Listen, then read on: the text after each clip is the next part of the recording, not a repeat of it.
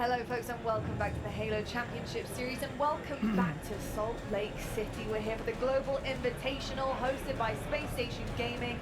It is stunning in Salt Lake City and the Halo is looking even better if you can believe it. On the main stage we just saw an epic battle between Sentinels and Na'Vi. And I gotta say, Sentinels moving very much in the right direction on that game train. And I honestly just see them gaining even more momentum as they go on. Bro, I'm getting ads on my screen. But honestly, I don't know if they mind it, to be honest. I know they see Optic in there, and that is always a little bit scary looking at the world champions, but I think in terms of where they're at right now as a team, they need these reps. I think they need these Hey, what's good? Yo, how's my audio, guys? How we sounding? To know that they're going up against some of the best, and they have to perform that way. I think that's the only way that you get better. And Sentinels, you have indeed got better since Arlington, as you can see. We're good? That one Hell yeah. How's the stream audio? Stream audio sound okay? Right now, fighting for their tournament life against Shopify Rebellion later on. Our other calls as well, as we bring Onset and Clutch into the conversation, are very interesting. I mean, things going as planned for a lot of our seeds here. Any upset potential that you're feeling right now, Onset, as you look across the pools and you gaze upon all of the competition left to be had today on day one? There we go. How's that? Is that a little bit better?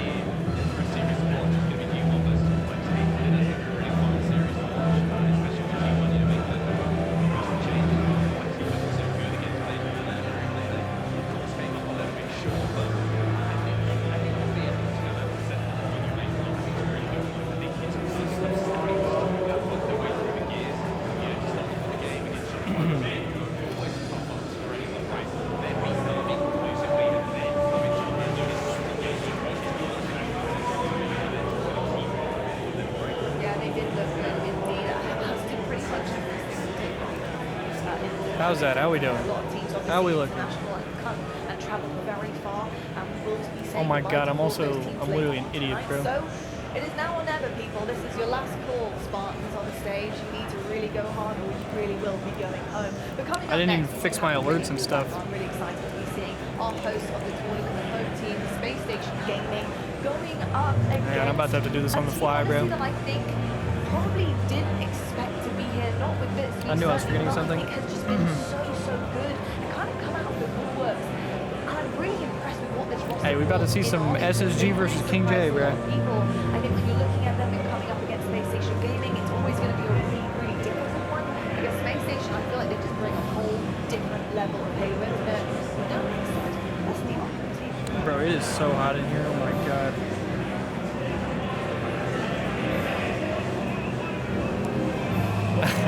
Bro, y'all been watching these?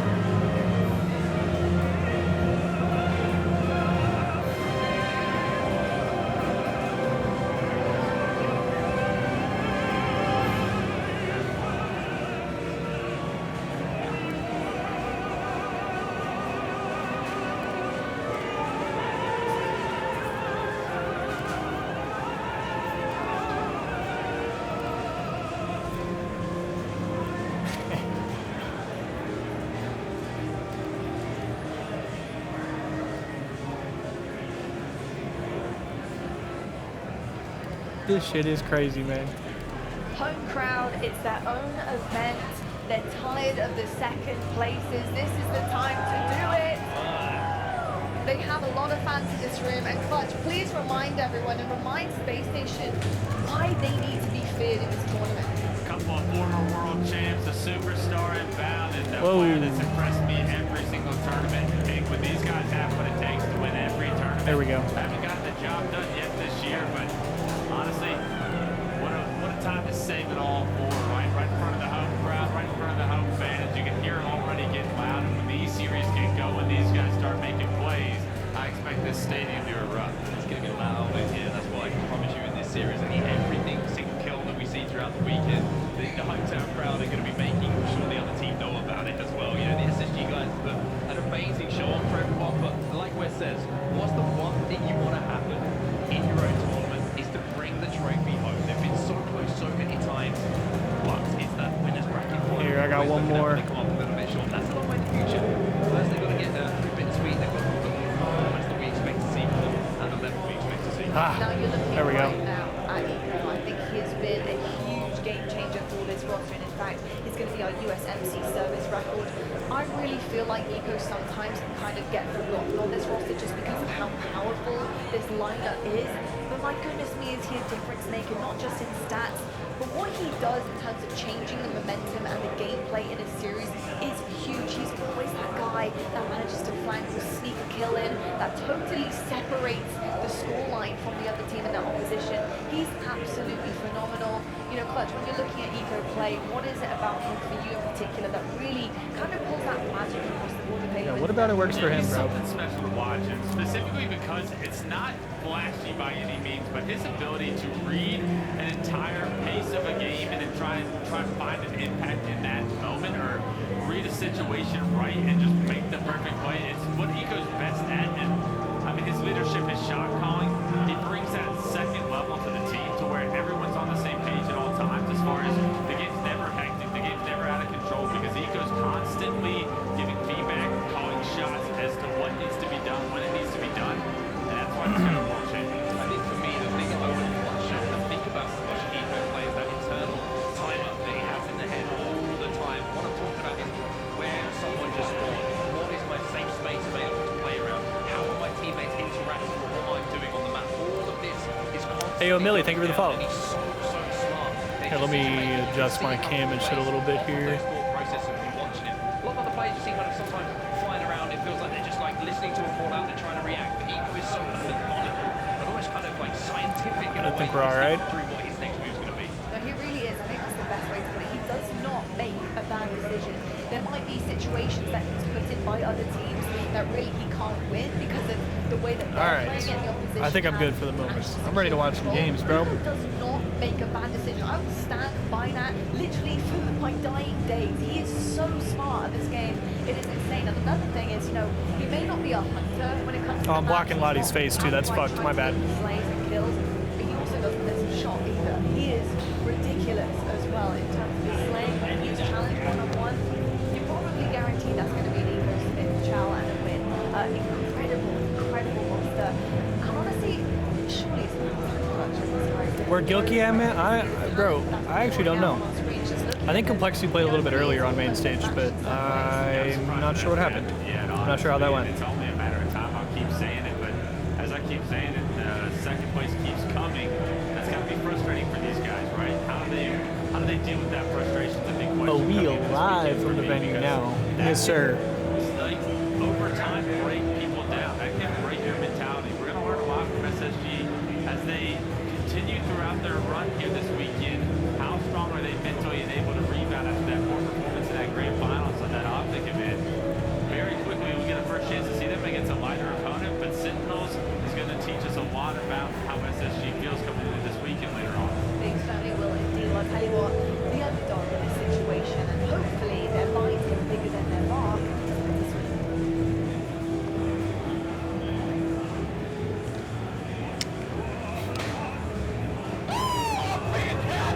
Oh, that was What's kind of good? loud. Was that loud as hell for y'all? Yo, Wang Doodle with the prime 32 months and welcome back. Much paid as always.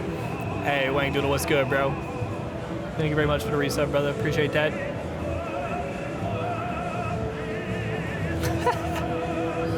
These are amazing, bro.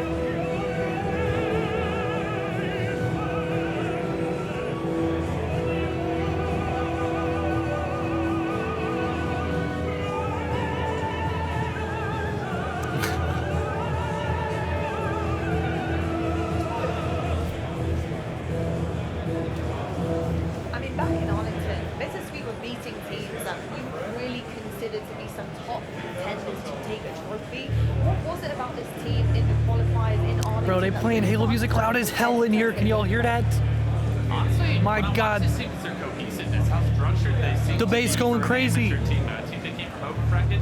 You don't Right see next to me, bro. I'm actually pissed. A team play that strong together. It's usually individuals just making plays, figuring it out on the go, playing fast. But these guys actually know how to slow it down, have structure, know how to retake setups, know how to hold setups themselves. And I think that they show a lot of maturity for what I would consider right. a very young squad. Indeed. I'll tell you what, though, they've had But yo, Wang Doodle, I appreciate that again. But yo, how we doing today, everybody? How we feeling? A lot of resilience and confidence when it came down to that matchup in that series. The question is, can they have another really strong performance here against Space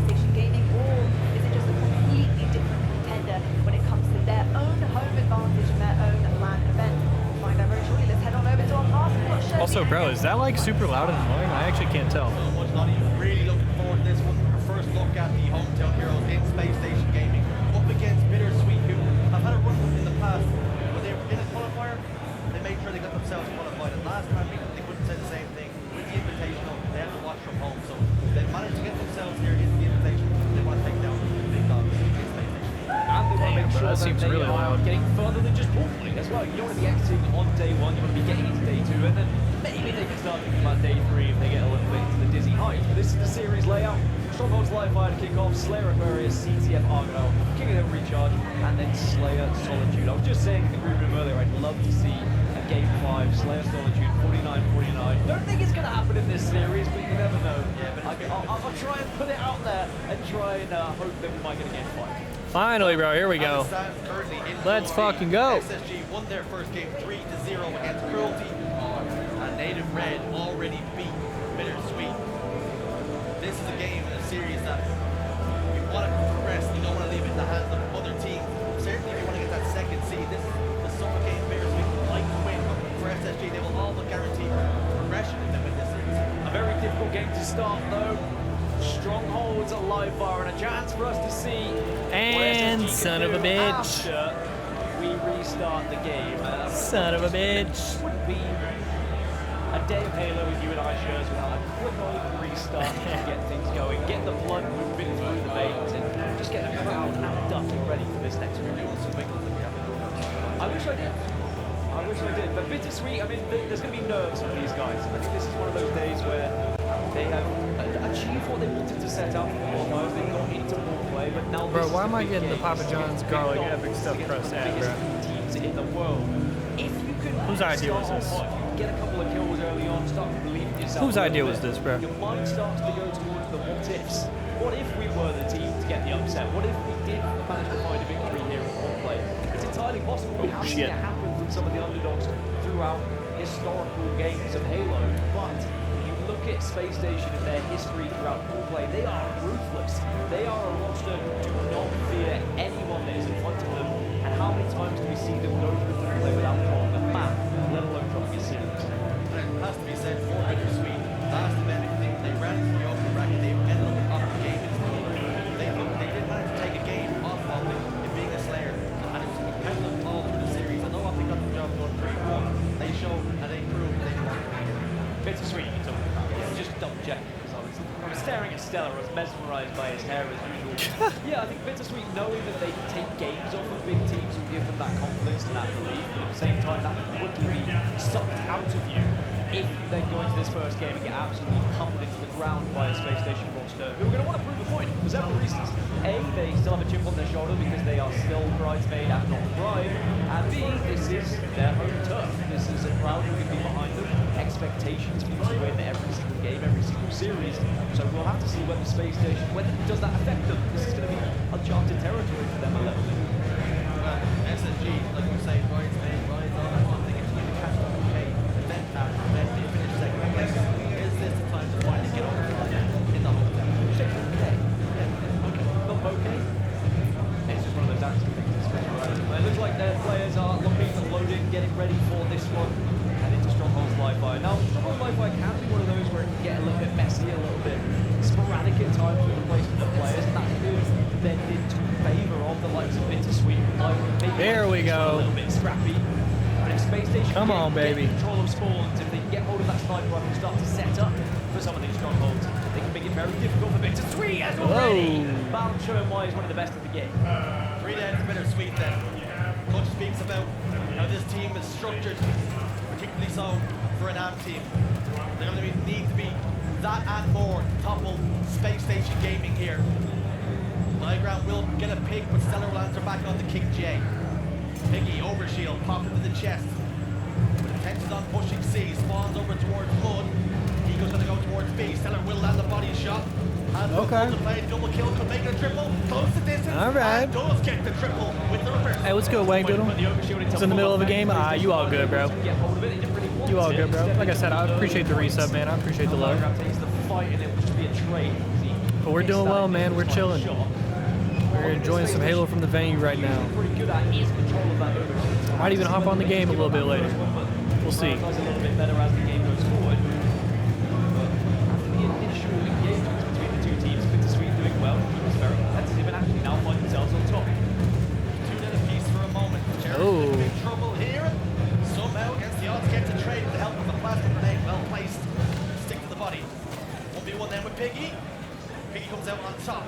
diagram then. In another game Damn. of dice, these teams continue the trade you talked about, making it scrappy. Bittersweet doing just that. Yeah, trades are great for Bittersweet at the moment. Whilst they hold A and C, Space Station will try and flip A, and I like this from Eco. Retreat from that fight, just stay alive, because now you can watch and just have an A and B hold here. But with Overshield coming up, it gives Bittersweet a decision. Do we go for the OB, or do we try and push for a rotate to take B whilst we have the Space Station over at Overshield? How's the venue? It's super cool. It's very different. It's like a different sort of venue from your normal convention center. It's like something that you would expect to like go to like a concert in.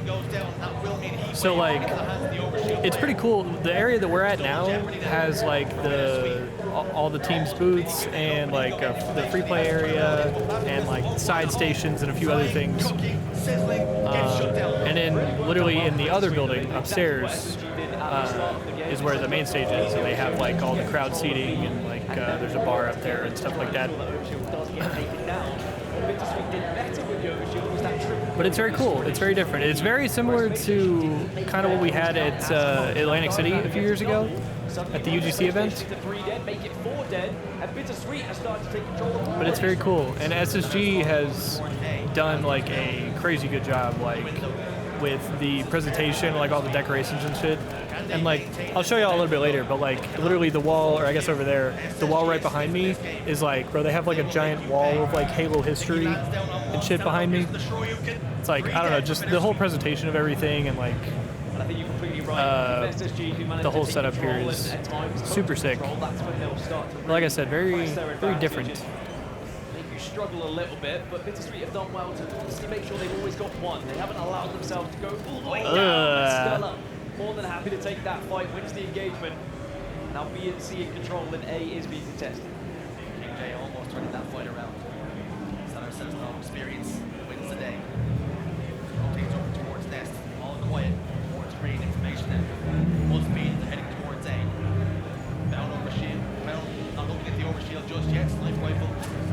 Heading towards C then. 8 seconds until little mini repulse. the overshield being influenced. Both teams rotating that way. Center has picked up a double kill in the feed. Piggy's in big trouble. 3 dead then. Cherish will have to just watch this overshield get scooped away. And here comes the collapse. Bound gets touched tight and gets a kill. This is going to be the big difference maker in this game is Overshield being grabbed when they've got control for Space Station. Surely, unfortunately, Jordan, we're big King J fans in this house. That will have the chance to try and stay on top here and start to really increase this lead as ANC in control. B is going to be the next point of contest. Diagram's going to try and hold it on his own, but I'll tell you what, I respect it from Eco, but maybe he just needs a little bit of help soon. I won a Big Team Battle World Championship with King J. For Space Station. For the record. Both times out of the hands of Eco.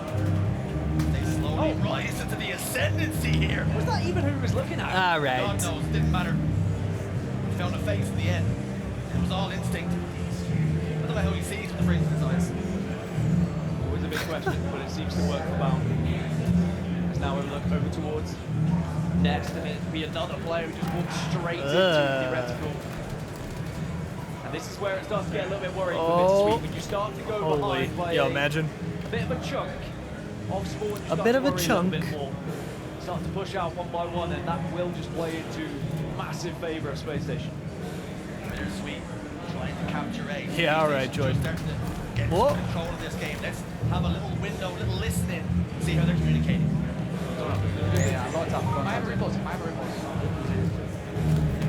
Good comms.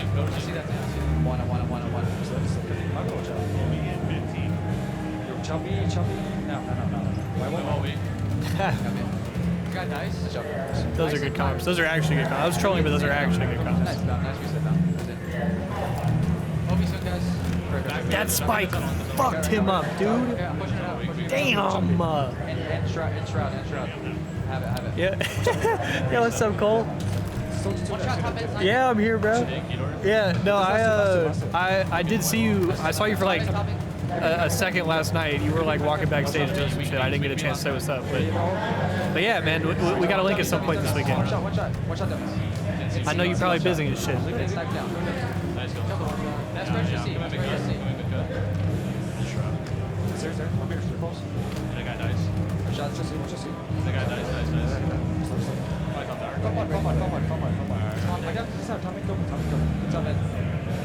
Back up. Okay, I didn't kill this guy. Bottom me, watch out. He said, wait, we didn't kill this guy? I'm a weak. Watch out, dummy door. Coming to you, Zane. DJ, nice. Good. Let's yeah, Zane, play ISO for a second. Yeah, let's get B. Still trying to go. Yeah, top. Yeah, I'm here. Trust.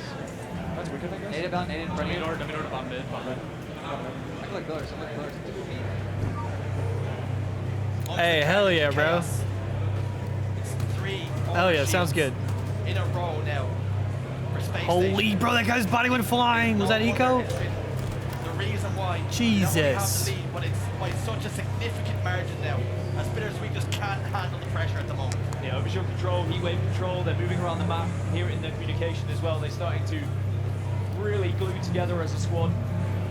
That's going to be all 3 strongholds in their control, and now they can start to pinch onto C. They know where the spawners are, they know where the players are. It starts to get more difficult for Bittersweet as this game goes on. Even though it was a really hot start from Bittersweet, this is what Space Station do so well, is they assess their opposition. They start to get better as the series goes through. At least there's going to be 1 kill that goes in their favour, but it's not going to help Bittersweet get any sort of control right now, as they still find themselves down by over 100 now. Here is the moment then, if they can just step inside B. Kills are going in their favour. 3 dead for a moment for SSG. Oh. Jay tried to get B, but was taken down. Cherishes the overshield. Needs to make moves now. They're running out of time. Score very quickly getting out of hand. Call has come. Gets close with 1. Cherish though, his overshield gets absolutely obliterated. And just like that, B and C back in control of SSG. The SSG doing really well, just a corner, Bittersweet off spawn, all 4 dead yet again. Yeah, this is looking over. The final nail in the coffin, you feel all 3 strongholds in control. This is looking wraps right here. Tower. Oh.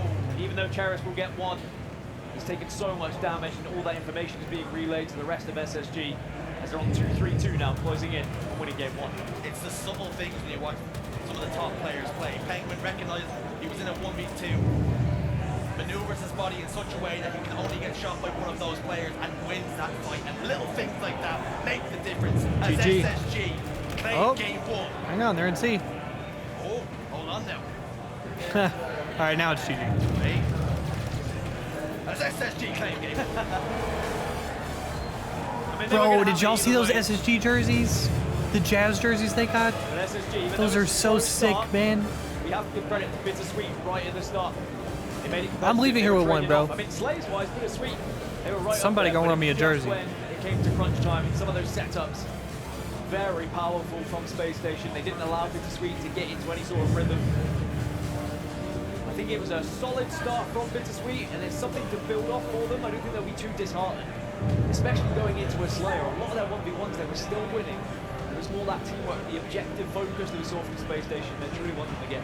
That's important. Bro, look at them jerseys, bro. The break, that went Bittersweet's way. They were trading out. But it was when they had to focus on, do we go for hills or prioritize overshield? SSG just navigated that perfectly time after time. I think the Space Station, that's what they do at their very best, at their very core. They play Halo in a very methodical way. Sometimes when the other team is being a little bit messy, a little bit scrappy and all over the place, it just takes them a while to settle things back down, reel it back in, and take control once more. Bittersweet, just like a very aggressive fish on the end of that line. They made it difficult to start with, but in the end, they had to succumb to the fishing line. Now for Space Station, as they move into game number 2, there will be calm. The nerves should be settled. lower third Not here. usually a squad that shows nerves, but and there's always going to be that extra something when you're the hometown team. Are you saying fisherman competition is It is, and often is. Maybe you just need to get a bigger fish, or be a bigger fish, as there is always a bigger fish, as a wise man once said. Right line. Game 2 on the horizon of that Aquarius Slayer. Is there good news on the horizon for the boys in pink and Bittersweet, or is this to be 2-0 advantage, do you feel? I think that Space Station traditionally are very good at There's Aquarius always Slayer, a bigger mainly fish. because of how Hey, Stella what's up, Brad plays Cat? and How we they doing, bro? work in tandem as a unit. What's Stella will be running around good? bottom middle, he finishes things off, he's just listening all out, and it's so annoying How we doing today? to watch, let alone play against. And I think you've got to look at what this Space Station roster has to offer. I mean, when you look at Bound and how impressive he's been across the entire season, he has been close to, if not one of the MVPs. If it weren't for the fact that they finished second so often, he would probably be up there with the discussion more often. On the other side, we're looking at Cherished to maybe make a big difference here going into game number 2. But I do think this is one of SSG's better maps and modes, so this is going to be a tough one. Bittersweet. 2 players on your screen, no doubt. The spotlight shines brightest on them here. An expectation is there for them to be the ones to be the difference maker. Cherished and Bound, as they so often get the job done for their team here. Space Station Gaming looking down the possibility of a 2-0 series lead of Bittersweet, desperately trying to keep themselves into Big fan, man. Oh, what's up, man? How's it going? Sorry, I'm interrupting. No, you're all good, bro. Yeah, Yeah. Sneaky Clive, I don't know if you remember me. Yeah, absolutely. Yeah, it's good to meet you, bro. The armor of SSG. Yeah, appreciate you saying what's up. This goes into 2-0. Yeah, I'll see you around. What's happened already on the main stage today, and what so often does happen in pool play. when Work you're been going kicking up my against ass, but all bigger good. bowlers, Hey, we 3-0 chilling, man. We having a good ass time. We just over here vibing, need to show us now watching some that good they are Halo at here the to play event. in Salt Lake City. Opening the game is going to be so important. Can Cherish get away? The answer is no. Seeing the homies, it's been a good time. Stellar Clamber's top middle gets tanked up a little bit from the Yeah. counter side. Has to keep Sorry to hear work's been kicking your ass, but glad it's all good. Touches on that kill. 3-3. King Day with the quantum translocator scoops himself away. Dips, dodges, ducks and dives. Knows where it's going to be. It's one of the What's up, partners. Scorpios? Do I still have the? I don't know. I'm not sure how the drops The other team can see progress where works. it is as well if they I'm not sure if that carries over from streamer to streamer. actually chasing him. It might not even come into effect. I'm always at the point when I've got the quantum there, as soon as that red bar starts to go down, I get trigger happy. I just want to hit it. I want to use it one more time. It's quite fun. And an 8-4 lead for Bittersweet, a fantastic start. And I think one of the It might, but I'm also not sure. keys to victory So. here for Bittersweet is to match Stella bottom middle, match Space Station. Don't allow them to have too much free roam of the map. King Day trying to scamper away. He had a player down the half field, trying to prioritize staying alive. Space Station sure I think if you go to your two dead. drops menu Boys pink and black. on Twitch, 3 dead. wherever you can see your progress at, Trying to stay alive in the connector here. King Day tries to close the distance. but I don't have any other On the ideas. car side, the 3 kill, making a 4 It does kill depending game on the at item, moment. where- This is perfect for Bittersweet. Bittersweet keeping this fast pace. Don't allow But yeah, it to we slow should down. be Space the. Station constantly having to We should just be the AR, I think. backside to make sure Oh, they're not nice being shots. burst, as Cherish should be able to get away, but now needs to pull out to a teammate. Being a nuisance is so important here on Aquarius. Cherish is doing just that. If you can just distract everyone, if you can move everyone away, and say let's not look at the players who are actually doing damage to us, but the players we're trying to damage, it changes everything. Well, Space Station find themselves down by 6. Let's have another listen and see how they navigate things. Drop me too, Musa. Blue car jump. Blue car jump really weak and you get blue P jump. Blue car jump. Where's got the B? Heard that. Right. Yeah. I'm not sure, to be honest. Front yellow, going car one. Car one right now, yellow car jump. GG weak. Yep. I don't know if you still have 3 hours or Nice, if two dead. you. Yes. Diagram. I think just you one. should keep your progress. I'm pretty sure. I don't think you have to watch an Front additional blue. 3 hours. Yes. You're gonna be first maybe? I'm not 100% positive, but Yellow blue tunnel. Green here, Brandon. Nice, one. Two more. Dead as fuck. Got a melee? he said I'm dead as fuck. Window, I think. Shrooms. Nice. Two. Looking. I got one. Made it high. Nice shot. We're down 5. Oh my god, I didn't realize they were down. If you want a P2, if you want I mean, yeah, exactly. You do have all weekend, so They went to yellow. even if you get all your progress from a specific streamer, I'm sure like if you were watching Nick or somebody, like he'll be live again tomorrow and Sunday. So, Yellow bridge, Cherish.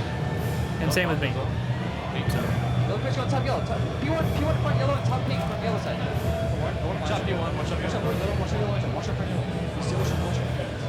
And car one. Yeah, no problem, bro. Holy audio, what the fuck? Talking to you, the deficit was 5, now 4. Not much has changed on that front. Space Station still chasing this game. Communication remains calm.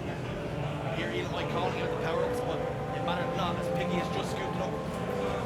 Now threatening to go front base. Space Station trying to slow this one down. Baiting some Bittersweet in. Some traps that have been set up. And at the moment, Bittersweet hunting in a pack, chasing shadows. And they're back up by 8. A big moment for Bittersweet in their tournament. Holy you feel shit. Off of Space Station, it would be massive Oh, he got for out. them, but it's always got to hold into account the possibility of Space Station getting back into this game. And in the I actually don't know what happened there. Grenades are good. Bittersweet are doing so well at just keeping Space Station at bay. Eco just having to wait now. Space Station try and slow this down, but look, here comes the push. Bittersweet pressing their advantages, running as a unit at the moment. Space Station just weren't quite ready for it. Cherish drops full break. 4 shots in the back from Diagram, beautiful. That's guerrilla warfare tactics. Get a kill, get out. They almost have a 10 kill lead here. This is the same thing they've done to Optic. They've won the Slayer. And they've been more than impressive in this game. Up against the second seed in Space Station. Getting the better of here. Only requiring 7. My boy was What moving do for a Space Station second. have in the tank? 2 kills going in the way of Space Station though. They're still down by 7.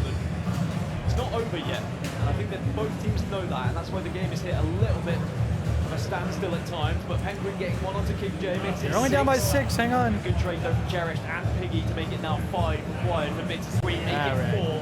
And they're doing really well at speeding things up when they get the opportunity to do so, Bittersweet, and now they're only 3 away. So Space Station, even though try as they might to slow it down, Bittersweet just keep pressing. Seems like a matter of when, not if. Bittersweet will get the final 2 kills here and tie up the series. What a confidence boost that will be for a team that had to run for the open bracket last event. Eco picks up 2, but it is too little too late. 6 kill difference, 2 required. As again, you can feel the nerves and you can feel it slow down once more, but a fantastic opportunity for Jay here. Maybe just to catch out a couple of players. As now 1-1 goes down, it's just 1 kill required for Bittersweet. It'll be a huge map win for them. Eco turns tail, must be able to no shield center. On hand, and Eco does fall. Nice. One solo All right. scream across the Bittersweet side of the desk. They're vibing, they're feeling We it. got ourselves a They want to make a series. real fist in this series. Huge Well, we'll win see. for them. Get some confidence under their belts and just say we are here to play. This is not going to be a simple series, and to do it against Space Station, a team that are usually so on fire when it comes to pool play, very rarely drop those maps, very rarely make those mistakes. But Bittersweet, they just had so much control. They didn't allow the freedom that Space Station maybe are perhaps used to when it comes to Aquarius Slayer. A lot of quantum translocators that went in their favor as well. Look at the kills, deaths, assists, and all the stats. It was Diagram who picked up the plaudits when it comes to 50. Yeah, big game out of Diagram. But a little bit of a struggle for Space Station. Not used to seeing that happen on Aquarius. Well, all pretty consistent on the side of Space Station. All finished in and around negative 2. On the other side, well, it's like we're saying, has to go Diagram back to the King J, 12-9, and 6 assists. They stepped up because Cherish we hyped him up before the game. It's actually King J and Diagram making a difference. And as you can see, Diagram over 4K, leading a lot of these damage. I think everyone played their part from Bittersweet, and it didn't seem like they were too phased by the fact they lost that initial map as well. Right from the get-go, they were still in the face of Space Station, confidently taking 1v1s, and what really impressed me is when they had like about a 6 to 7 kill lead, a lot of teams maybe would have matched the pace of Space Station and said, okay, well if they're slowing it down, we'll just let them come to us. They didn't. They tried to dictate the pace themselves. They started to get aggressive, running as a unit, just made sure they were throwing things out. They always kept that kind of 5-6 kill lead. Space Station were never really able to rescue it. So what happens now on Aquarius, without the camouflage, it's a very different map, and sometimes it's not as easy to get back into because there isn't that pause moment of, okay, if we just play for the camo, win one fight, get the camouflage, then you can snowball. It doesn't really happen the same with the quantum translocator. Quick sidebar. Looking at the stats within the call sign term, player bound currently has his set as Aries. If I'm not mistaken, I'm prepared to be mistaken. Aries is a god of war. So he's ready to win a championship with some things. Either that or he's just paying homage to the pro team. I think Back in 343 Studios. I think it's more fun. Two ways to look at it. Is CTF Argyle is going to be map number 3 here, and now. Now we gotta watch Argyle. Bittersweet, it was a hit and miss when it came to Arlington. So Space Station should feel more comfortable, but it still feels like Argyle is a question mark for a lot of squads at the moment. There we go. Feel like anyone's really You guys ready for 15 minutes of riveting capture the flag gameplay? Use the camouflage and we get the QT added, and you've got an entirely new meta, an entirely new way of playing this map. It is so hard to get that flag from one side to the other, especially now without the camouflage keeping the hand. Want the plan locator. What we need to win a game. Previously, the camouflage. Almost went slightly through the night. You got to about half of the map. Things have changed. You need to have complete control. Not only slay the team to get into their base, but slay on the way back as well. It's so easy to overextend. A lot of angles, you can just kind of dipsy doodle your way out of fights, avoid a lot of the sidelines, and of course, There we sniper go. rifle going to be absolutely massive, as it always is here on Argyle. Whoever does have that right off the rip, a lot of responsibility to not only take some faces to the other team, but also be well aware of where that other sniper is going to be as Penguin drops bottom middle and will finish off the damage that has been done elsewhere. Diagram just drop on the middle and a rail of bullets raining down upon him.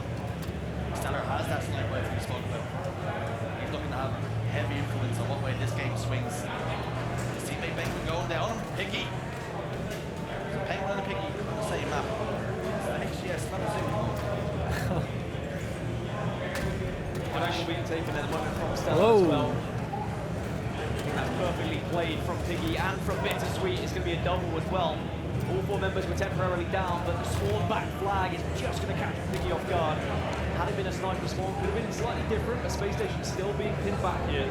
King J is going to be at the helm with the sniper rifle just to try and spot out these sort of players. King J. Get something on the move. Fortunately, we get towards the base, 3 fall. Just like that, numbers flip and the map will reset once more. Piggy on the pistol will engage with Eco. Will trade damage, give it up. Expert plays for the experienced Eco. Dips away, will live to fight another day. And Bars. so even at the moment. Neither team really being able to control the game. Bittersweet looking good in moments, but not able to apply the finish touches to get that flag on the base. It's one of those maps as well where sometimes you can benefit from just kind of hiding for a short while, waiting around a corner, lurking, getting a back smack, and then suddenly you have that player advantage, and then you start to push up, and then you can begin controlling those spawns. But because the spawns often are so close to the flag, you can really just get destroyed by those grenades, which makes it all about timing, all about when you get that forward edge. You need someone in that base to get that flag pull as soon as that forward player really goes down. It's bound. Bound It's gets hit 2 from though. the sniper rifle to keep Space Station alive here, really. That'll kill that push. Take a few down. King J's going to get caught off guard here and bound. Whoa! Oh boy! Oh no. King J lets him know. I think if I hit that Holy shot, not a shit. player in the arena, not a person in the state, doesn't hear about it.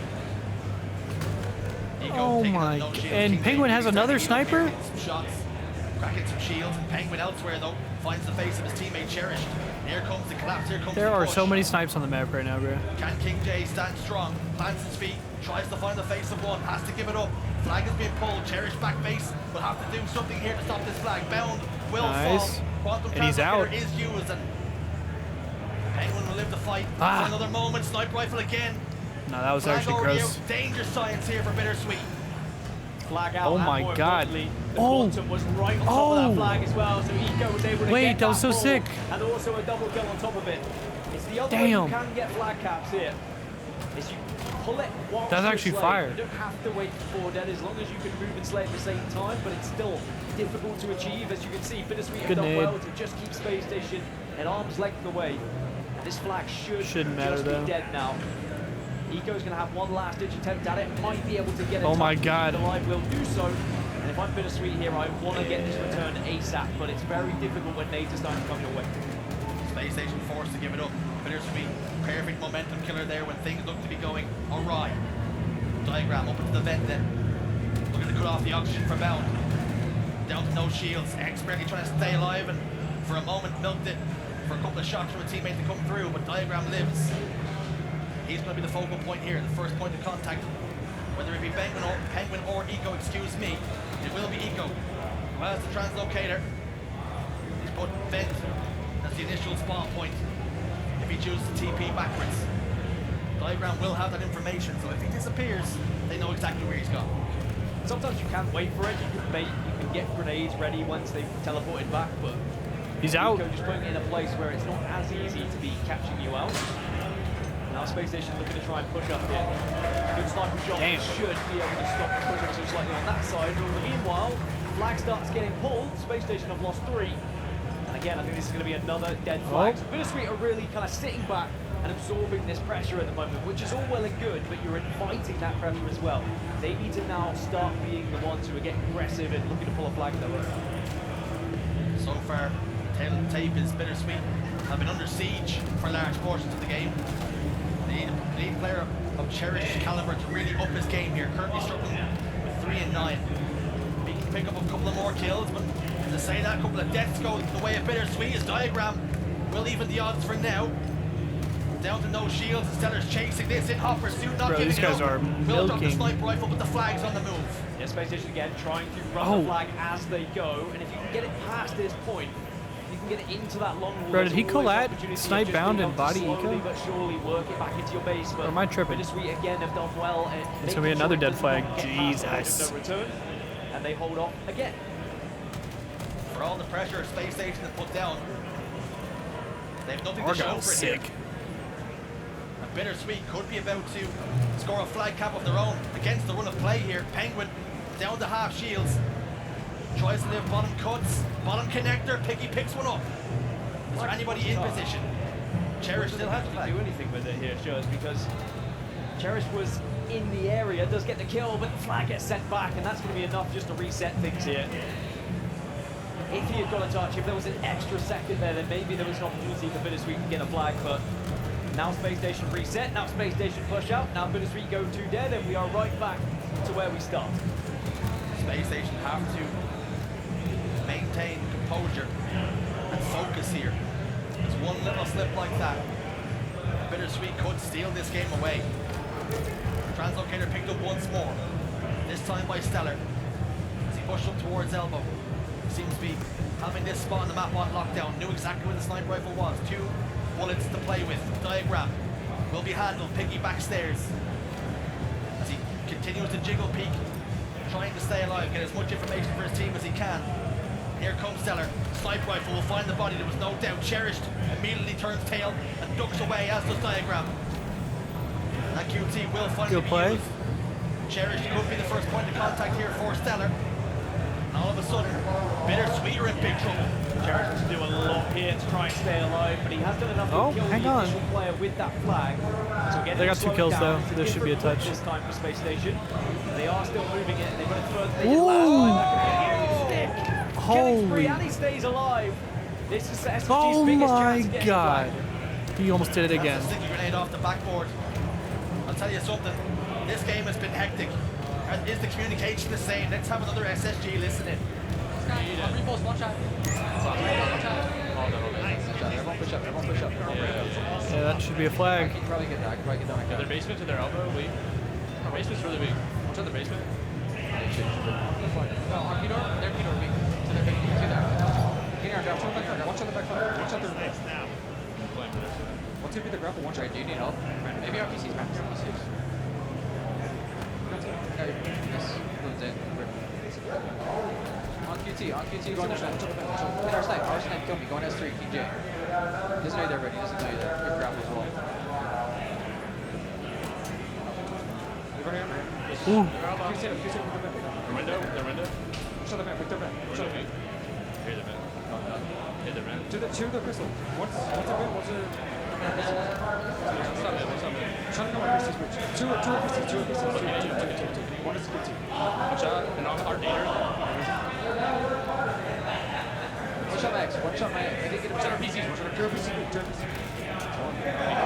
What the hell, son? Let's go. What even was that? One 2-0 lead then for SSG as we head into the latter stages of this game. Stellar pulling off a madness time and time Didn't again. read the credit. A double kill he picked up a moment ago. How and why and who and how and all the questions. For Space Station now, they can basically Whoa. do what Bittersweet were doing to them. They can just sit back. Hey. They can wait. They can play on the defense, but it looks like they want more. They want to try and sew this game up and not allow Bittersweet a chance to get back into it. Now, it may force Bittersweet to play a little bit more aggressive. They were certainly turtling up. Oh, he got it. That's one way to get it halfway across the map. As again, Space Station I love that play. just showing a little bit of initiative here to Wow, make sure good that flag fucking keeps made. Beautiful grenade banked off the floor by Bell. Spins up and completely strips the shields of one. Like you say, SSG have the option to park the bus, if you will, now. They can completely play defense and invite the pressure on. With 2 minutes and change left on the clock, it is Bittersweet who are forced to have the initiative, forced to be the aggressor. When we see Argos CTF end at 1-0 so often now, especially with the lack of camouflages. 3 members of Bittersweet go down. And again, it's a chance for Space Station just to take some map control. You can hear it from Coach Elam in the comms, just saying, "Hey, let's take map What did he control just now. say? We've got the flag. Let's just keep this one nice and tidy." He said, Coach Lamb? Eagle has a QT just to dance away from this one. Off the map, back up we go, and he's safe for now. Nico has them on strings at the moment. 2 members of Bittersweet, trap back base. King J has got the sniper rifle in hands. He's been surgical with it Hey. all game long. Gets a kill. Can he lock in two? The answer is no. Shut down once more. And again, the sands of time dwindle away as Penguin locks in a double kill. Woo. All about looking to maybe make it more, but with 1 minute left now, this is where Space Station just need to be sitting back and asking the question. Yeah, they have of 2 Bittersweet, snipes. They're just going to what have live. you got? How are you going to try and break through this? Build a wall and then hope that the opposition cannot knock it down. Piggy gets the opener, so this is going to be their best chance now for Bittersweet. Penguin does at least take one with him. You have to say, Bittersweet, it would need to be an all 4 dead realistically. Hang on. Keeping plenty of healthy players up themselves if they can get flagged from him. Yeah. On the map for a moment. Bittersweet do have numbers advantage, but don't have players in position to really capitalize on it. Ego making himself a really difficult kill here. It's Taking looking up pretty really chalked. unorthodox position. With diagram position over towards screens, terrorists in a 1v1. Ego will get shut down to dead. And It's not gonna matter, It's but- not over yet. If they can get a flagpole in the next 14 seconds or so. It's just going to be so difficult to do so because now SSG can just position themselves Ain't in the no way way. where they watch that flag. 3 go dead, and Space Station with only 5 seconds left. They know this game's done. GG. They could be leading 2-1, and the Slayer was just a slip up. Space Station Gaming regained the lead here in this series. Bro, those jerseys go so hard, bro. Well. A couple of minor hiccups. A wobble and a falter. In large parts, Ooh, I need Bittersweet one. playing extremely well and making this one a difficult task. But importantly, Space Station still secure the win. I think Bittersweet match up pretty well in terms of individual fights, in terms of their skill level. I mean, they're right up there in terms of actually knowing how to play the game and how to take some of these fights. I mean, the key difference was the mentality. Bittersweet were always on the back foot. They were always stopping SSG from pulling a flag. Very rarely were they thinking about pulling a flag of their own. It was only once when it was potential for a counter that they actually thought about getting that flag on the move. And I think that's just a matter of being a team a little bit less than Space Station. You know, these SSG boys have been playing together for the longest of time now. Bro, this lighting is harsh. Damn. Inside and out. Well, take that. I'd rather not take that. When it comes down to confidence, right? Because for Bittersweet, the moment is they're playing not to lose as opposed to trying to win. That's what that looked like that last game when they were getting kills going in their favor. They only got 1 or 2 flag grabs and never really looked like punching it home.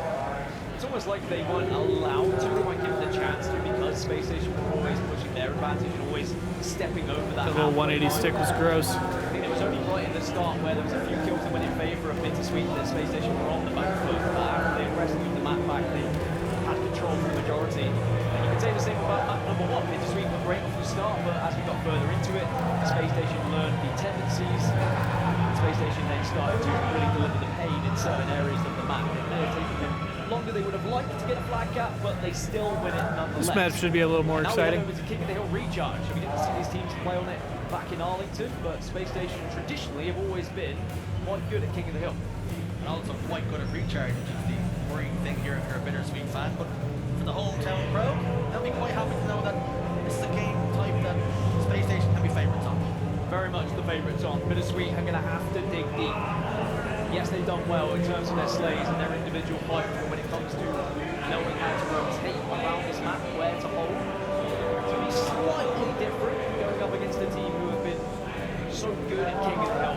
Now, camouflage back on the map, of course. We're not going to be swapping translocated here on recharge, so still a chance to get sneaky, still a chance to come to full effect. We're underway then. Damn. Game 4. Space Station 1 game away from securing the series and going 2-0 in Coons. Penguins picked up a sniper rifle. He's going to sit in the hill and look for as long as possible until some sort of pressure comes his way. Piggy on triple stacks. Down the half shields will take the fight with the camouflage player and has done enough to back him out of the hill. Bound on hand to get the kill onto Piggy, but Cherish will answer back with one of his own.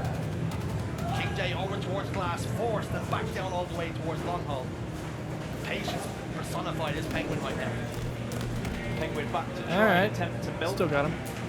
Milking as much as a Teenage Mutant Ninja Turtle, but it's only got that about halfway so far, so Bittersweet have done well just to at least stop the bleeding for now, as King J won't manage to get a kill onto Bound. And I really do appreciate what Space Station do and how quick they are to react to these call-outs. You can see there the grenades coming through as soon as Bound does that initial damage. And they're a team who just have so much trust in one another to finish off those kills. King J gets a big double kill. Damn, they playing loud ass Halo music right next to me. The spawns themselves. Jay with a little bit of help from his friends will get one, but Penguin combined with Eagle to get a trade. Penguin will fall, but meanwhile, there's SSG who's sat in the hill and his two members. Oh my face God. Bound, shoulders back, he gets the kills. It was so weird looking, bro. Now Space Station should get the first point on the board, which they will as we move up now to top stairs. Even though this is a slightly more difficult hill to hold than it once was, Space Station are in the best chance. They were in the best chance to try and get the early points on the board. This is good from Bound. He didn't just step foot in the hill to try and get a little bit of time instead of starting to search around, see what the lay of the land was like and where Bittersweet would be pushing from. You can see the play call came to Bound. Push goal. Not let them gain any free territory on the map. Not let them push long haul on the C flat. At the moment, Penguin's being pressurized. He falls. Bound has grappled. He ascends towards goal, swings in, clears out top goal. King J will have to watch his teammates from the respawn screen. Be some sort of factor here to stop all this pressure, all this momentum that seems to be all in way traffic. Just avoids the grenade dismount, and now he's got an angle where he can watch with the shot here. Time still being gathered. He'll patrol top goal, he'll open top goal, because they can be a little bit worried about pushing that lane. It's a difficult lane to push against a shot, because it's so easy to line up and get that headshot level. This is the first, but still connects enough to pick up if he was there to get the trade. That's important for Bittersweet. You have to be trading out here. Space Station still hold a good lead in the second hill. Let's see you later, Jay. Not sure what Jay's doing there. Splash flash for Jay, he's taking a bath. You don't want players falling off the map. Please keep all arms and legs inside the map at all times, please, folks. Eco will combine with two of his teammates. The claps come through. My God, they are swarming, son. They continue to score here. Cherish gives away his spawn, so now Space Station will know where they need to be looking. Cherish does well to do a lot of damage though. There'll be a small distraction. Nico has to back away and has to just recharge those shields.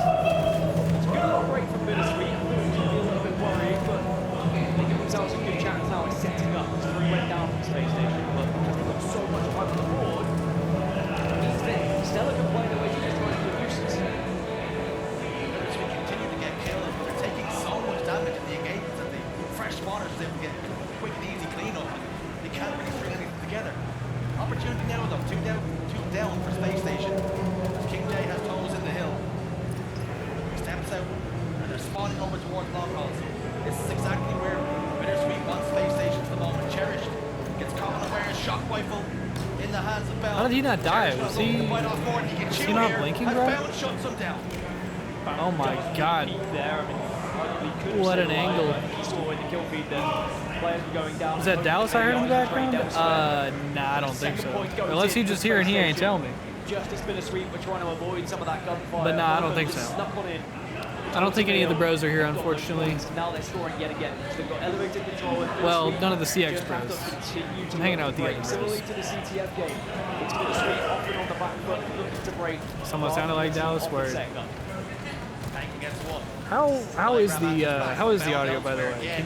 Can y'all hear like all the other shit going on in the venue? Like, can y'all hear like the music and like people talking and shit? Whistle won't be next, and that's the way this game has been going. Well, that one play, plasma pistol shot missing, that's been Bittersweet's game so far. Yeah, this should be a third point realistically for Space Station.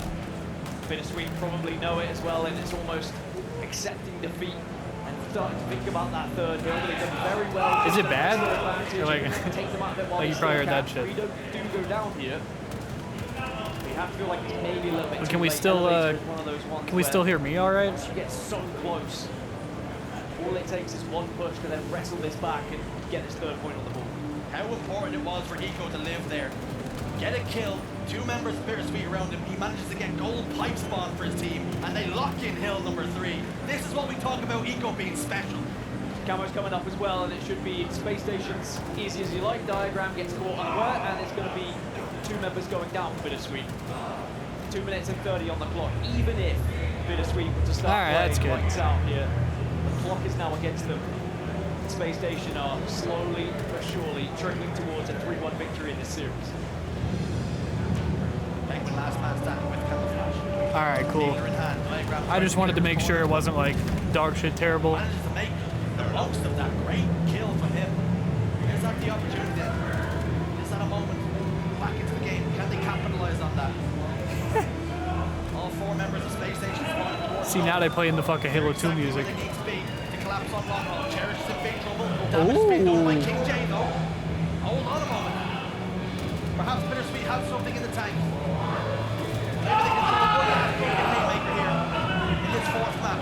Piggy though in big trouble, and again, Space Station on top. Bittersweet have got plenty in the tank. They've done very well at keeping this series competitive and look very good. I'm actually very excited to see where Bittersweet go throughout this tournament. However, Space Station are just that good at punishing. Yeah, does anybody know who's playing on Bravo right now? Weakness. As soon as there's any sort of gap, Space Station will certainly be there to fill it. Now they can start to look to try and make this fall. Now a lot of teams might decide to play time here. Not total dog shit? Well, that's good. That's all we're aiming for. This hill will really take the game to Bittersweet. Okay, there goes Jay again. Hello? Stay on the map, please. We have to get him some iron bands, maybe some sort of head cover as well, like when he's down in the water, because he's not having a good time down there. Spartans. White men can't do that. Wow. Last ditch effort from Cherish. Does win it. 3 dead for Space Station. Yo, imagine they just win this game. Control. It has to be now for Bittersweet. Not only do they need to score off of this setup, in my opinion, but they also need to be making sure they are in area to try and get bottom middle. Because that camouflage is about to score, and then you can push towards that 5th kill over towards Turbine. It's going to be so difficult for Space Station additionally be setting up around it. Camouflage was scooped up, but I think he was capitalized. He shimmers away, finds King J to get a kill. Eco steps in, eats a grenade, manages to survive. Not only that, pushes camouflage there and King J all the way back. Penguin in opera suit secures the kill for his team. 1 minute and 5 left on the clock. Even if Bittersweet get this hill, time is very much against them. Yeah, 2 very difficult hills to hold that come up afterwards as well. And Bittersweet probably know where this one is going, but they're still going to go down fighting here, go down Damn. swinging. But it's still Space Station to hold on. Seconds away for Space Station to secure the series. 3-1 And the there it final is. score, and they will go 2 to the good in pools. And that'll be enough to progress, of course. But Not a bad crowd. Or not, that's going to be the Dope biggest little question venue. that will get answered later on today. But it was job done against Bittersweet. On the flip side, for Bittersweet, they showed enough to me that they could be a team that certainly could be competitive around that top 12, top 8 maybe. they start to play at their very best, I still think they have a great opportunity of getting out of this rules. I don't think it will be too detrimental for them. It's always a very difficult. Yeah, bro, that lighting is harsh. That Slayer under your belt, you start to believe, okay, maybe we can be that team that does cause the upset. The Space Station is so clinical and so decisive in their way of how they approach Halo that it's so difficult to go against them. Taking a look at the Carnage report, it was Eco and Indeed bound, 19 kills apiece, and England wasn't too far behind with 18.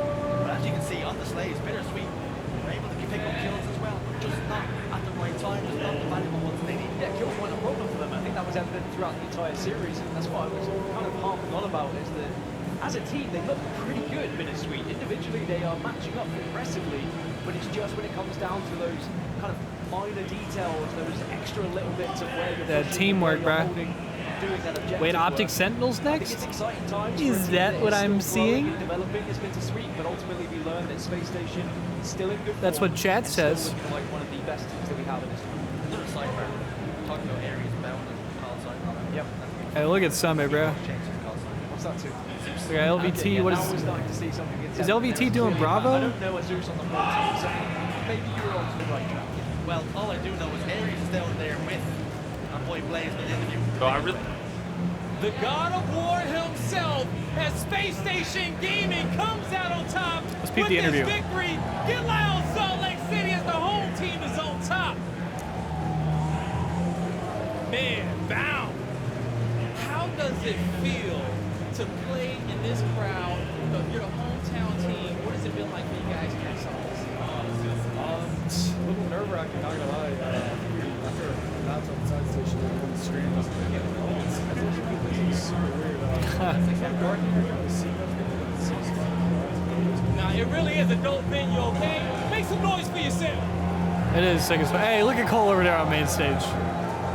Sniped. Now, let's hop into this series a little bit, okay? You guys come out of the great. What was really about taking down the first series? It's just about getting warmed up for the first series of wins. So it's much more structured around Okay. Now, you know, the one thing that I love talking about is this city of Salt Lake, okay? It's been so awesome. Have you been here before? What you love it so much about it? I went here one time to do media for SSG. I was here for about 12 hours, and that was it. But now it's a cool spot. So. Hey, they really are, okay? You guys gotta get out there. But lastly, okay? we gotta- He said the mountains are cool as fuck, and he said, hey, they really are. That Halo visit Salt Lake City. What do you want to tell these fans, our fans at home, chanting SSG in the chat? This is the event for us, so be loud and bring the support. Let's go. Let's go! One more time for Space Station Gaming on the stage. I like that. Come on, take us away. I like that.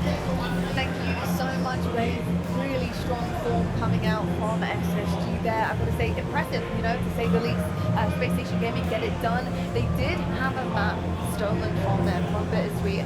And, you know, as much as I want to talk about Space Station Gaming and how great they were, I think everybody can see how amazing they were. But Bittersweet was so good as well. And it almost is bittersweet, isn't it? The fact that they didn't manage to get it done, but keeping every single game so close.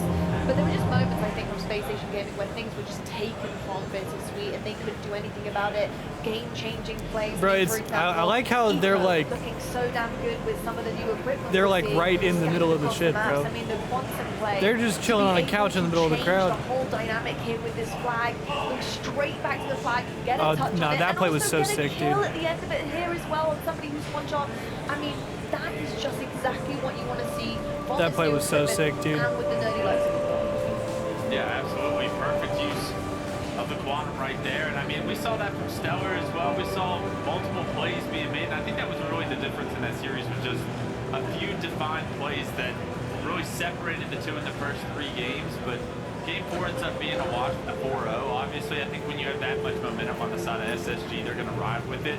And Bittersweet, I mean, you look strong, maybe not strong enough to take down an SSG, but it gives you hope for the likes of anyone outside of that top 3. I think this is the second strong performance we've seen from them compared to the one they had against Optic Gaming last tournament. So it's like they're maybe not good enough to beat one of the best teams in the world. That's no shame right now. They're still growing as individuals and as a team.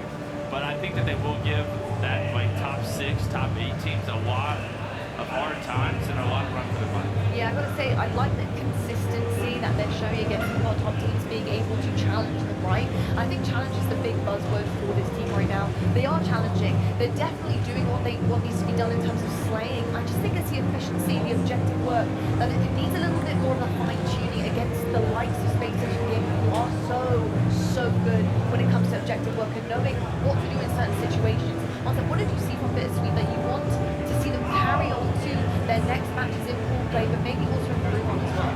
I think it's playmaking ability. We saw a lot of the time that there would be really good teamwork when they're in the 4v4 situations. They'll be able to get their trades, they'll be able to do the fundamentals of Halo extremely well, but you're always looking... Here comes Optic. There's a play made by someone on SSG that just opens the map up, right? Yeah, it looks like Optic and Sentinels on main stage. They found it very difficult to find those. This will be fun right here. This will be a fun one. Brilliance in a situation, but also defending against SSG, they don't let you do it very easily. They don't put themselves in a situation where they're going to not have a sniper rifle or a shotgun rifle, whatever it might be themselves. So it's about maximising those opportunities when they come. If you get a snipe on a map like Argyle, you need to turn one nice headshot into a double kill, into pressure on the map. But I think that's just something that comes with experience. Hey, man, if you are not applying pressure, you have to receive it. That experience, we're experiencing some epic Halo Infinite on our screens. Here's the full play update. You gotta be for guys. applying As the you can pressure. See, we just saw the Space Station 2-0 in their pool. Currently, they're going for that 3-0, topping their pool. Hopefully, they do have. So this is the deciding match for Pool D right here. It's actually kind of sad to see Bittersweet. Shopify 0-2. Realized that they had already played and lost. Yo, Jay with the 25 months. Welcome back. Much respect as always. Hey, Jay, I appreciate the resub, man. Welcome back, brother. Hey, long time no see, man. I hope you've been well. Hope life's treating you all right.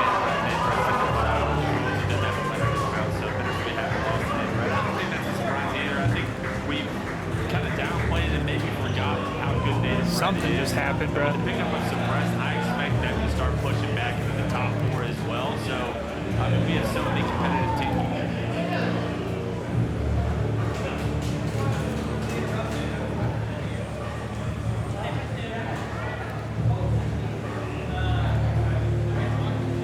I don't think that, but what did we just see? G1 took over.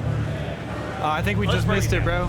Okay, so we came into this half-cocked, right? Like they've already played Holy. this, right? So what the hell just What happened as far in as the hell was So that game apparently one? there was 2 resets. So the first one, for the first one they had to reset. Okay, so FaZe I guess needed this is what we just 247, missed. And G1 needed 250. Then the second time they reset, FaZe only needed, this last time they reset, FaZe only needed 73 points. And G1 needed the entire, whatever, the rest of the points. Wait, they had to hold them under 73 and they did? It became the G1 dominating in the third reset and bringing this game all the way back, climbing Mount Everest and shutting down the King. Bro, I guess that's what, well, I don't know if y'all heard it, but that is unbelievable. we literally And that's just really heard, the thing, right? I mean, I That's just heard the like the true whole test team pop of off like over there, like just heard a bunch of massive screaming and world shit. championship winners is in the moments Now we like know what this, that was. they can rebound more than anyone Holy else. shit. And that's the unfortunate part. Bro, that's actually is that unbelievable. Gamers First are not going to have FaZe on their back heels. That is not going to be a breaker for FaZe. That is at all. actually They're going to be able unbelievable. to regain off that. Maybe they might go to the bathroom. They might have a little bathroom break. But yeah, they're going to shake that off, no problemo. They're going to come out hot in Aquarius Game 2. I'm still, I don't know, I'm kind of hanging on that one, but I love. Hey, and Teach with the Prime 47 months. Welcome back. Much respect. It's a huge. Hey, I appreciate y'all, man. Thank you very much for the resubs. When you win a game like this as G1, My dogs, your man. I hope entire y'all are doing tournament's well, changed. man. You literally can take this, and if you do it correctly, working, trying you to can save take up, this start and my own bring it stuff. Hell yeah, all the bro. way through the rest of the event. It's only pool play. It's only Yeah, I Friday. hope y'all doing Pool well, play- man. I say only pool play. Pool play matters. Hope but y'all it's only chilling, Friday. yeah. You can take this, take that confidence, bring it the on media board shit at this because tournament you is just beat the actually best so team in the trolling. world in a reverse fashion. Like that is a massive win. Now, you had said, FaZe is going to take a break. I agree, and you know what? They've been through this before. They have been in this situation many times, but it is frustrating. In my opinion, I think it takes them a couple games to get accustomed. I think maybe another game to get back into the flow of things, because something like that happening, again, you know this, it can check you. It really can. So we'll see if FaZe can just kind of instantly recover like the professionals they are. But yeah, that is rough. As a player, having Facts, to go like through all noodle. that, and then that being the end result, They you're always not doing happy. some trolly You're shit. definitely not happy.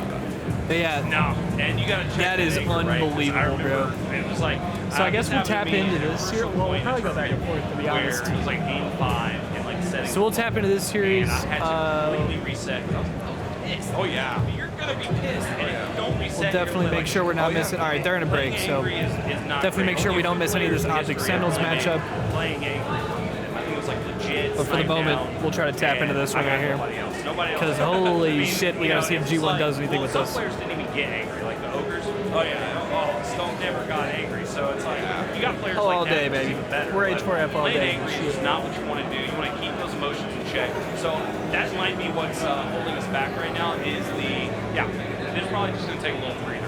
And that's smart, right? That's very smart. Strategic play that you need to make, because that's a make or break situation. You play angry, you play a little on tilt, and it can ruin your entire tournament. They're So calling you realize, the hey, bathroom let's break a regain strategic 5 situation, minutes, Brett. 5 minutes. What does taking a break do badly for a phase? It does nothing bad, because number one, it lets them reset, like you just said, reset the mental. Number two, bye momentum. See you later. Like they have that time. It's like a. Why are I we don't know breaking how to down the explain it, bathroom but break, you're letting Brett? that fire out. The fire's like diminishing, and then you go back in level-headed. And a level-headed phase versus a level-headed G1, who wins that? We all know every single time. So. G1, this is their opportunity. They have to keep that fire going. They have to keep talking, keep being confident in this next game on Aquarius. And then potentially they take another game off of phase, and then that's where it becomes interesting. We'll see what happens, though. G1 are getting iced at the moment, so that's the good thing. And that's exactly very smart.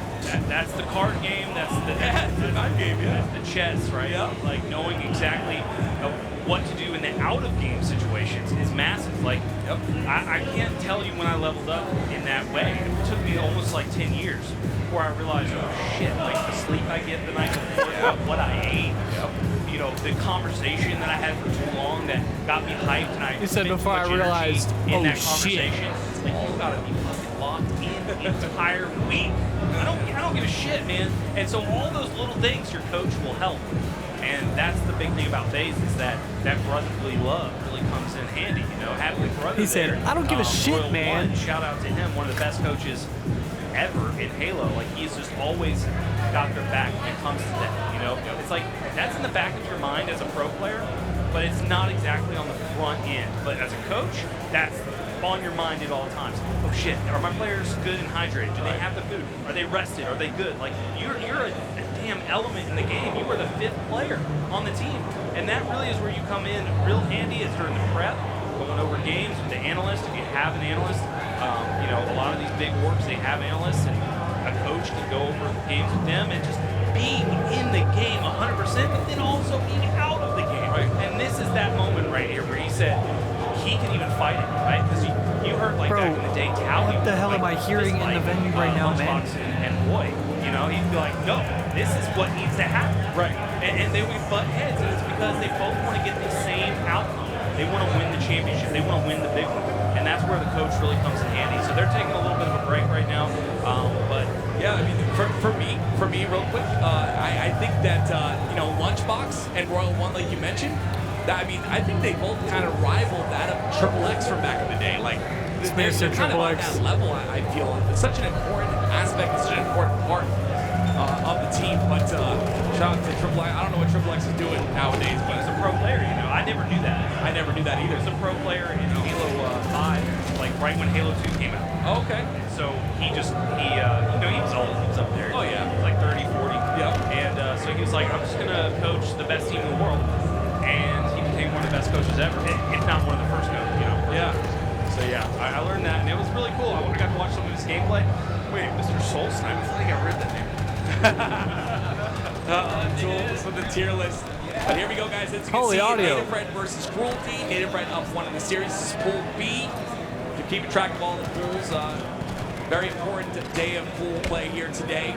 Holy audio. Just due to the So yeah, fact I guess that they're waiting for obviously FaZe to your get pool play back. We'll probably determines tap where back you in on end the up main stage on the series. bracket, whether you end up in the winner's bracket or the loser's bracket, or the elimination bracket, I should say. But Soul Snipe trying to make sure that Native Red continue on this, this dominating stride they have. I feel like surprise.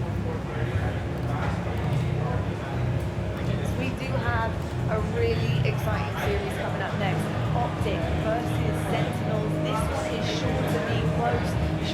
a bloodbath going down to the wire. Really excited to see where these teams are really at, I think, in terms of their gameplay, especially this weekend. Of course, it is early stages of the tournament, but right now they want the leg up, right? They want the leg up in this pool of death. They want the leg up going into the later half of tomorrow, especially when the bracket starts to really set itself in stone.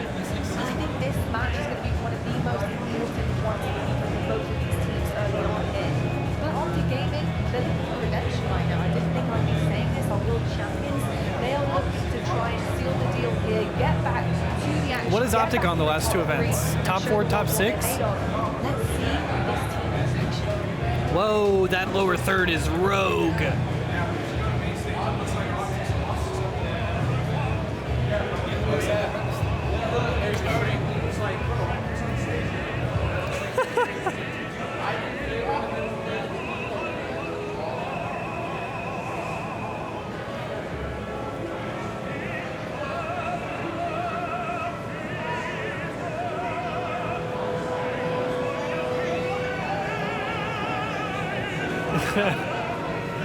This shit is so dumb, bro.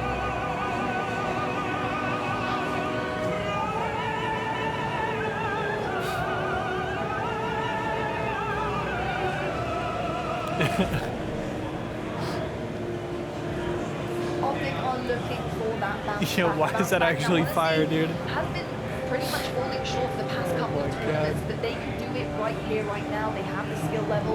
I'm going to ask you though, Clutch, what have you been noticing with Optic as of late that actually might be contributing? That Optic guy kind of goes crazy. Falling short in recent events. Honestly, you got to talk about the shift in meta. I think having a lot of the power and some of the sandbox changing hurt Optic because they were known for predominantly dictating like the sandbox control and then putting that to use as far as their gameplay and having success. When that got kind of retracted from their ability to have success, you see a lot of other teams start to step up and just use like kind of individual skill and VR skill in order to get the job done. But I expect Optic to be pretty versatile. I expect them to rebound very well, and I expect them, with the new addition of Solitude, to have a leg up because they have been known throughout all of Infinite to create meta.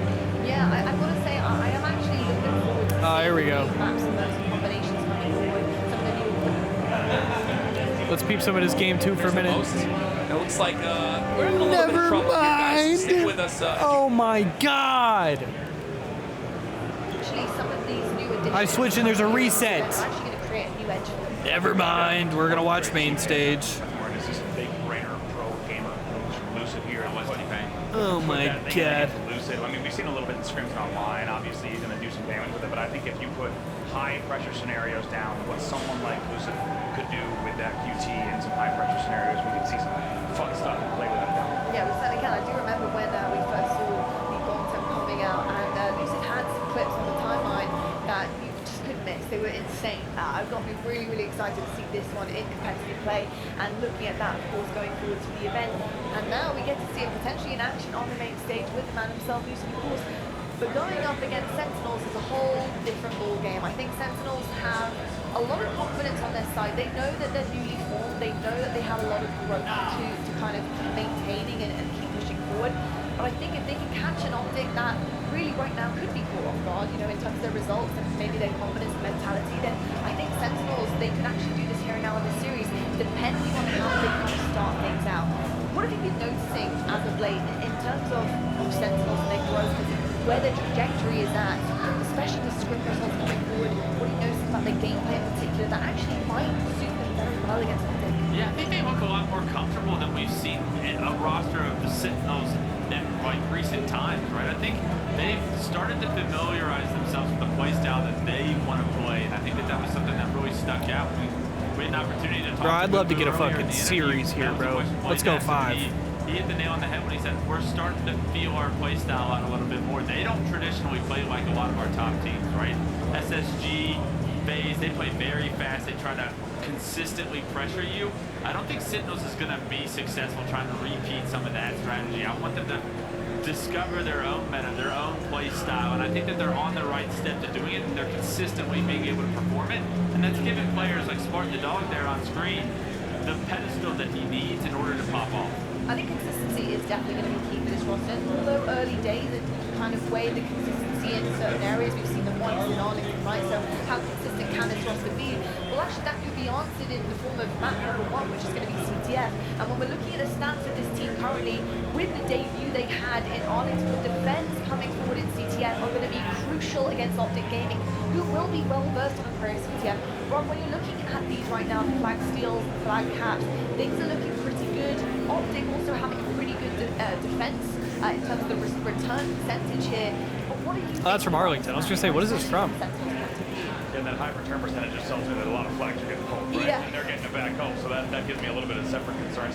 I think the larger the story for me, I mean, Central stats kind of tell the story on their own, especially the placing top 4. It's unsurprising to see such encouraging CTF stats for them coming out of Arlington. However, for me, I think the big question was, is Sentinels going to come in where they left off in Arlington? And I think they've already answered that with yes. And I think that they're already threatening now to be well within the top 3. The question is, Optic Gaming always looks good on a full play Friday, right? They almost always have great full play Fridays. When they get shaken up, then they have great Saturdays. So the question is, which flavor of Optic Gaming do you get today in this full play match for them on the That is a big question. You can see right here we have a split screen and 2 incredible players from both of our teams here, and both of them putting up the numbers that you want is one of the main players.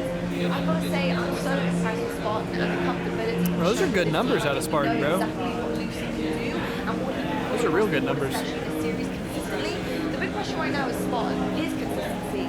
Looking really good in game 1 here, of course, across this weekend, but can he be consistent like this against Optic? Yeah, that's the big question. Can you do it against the big dogs in the league, Spartan? That's somewhere where throughout Spartan's career, we've always seen him. He's won a tournament, don't get me wrong. He's found himself deep into the bracket, but it's typically when he's popping off, it's against those top 6, top 8 teams where he's going on killing frenzies and whatnot.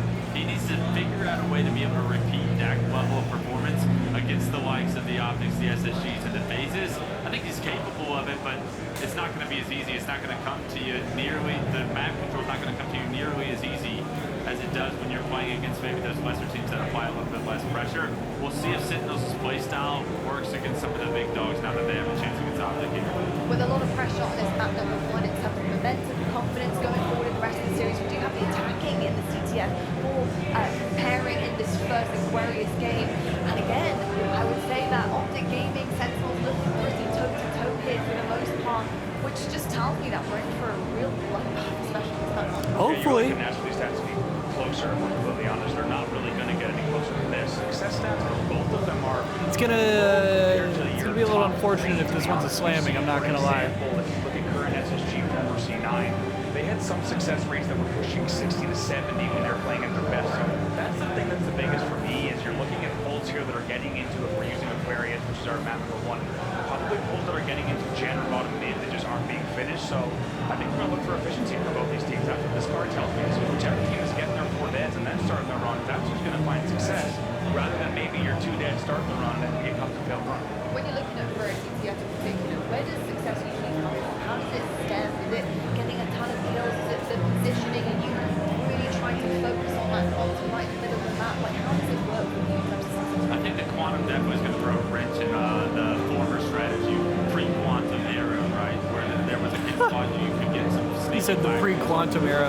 Maybe That should sound crazy. Relocate, maybe cut off respawners that are trying to overextend towards the pink side of the map where you're trying to force them to spawn.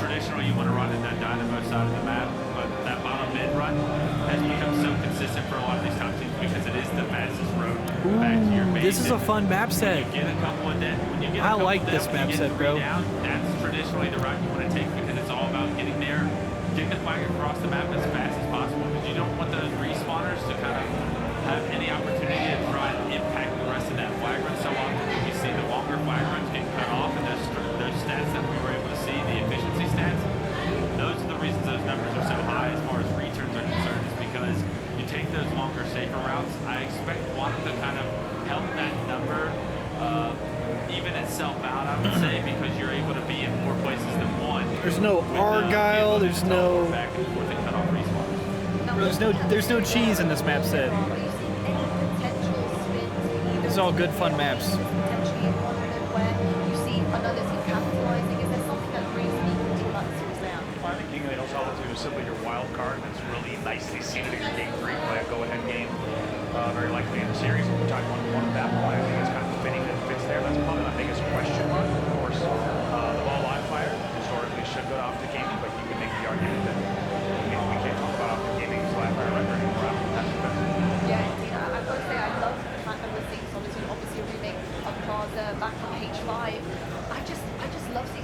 I love seeing what teams have been cooking up, who's going to be the leader in that kind of respect, and who's going to be making the plays and kind of shifting the meta forward on a mapping mode. And I think that optically having those guys. Let's peep at phase in G1. Got it figured out.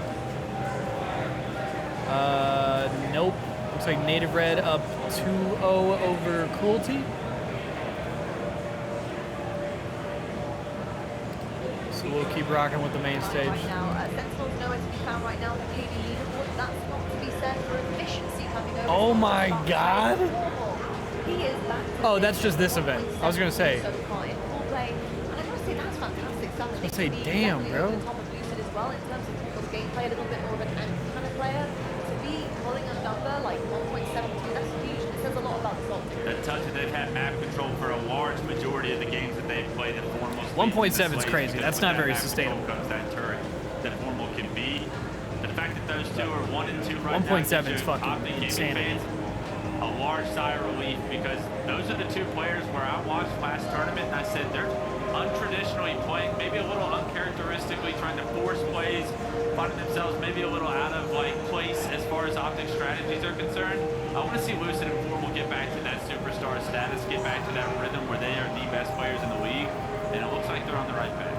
Yeah, I think also if you look at those two players, right, how long are those two players going to be happy, and the entire Optic roster lunch included, how long are they going to be happy placing top 6 on main stage, right? They are already furious. We know that these placings have gotten to them without a doubt. And I think they're going to bring that here in Eastern. No, I don't think they were happy anytime it's happened to them. I don't think they're happy online when that happens. And they need a turnaround massively. We all know they can do it. They are world champions currently. And surely they're going to get back to that full form we know and love Optic Gaming. We'll find out though, because Sentinels will have something to say about it. Isn't that right, Washington? So much fun and wow. Optic Gaming going up against Sentinels, 2 undefeated teams right now. Hey, what's good, Beyond Stars? How's it going, brother? Glad to see you stream it. Hey, I appreciate that, man. It's good to see you in the chat, man.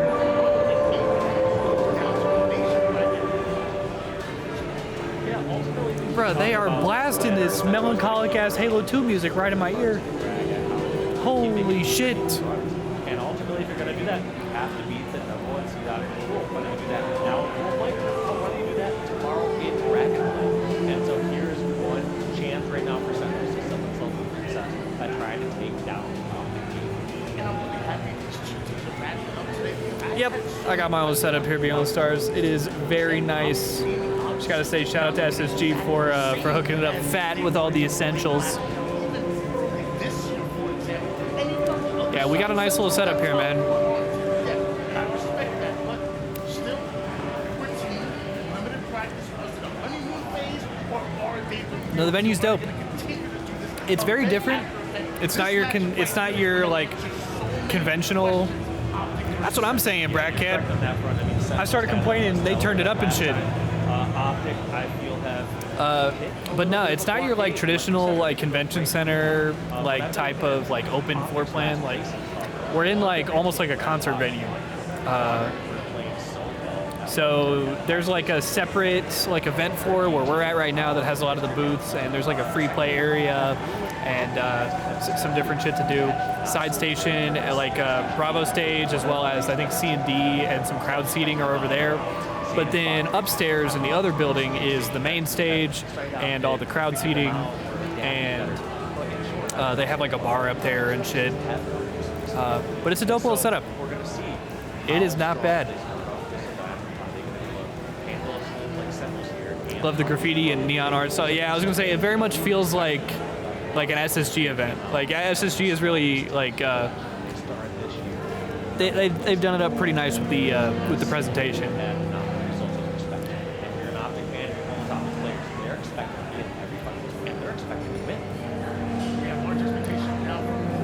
But it's like this throughout the whole venue. But I'm doing my absolute best to vlog this weekend, so hopefully we'll get some pretty good footage of the venue and stuff.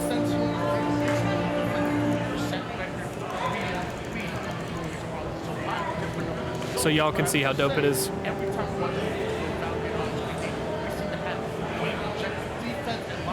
But yeah, me and I think Nick both are doing our best to vlog this weekend. So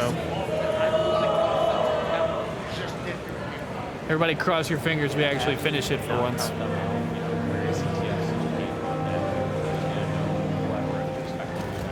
Here we go. While we wait for that game to get started up, we're going to hop on. Oh, they finally got going with game 2. 1-0 Thank so God. far in this series. We're up. Game number 2 on Aquarius Slayer.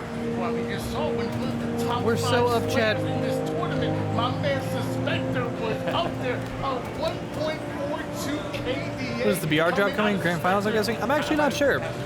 I'm not sure exactly what the schedule for the drops is, but I'm pretty sure we only have the AR What a nice challenge from Frosty to get back killing streak. on our stuff. Drop down to help over at car 1. Look at these players, like I said, when they know their teammates are fighting, they will go out full force together. So yeah, probably like finals on the mainstream or something like that. That's usually what they do, right? For all the coolest rewards. As a player that just plays well beyond his years, I really like the G1 roster. I think they played so amazingly that qualified up to this event and proved a lot of people wrong. Well, we can't tell you exactly how this one will end, but if you'd like, you can go back to the B stream to see how that game ends up. We are here on the main stage, ready to watch Sentinels and Optic. Hell yeah. Game 1 on Aquarius CTF.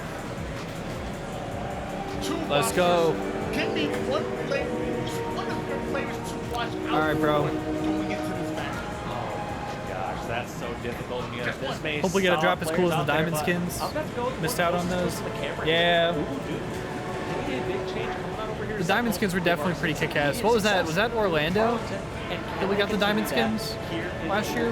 Today, well, time will tell. yeah. We're about to find out right now, Tony. Definitely don't want to miss out on the cool drops.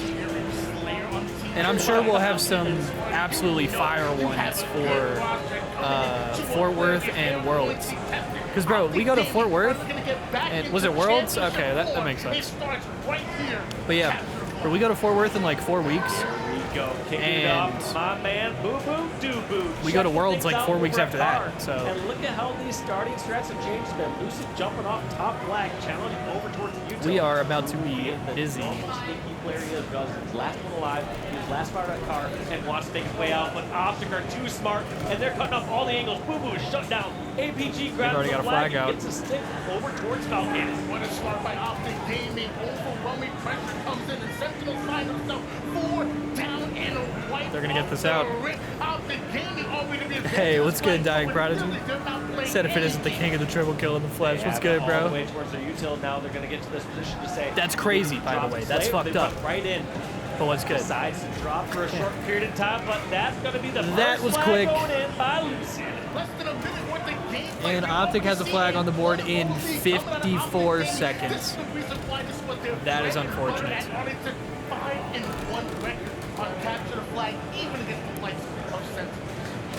Okay, strong map for the squad. But look at this methodical play. They get the kills, they get the strong positions, and then they push back up. Oh my god, I thought Boo Boo was about to pull some crazy shit right there. Those areas where if they get the additional slays, they're able to move that flag safely across the map. And just like we saw at the very beginning of Halo Infinite, these teams opting to run it over towards the neutral side. Bringing that flag over to the strong side, but That's what I'm saying, Wayne, due to their soaring right now. just a bit. The final player of Sentinel's going to be lethal major coming in, and so are the respawners from Bro, I tell you what though, we're sitting here listening to this goofy ass Halo 2 music, bro. They're blasting this shit. I just want to go play Halo 2 campaign, bro. That's all I'm trying to do now. I see what they doing. Car 1 do it. Car 3. You 2 absolute, you 2 ring car jump, the car jumping. They got me, our car jump guys. Space up to us, and one was pick 2. I see what they doing. Still car 1 somewhere? Still car 1 somewhere. VR gen. I got it. Nice. Those are the party. Good God.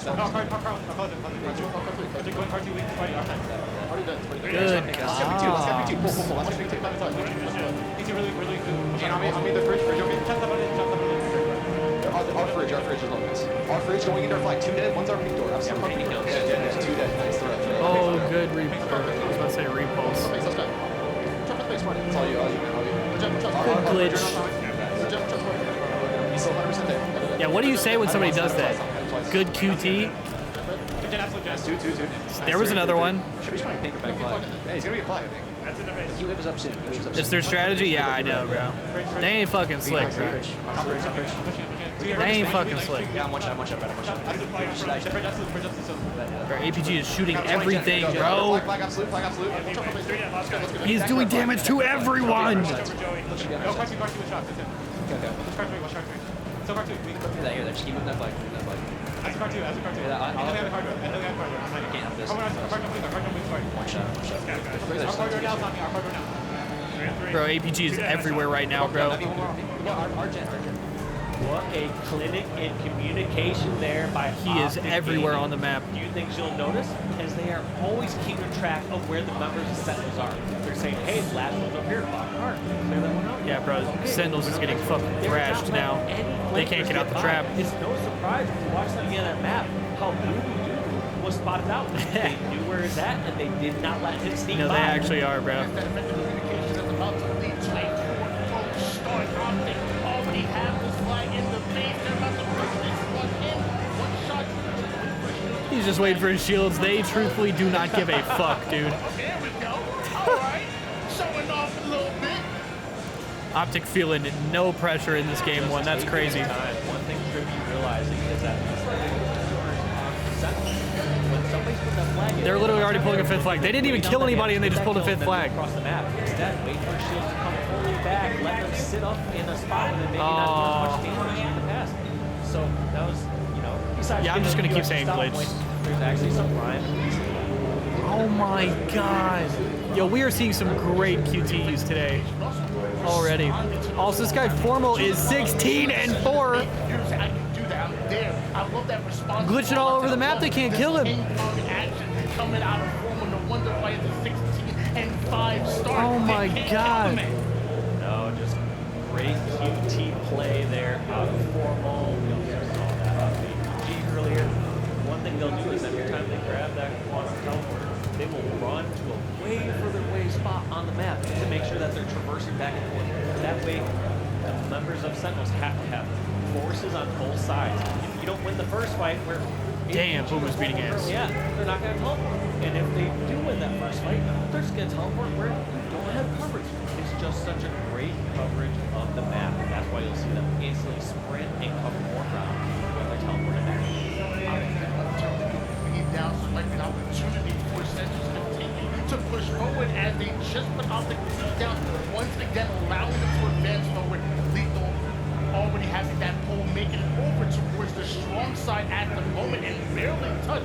Trippy's doing everything he can to stay alive. He's the only one. All right, that might be Sentinels able with a to nice stop little the run. flag, but then Lethal That was a slides good- into that was a good ass play by DS1 Lixthal, bro. Deals with him quickly. Lethal eventually goes down, takes a former teammate, and that flag is sitting in no man's land.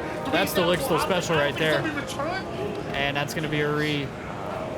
APG. They can't get anything going. Flag all the way towards util. Two main members of Sentinels spread thin. They didn't have the firepower needed. You also notice how Trippy did a good job of staying alive, buying as much time as possible with the fridge, drawing somebody over towards the fridge side of the flag, and then just sprinting over towards util. So all these members that are staying alive as that last flanker are using up as many resources as possible Good live. from the opposing team. Start come out of Optic Gaming. The one bright side for Sentinels that it happened so quickly that you Bro, an animated camo would be so sick. To try to tie things up. Because, bro, I'm just thinking about all the animated camos that COD's had over the years. The good ones, of course. Taking down momentarily, giving that numbers advantage. He's able to deal with APG as well. Obviously, there's a lot of dope ones in like Val and shit these days. Not able to win that one. He's gonna back down and play his life. But bro, I'm surprised they haven't gone down that route yet. I'm surprised we haven't seen anything like that. I think the closest thing we got was when we got the, if you guys remember, like the vetoed skin in Halo 5, the one that was like black with like the neon sort of accents on it. And they still are in a strong spot. We could see Sentinels continue to. I think that's probably the closest we've gotten Halo. Members of Optic Gaming on screen, but just see 3 members of Sentinels starting to infiltrate that base. Marty starts it off by pulling And they that all flag, tries to die. draw the attention Holy of Optic. shit. He does that, they go 3 down. Yeah, you saw that push and pull, just assuming they had enough control, and just the wrong time to pull that flag. Sometimes it feels like if That's what I'm saying, bro. Imagine if Halo had like its own like dark matter or other times you need to make sure you get the damage first and foremost. I don't know, just Especially against something. a strong player squad. Like, Or like, imagine if like, whenever you got to Onyx, you got like an Onyx like an Onyx gun coating. And it's already at the 50% push of the map. This could be the final flag And, like- being run by Optic. The nades and, like, are coming remember, in. so, like- Lucid ends up going down. Trippy forced to pull out of position. Yeah, facts, to make Dying sure he Prodigy. secures That shit was those sick, kills. too. Will that flag be replayed? Smart play by Ooh. Trippy. Almost get the triple, but damage has been done. All 4 down for Sentinel. APG. gonna 23 score that and 9 fifth for and Formal. final We are so flag. H4F on Friday. Lob that Oh thanks my to God. Trippy's smart play, realizing that all the member Sentinels were going to have their. But yeah, I was saying, crosshairs I think it was Black Ops 4. They had the animated camos that like they would change every like time you got a kill streak. So like every 3 kills, it would change colors from like green to yellow to blue to red. So like imagine if like you got like an Onyx, like your Onyx BR coating, like changed colors based on like your win streak or some shit like that. Like if you get on like 3 or 4 wins in a row, you get like the purple accents or some shit. Formal slaying, which was absolutely out of control. APG's ability to get that return despite being the final player alive, or like you said, Trippy's heads up play to stop on that flag and put down that damage. Everyone on Optic Gaming doing their part. Yeah. That's a really good point, Tony. Considering It's a little how too fast good of an these idea, huh? flags, how much they control Hey, what's the up, map, bees? rarely Are we do you busting? see Always. the greatest flag get Always. 5 caps, especially that fast, and especially with that much control for the majority of the game. That was the trolliest flag cap I've ever seen in my life. In less than 4 minutes, they were in such a strong position. Optic literally felt 0 pressure, bro. They don't give a single fuck. Trippy, he's really big on fitness. You get a couple squats in there, you know, Yeah, game. never skip leg day. Exactly. That's why he put that flag so fast. But that wasn't that's not disrespect. That was just him trying to get a quick workout. Facts.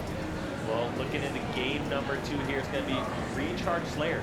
Last time these 2 teams played Slayer at Arlington. Let me see some Plaza, bro. It was around 50 Let me see some high-level Plaza. It's kind of unfortunate that it's hill. I'm not gonna lie. Much more snowballing. So I don't expect this to be any more well. But Sentinels have their work cut out for them. When the game was fast, quick pressure. I'm excited to see it just nonetheless. fine, they're going to clear CTF. Now they get an opportunity if they really want to slow it down here on Recharge Slayer. Sentinels can set the pace. They don't have to panic as much with that flag. I would assume so beyond stars, but I don't know if it's the same from like a programming standpoint. Although I didn't expect the 5 sweep like we saw coming out of Optic Gaming, the stats didn't. Because I don't know. Because also maybe it has to look different from the first person, and also I don't know. Meanwhile, Sentinel was not I truthfully do not know how complicated or how simple it is on the flip side. This Sentinel's second best game type was Slayer. But also that being said, we don't even have like we were talking about this earlier today. Like yeah, and also armor effects don't change based on your kill streak or your win streak or anything. Yeah, it's all just like one effect. Yo, what's up, bro? Oh, I'm good to see you, bro. Hey, what's good? Yeah, we saw you. We sniped you out the side of the frame over on main stage. Yeah, we can see you. Yeah. Oh, chilling. Yeah, how about you, bro? Yeah, just working and shit. Yeah. Right here, Well, like you said, if this is basically hey, yeah, hey, it was good to see you, bro. We'll catch up some more. Yeah. right here, right now. Hey. I always believe that your skill is always in relation to your Hey, that's my dog Cole from Esports Engine, bro. game mode. Your Shout out to position homie. should always be taken in relation to your opponents. Like I said before, this is considered Optics #1. They have their work cut out. Boo Boo trying to fly right in, get that touch. That looks like Boo Boo Duncan both kind of desperate towards that kill. My guess is they assume Optics are going to have a more lax start. They're going to flank Rocket. It's kind of like a little bit of rock, paper, scissors at the beginning of 20. Tough team if they throw all the resources towards the camp right away. The team that camps right around the camp is going to counter that. However, the team that can't right around the camp is going to get flanked and lose to a team that takes the wider routes, which ultimately uses that medium all in on the camp right away and then flank. So it's kind of a little bit mind game sometimes on the start there when more of those initial problems. It absolutely would be fire beyond stars, bro. Do y'all remember Call of Duty World War II a few years ago? You could literally, so a lot of CODs have had like the emblem editor, but World War II had like a camo editor, and it was like the same exact system as the emblem editor, but you could make your own gun camos. And I think you could like download other people's, I'm pretty sure. I can't remember. But, bro, that being said, I'm pretty sure it was Classy. Classy made like a CX camo, like in the game, and it looked so fire, bro. Imagine if we had something like that in Halo, bro. Just like the emblem editor, like camo creator.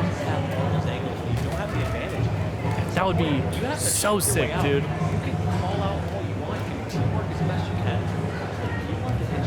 Yeah, World War II was 6 years ago, bro. Sometimes those players that are used to more chaos. Literally 6 years ago. How crazy is that? But obviously that sort of defeats the live service model, because if you can create your own camos, then you can't really like charge for like bundles in the store, because everybody can just make their own shit. Also, it's 17-6. I just realized. Holy shit! Optics getting slammed in the Slayer. Polar opposite of last game. My God.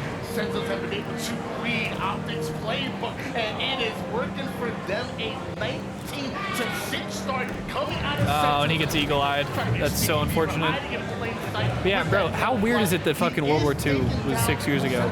I mean, bro, we talk about like 2016 as like 2016's like the good old days when gaming was good, and when we all. Long now. Oh my God. Hold on, I'm going for the glass. You'll die. Holy Sentinels comms. I'm putting it up actually. Go. Bro, 2016, 2017, 6-7 years ago, bro. That shit does not feel that long ago. Oh my God, don't blow this.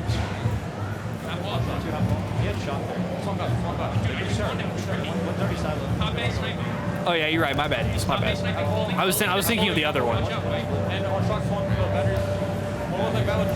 BO3 on the 360, bro. That game was cursed as hell. AW and BO3 on the 360 were some nightmare fuel.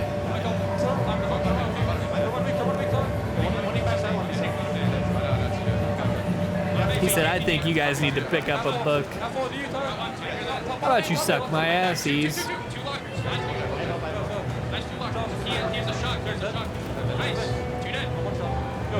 All right, these are good comps.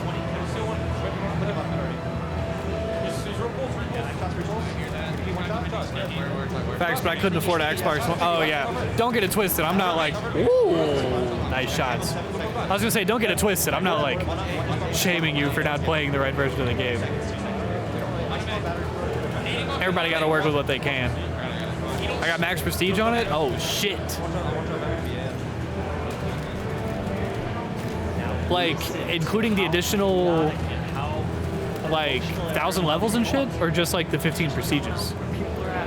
Because, bro, Black Ops 3, you could play that game for fucking ever. Lucid has 10 deaths. Yikes. It looks like a sandwich truck owner, not a pro player? Damn, that's crazy. Bro, speaking of, they got a fire-ass taco truck out the front of the venue. I might be hitting that shit up a little bit later. No, bro, Lixtel's just he's like the definition of just like he's like a boomer-ass Halo pro. Which, it's funny to say that about somebody who came up in Reach.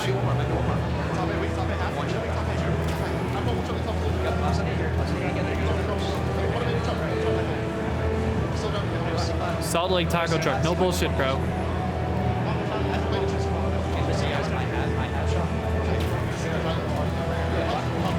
No bullshit, I'm not even trolling you, bro. Wait, throwing down 7. Wait!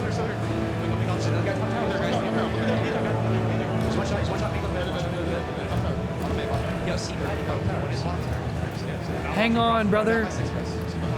Hang on, brother. No way Sentinel scams this. No way Sentinel scams this. Oh my God. Oh my God. Oh my God, dude, they're only down by 3. Oh, and these guys back silo are fucked. Wait, where's the push? Where's the rest of them? Oh, bro, APG died. And now Formal's late. Yeah, Formal's gonna get bad timing. just kind of have there's one left call. Someone Oh, and he doesn't trade. Bro, that sequence is dead ass gonna win Sentinels the game. Bro, that got so mixy for a second. That sequence should dead ass win Sentinels the game. Sentinels still have a 7-kill lead going into the end game. Optic did pick it up. They did inch their way forward, but Sentinels once again have responded and are looking to tie the series up. Yeah, look at the Red Sox. They want to get back.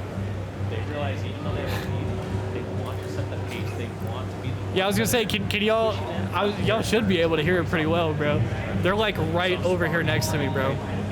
I'll try to show y'all at some point, but they got like an old school setup over there with like they got like the CRT with like the original Xbox and Halo 2 over there. be successful when they are.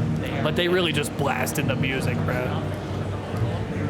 Oh my God, they're only down by 4. Are they gonna blow this again? To kind of join them. Optic are ready. They're going to fight. They're going to fight as a team, and they're going to send body at Brother, Sentinels. do not tell me. Otherwise, this game can turn right about. Or separate these. And the reason that's been close to it's a lot of push. There is an argument for the strategy to say, hey, once you have this kind of lead, especially if you get the 40, you won't force an optic to make a push. But like I said, it's Boo Boo gets out. Wow, Trippy gets 1 though. they decided that Sparty's literally gonna trap himself, dude. Lucid gets another one. Bro, all of Sentinels is split. What are they doing? They're literally all gonna die as Camo comes up.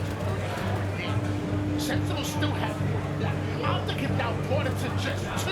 This is going to be bad if Sentinels aren't able to close Camo's it out. up, Sparty gets 1. Goes in favor of Sentinels. Sparty's still behind them. Taking down Lucid, but Trippy's gonna trade. does go down. All they got to do is trade out their lives, and finally Sentinels. All right.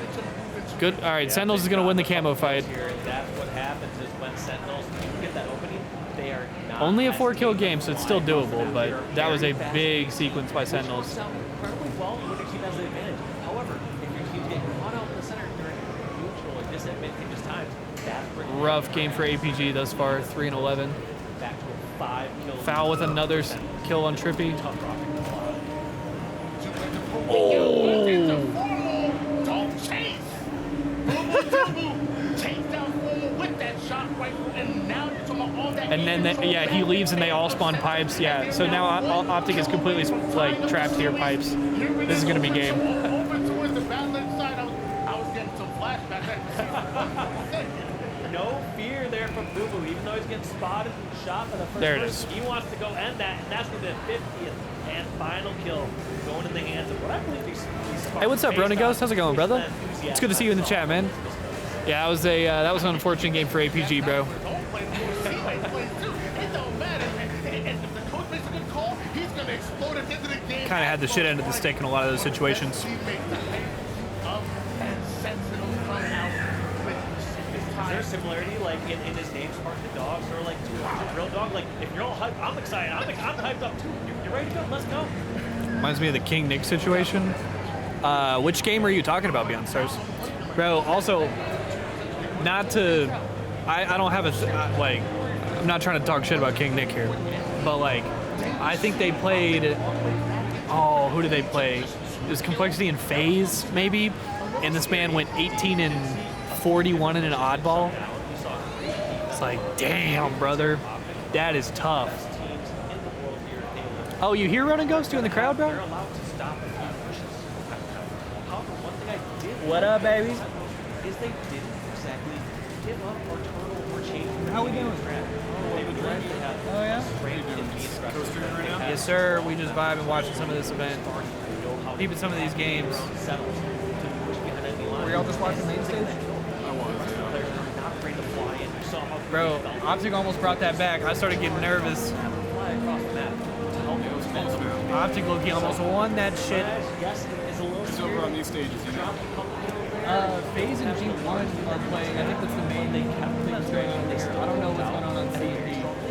But FaZe and G1 were, I think they had a game 1 oddball that went into a replay, and G1 had to get 250 before FaZe got like 70. Holy shit. Like, I didn't know what was going on. I just heard like screaming over there and shit. And then we like checked in and they were like, yeah, fucking crazy. That's nutty, dude. I didn't get to see it, but we're gonna have to watch that shit back later. So that shit wild. Just taking a break from pulling right now. Yeah. Now I think Just watching some of the games. We got a dope little map set for this Optic Sentinels series. We got a little Solitude King of the Hill next. This is gonna be fun. I like the new Solitude. Yeah. I think opinions on it have been a little bit mixed. Like not everybody likes Solitude, but I've been enjoying it. Yeah.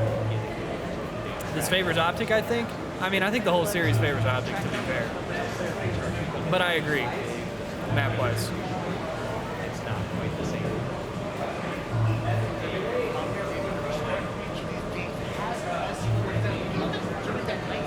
Do you know if there is a plan for later? If there's a plan for later yet? Nick went to Tompkins' house. Oh, bad. 40 minutes away. So I don't know what he's doing for the rest of the evening. Alright, sounds good. But plans, man. We'll do whatever. Well, I'll check in with everybody and see what we're feeling here in a little while. I've still got a little while to go. I'm gonna go putter around. All right, sounds good, man. Pitch around. We'll catch up in a little bit. Like I said, wait till they get the full force to make these pushes out. Or All right. A very aggressive game all across the board with Sentinels, despite the numbers. Shout out to the homie Edward, bro. Trying to get this sniper. That's HCS Sonic. That's the MVP, bro. Wow, he just got shredded. He probably knew he was fucked as soon as he jumped out. All right, let me turn this back up. But as Sparty goes down, it's an opportunity for Optic to grab hold of all of the goodies. One will take down one, take down one. There's two down. Falcated, one of the only members left here for Sentinels. Is he can stay alive and stay away? And he does. Trying to track down Lucy over at the dip, over towards Bomb Sarah. Wow. Picked down, but that's going to be two down apiece, and nobody's really messing with this hill. Yeah, off this the top start. middle They wanna hill get those on slaves, and they want that Solitude is a sniper. little funky, I'm not gonna lie. And looks like Bubu putting his body on the line between him and the green wall. How's And Quadrant Bubu doing? I think sniper Quadrant's flawless in their pool two members thus of far. Optic hit the black screen, so I that could be wrong, though. We'll have to see. not only the hill, but also the I'm sure after this series, they'll You just throw up have the one graphic more again. player to deal with an APG, and he is the black screen as well. But I'm actually not sure. Aggression We'll have to there see. From Sentinels, they got three members down. They knew APG was last one over at Tram/Loop, just going to clear them out and just scooping up this free time, forcing Optic to push on outside of blue or towards hotel to get some angle. Bro, can y'all hear this? They're playing like the flood music from Halo 1 in the venue. Glad to see Bubu without getting back. What kind of vibe is this, bro? I feel like I'm in a fucking horror movie. But to get even more time here, Sparty's in the hill. Lucid goes for the challenge. Both players down to one shot. Sparty did peek back down. This is insane. He was the last member Oh. alive. He was up there for so Oh. long, and somehow Sparty gets a double kill. Sparty's making while moves. Wrapping up so much crucial time in the top center. I actually agree, was Run and Goes. insane. Boo Boo is a great In my pickup for eyes, this team. That play was solid because at the beginning to make that decision because you're just going to Yo, Sparty's going apeshit right now. Get hunted down anyways. Might as well put a little more points on the board. towards He that needs hill. some ammo unless Somehow Observer's turns out bugging. Even better. He needs some by ammo. Securing those kills, getting even more time. So just incredible individual effort there from Sparky. And that time, that's right. Good trade. Yeah.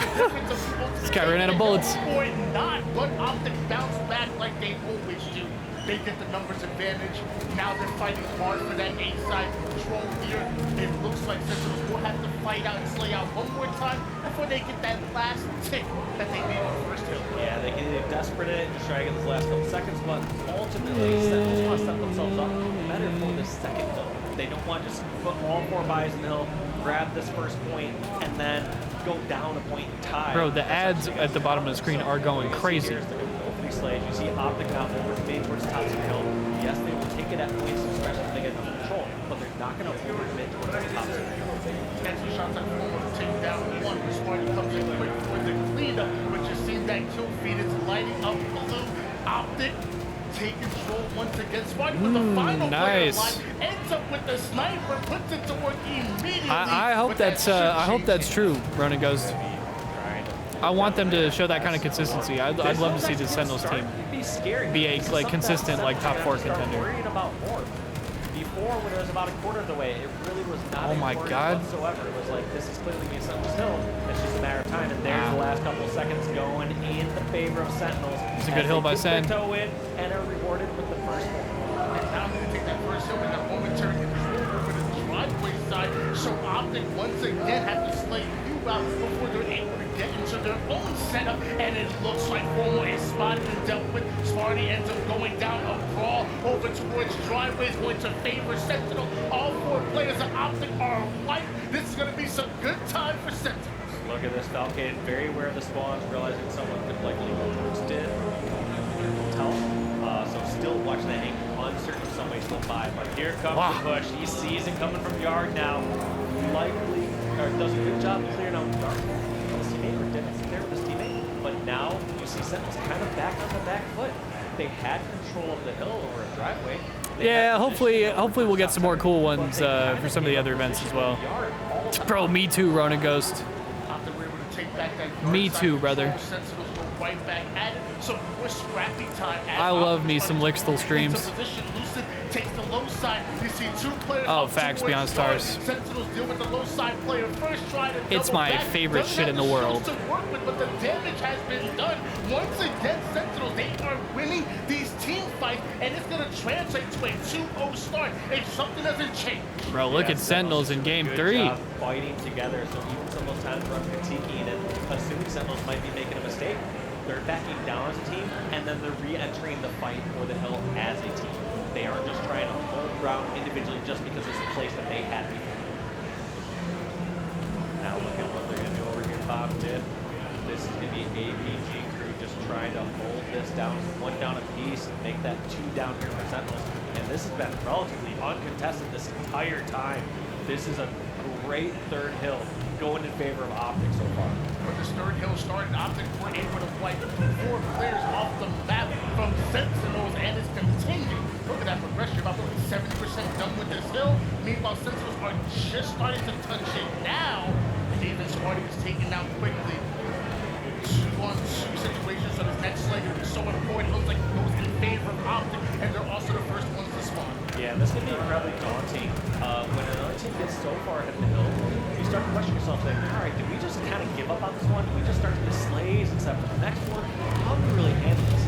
I mean, it's still too early in the game to just try to play time fully here for Sentinels. They can't just try to slay here and slay next hill. It's just too much of a risk given how much time is left. But at the same time, they're getting mad because I'm drowning out their music. Yeah. Halfway on the hill. I know, bro. They're straight fucking with me, bro. I was like, holy shit, that music's loud. And they were like, oh, we're louder? That's 70% to 0% progression. Maybe we can start talking about time here. Oh my god, they're so milky. Optic have yet to find that last tick, and now Sentinels are starting to work for I see Summit playing. Yeah, Summit's been playing a lot the past few days. Love to see that, bro. He's had some good things to say about the game as well. Yeah, actually, Optic are kind of putting themselves in a tricky position. Very, very cool to see. And they want to take them fast. Now, before we had a minute 40 left on the clock, it's a little different to consider how much Oh my time god, that's is so left. cheese. But now that there's only a minute left and Optic aren't really in position. Yeah, Optic needs to convert here, man. They almost can just slay here. Sentinels can likely just run this clock. That looks like it's going to be the strategy. You see nobody from Sentinels going inside the hill. Oh, and he's going to There are teleport to 45 seconds block? left into that. Optic not only have to dip their toes and make themselves vulnerable to get this bottom dip area, they also have to get full control of the next hill and close out within 35 seconds. There was a whole 2 minutes on the clock where Optic just Okay, there they go. take in order to finish out that hill. Now, All right, and see 36 seconds on the game clock, They and wasted Optic so has much already... time not No, Optic's already in good position and for the now second hill. wondering if they have enough time in order Nah, to nah, take nah, nah, this hill. Sentinels, 1 round of slays, and that might just be it for Optic game. Optic's actually low-key chilling. They know the push is coming here from bottom left. There's a 4v3 scenario. Boo Boo and crew are pushing maybe not. up towards the nest. They scared Trippy Where's the away, spawn gonna come and in, that though? is They fine spawn for Sentinels. blue. Right now, they either need to get kills. Oh, or good just read. Get members of Optic outside of the hill. And Oh, even good if they plays have to by Boo Boo, repulse them bro. out, whatever way they got to do it, it has been done. Wait a second. All right, Optic's going to get in here. But they should anyway. Shown Optic out for just 20 more seconds, and this game, along with momentum in this series, is yours. Time is winding down. The first one for Optic ends up going down, but they are finding the slays when it matters most. And Lucid, one of the most elusive players in the game now, with the portal. Hang on, bro. This can be dangerous. This is going to be a fucking photo finish. Going to be able to teleport right back in when needed, but Problem is, all eyes can be fixated on this hill, so Oh, if it teleports for a second, that Loki it's not almost gonna be worked. enough. That's 3 down. Normal, last one remaining. And that's that gonna be is game, be yeah. 8 seconds for Optic to somehow sprint across the map, touch their toes in the hill. And I don't see that happening, Tony. We're looking at a 2-1 lead here for Sentinels. Nice. What a clutch from Sentinels, bro. Icing up when it matters most, and this game's gonna end 2-1. That was a good-ass Just game by 3, that bro. timer running down to 0 seconds. You have to think, what if Optic would close that out? 20, 30 seconds early when it was at that bottom dip hill. It took them so much time. Yeah, it just took an extra around 50 plus, around say 50 or 55 seconds to close out that fifth goal. That was the situation. Yeah, no, that You and was- I were that was saying, lit, bro. There's not enough time. It's a slaying around the time. You saw how well it worked once Optic started to really put the pressure towards that nest hill, but they just didn't have enough time for it. It just came down to proper slaying there from Sentinels. Sentinels played that third hill so well. I know any good controllers 100 and below? Not really. I don't really use any. I don't really use any other controllers. Whenever I play, I use like a regular Xbox controller and I claw. So I don't use any paddles or buttons or anything like that. This is very much doable. I do have one of the Hyperkin 360 controllers, which are pretty cool, and those are like $50. So those are pretty good. Now only to oddball, and Sentinels are a very good oddball team. In fact, they're second best game type going into this. But as far as like scuffs or battle beavers or anything like that, of course those are also pretty expensive. So that might not be what you're looking for, Brett. In the pool of death, how crazy would that be? It is very possible. I mean, if we're talking early Halo Infinite, when I see anything live, I'm pretty sure his shit's just buzzed. all the way. Like, But I don't know. I wasn't looking at him. Really strong game type. Yeah, I love the Sentinels roster as well. Yeah, me either, Beyond Stars. Plus, I play claw, so I don't need like the paddles or the buttons or anything. So I always just get a regular Xbox controller for like $60. Different scenarios. Sentinels just so well. So let's see if they can close out this game number 4. This would be a massive upset, a massive win here for Sentinels, and also to set the pace for the rest of the league. Well, ladies and gentlemen, this could be the final time we see Optic in pool play if Sentinels are able to close it out. We're dropping here oddball on What? live fire. Overshield. What did you just say? Sniper. Got a little heat wave action, and it's all about controlling those spawns and locking in the setup. Easier said than done. That's why I'm here talking about it. Much easier said than done. Now, one thing I felt that was very key to a lot of these successful pushes here from Sentinels is just these aggressive angles and pushes that we don't see from the likes of Blue. Thinking behind any lines, create some chaos. Now, can Sentinels do those same pushes here on Livefire? I feel like Livefire gets locked down quite well. You guys can make certain rotations. You guys can fly across the top there. You have the tank level. The arc scene. You don't see as many sneak angles that you see on some larger maps, more complicated maps. That's just the angle right there. The Lucid took with that sniper. He knew that ultimately Sentinel was running over to the inside. Blocks out that angle formal. Now has the overshoot and heat wave combination. Takes down one, make it two as Lethal and Falcon both go down, and Optics still have the ball. Optic off to a strong start here. Series is far from over. But if, and Tony, hear me out on this hypothetical. Okay. If Optic were to lose this series, you know who that would put them up against racket play a little bit really? Watkins. Most likely they play Watkins really, who was the one to knock them out of Arlington. So Optic, sure, want the rematch at some point. But I don't know if they want that early in the bracket. Both of these teams were knocked out at Arlington by quadruple Sentinels and Optics, so I don't know if that's more motivation to play them again or to push it back, but as of right now, Optic desperately believe this game will win in order to send us into a Game 5, 25-0 start, but now Sentinels have that ball and are slowly starting to move into the defensive stance. Yeah, defensive stance, they have that ball towards green, but Lucid's still not very comfortable here in this position, hoping that his team is going to push on over, but He's just all his waiting for teammates somebody get to picked scam, off, bro. And he's just hoping that thing resets. It's been Everyone's playing for alone OS. quite some time, and now Lucid kind of being a one-man army charging towards Overshield. flanking over on Lethal, and the damage has been done. And oh my gosh. Oh my that's God, a he almost got him with ping-ponging that. Back and forth plasma grenade. Haven't seen one of those in a long while. Somehow doesn't find the kill, but they weren't able to take down Lucid, and Falcated wasn't able to escape that situation, so another engagement now goes towards Optic Gaming. That repulse might have been huge for both Lucid and Optic. Yeah, looking right here, trying to take over towards this top tower, but Lucid down, APG down. Ball is not should be played, even though we saw Optic kind of grab it early on. Looks like it never was able to rotate outside of tunnel.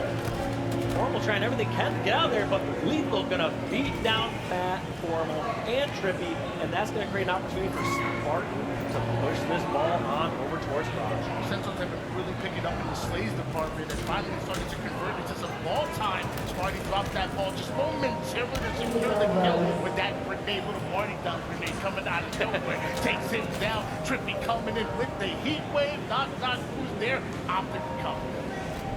Optic just did a great job taking over that ball rotation. Am I hearing somebody's phone, bro? We're hoping that once they got over there, they will require a little bit more time, but unfortunately, too many kills going in the favor of their opponents. Now, Trippy kind of on a blank, left the ball to be on his own for a moment here. He's going to try to pick off this blue ball. All five Panther Sentinels, but Trippy still has a huge flank. He sees that Luca's preoccupied, thinks this is the opportunity to chase Falcated away. Sentinels do end up going 3 down. Falcated might have escaped, but to keep your eyes on the prize, it's all about that ball time. And rotating all the way towards back green, they're in a much safer spot here. But it is another time when we've been seeing Optic get the ball out. It's been stuck over towards tunnel. Whoa, hello. Die towards back green, and that's going to be it. That's something you're going to see Trippy right here. Take his teammate down. Bro, that pistol looks so weird. Nearby. He's going to play that ball up the end. That's Trippy. Toss that one off the map. Ball respawning. APG are there to watch it. But he's in a difficult situation. Yes, it was. He does not want to grab this. He was hoping somebody from Sentinels would just dive right on it. Bro, they are like waiting for Sentinels to scam, and they're not scamming. Wasting a lot of time top center. Now decides to pick it up. Not the correct play, but not the way that APG that went down. It's working out some way, somehow, because not only did Optic have a 65 to 15 lead, but like you said, APG with that now is able to drop the ball and put down the damage he was looking for as Sparty loses the sniper, Falcated loses his life as well. They only have one more player to deal with in Lethal, and Lethal's going in for the challenge. He's also going to the black screen. Optic might get some valuable time. APG just buying time. And that's what you'll see all these top team players do when they have the numbers advantage, when they're going to get help faster. However, you'll see the exact opposite reaction. When they are down numbers, they're going to panic, they're going to charge straight towards the fight and try to finish that fight. It's all about who's getting help first and reacting properly. It's only about a 7 or 8 kill difference on the scoreline after that big 3 down, doing it favor Optic, but it's such a dominant performance, at least in the oddball time. 80 to 15 run coming out of Optic at the moment. They have been so good in the objective efficiency department, and it might just net them a round of 1 early ball play, and APG. Wow, good play though. Oh. He almost, that bro. could have been scary if he didn't have a teammate there to help him. I mean, he had the jukes, he had him all twisted up. So great play there by APG. Yeah, that was almost something crazy, bro. One thing we were critiquing there before this game started, saying, hey, are Optic going to be as strong here on oddball compared to Sentinels? And the answer is yes. Optic are doing well, like you said, objective efficiency-wise, they're doing so strong. Game number 1, Optic dominated just because they outslayed so hard. Once we're back towards an even slaying, we're going to really see who's the better objective player, and that still turns out to be Optic here in game 1. Another overshow finds the hands of APG, There it is. and another oddball round. I might be getting my wish here, bro. We might be going 5. 1 round away from ultimately sending us Is it one of those into trippy that maps? game number 5. Sentinels, can you respond? No, actually. Tommy Lucid and H4F. We saw Sentinels really get the ball out. And But almost felt like they were Sentinels, kind of doing a delivery service rock. a pretty Hey, dominant you game guys 2 want this and up, Here you go. a pretty solid game 3. We need to see Sentinels get a strong set And rotate. we got Optic looking to send to 5 right here. This has been a good series. And I don't know if it's either running in the wrong direction, or they're not executing the kills that they need to during that rotation. But something has not been. I don't know what happened with FaZe and G1. I'll have to check on that real quick. They have one round to figure out, because if they don't get it figured out now and soon, they're going to go to a game 5. It's not a third, maybe fourth overshoot in a row that finds their hands off the game. Sentinel, if they want to make these setup plays easier, they got to get the overshoot. You're seeing what they do. Trippy finds one, another one goes down for Sentinel. Luckily, they are able to deal with him, but you're once again 3 down, and now your last player falls. APG still has that ball, and it's a 30-0 start. And just slowly and cautiously rotating that ball around. You don't see Optic at the moment. Need to see some lucid magic. I mean, you kind of get into this map, bro. Also, bro, Formal has been going ape shit as well. There's my goat, H4F. Importantly, it's not just going directly into the hands or the setup of Sentinels. Drops that sniper off for Sentinels. You talk about hand delivering some of these power-ups. That sniper now sitting over towards the mid-map. We have an individual fight between APG and Falcon. And Falcon, you're trying to dance on a little bit. I think the kids call that getting sturdy. I'm still learning. And look at this that, guy's stupid, bro. Those dance moves and also that rotation, getting the ball back in the hands of Optic. It feels like any time a few kills resolve themselves. You don't have to, Jordan. Better positioning and with the oddball. Lixtel's my other goat. And they Respectfully. Ocean's coming up soon. This could be the opportunity, but it feels like they're a little disappointed. You see members of Sentinels pushing down low. You see some pushing towards Plaid. I don't really see anyone getting up high with this OS just yet. And now we are seeing it in the hands of Sparty. Gets the flank. There's a double. Now, can they get this into a full proper Just trying to waste that snipe ammo, I guess. 50 seconds to make up here, Tony. They've been able to turn that position that you were talking about into a 15 straight Halo 2 music going crazy in the background. They find themselves some pressure, a few points on the board. That's not enough. No, and it felt like a very admirable charge there from Smarty, but didn't have the backup he needed. I liked how he closed that gap in a very... No, that's valid. That's valid, Jordan. Pushing over from Nast and going in towards those 2 boxes, but ultimately still jumps out and challenges against 2 players. Not much you can do there unless he has a little bit more help. So just to be a little bit more on the same page, we've seen Sentinels get pressures down here from Optic. They only have 8 points to show for it. They can't consistently expect to get Optic down, all 4 down, 10+ times. They need to get multiple I know what you're rounds saying, of Jordan. oddballs. Was able to get away with that sniper, and Falcon finds that ball. Trying to look for where exactly Optic is spawning over towards the seaside. It looks like recognizing it. If he hits a couple of shots here, that will slow down Optic, but they're already pushing Formal. Taking the low side over towards screens. Boo just looks away. He has to be careful. Formal's right behind him. Here's the flank. Great movement. Yeah. Great flank. And You saw Booba's reaction to that one, bro. That's so tilting. not really letting the sniper. No matter where you look, it's the wrong way. They get the flank, they get the snipe, and now they have their own setup. H4F? So that second setup we saw from Sentinels, 12 points.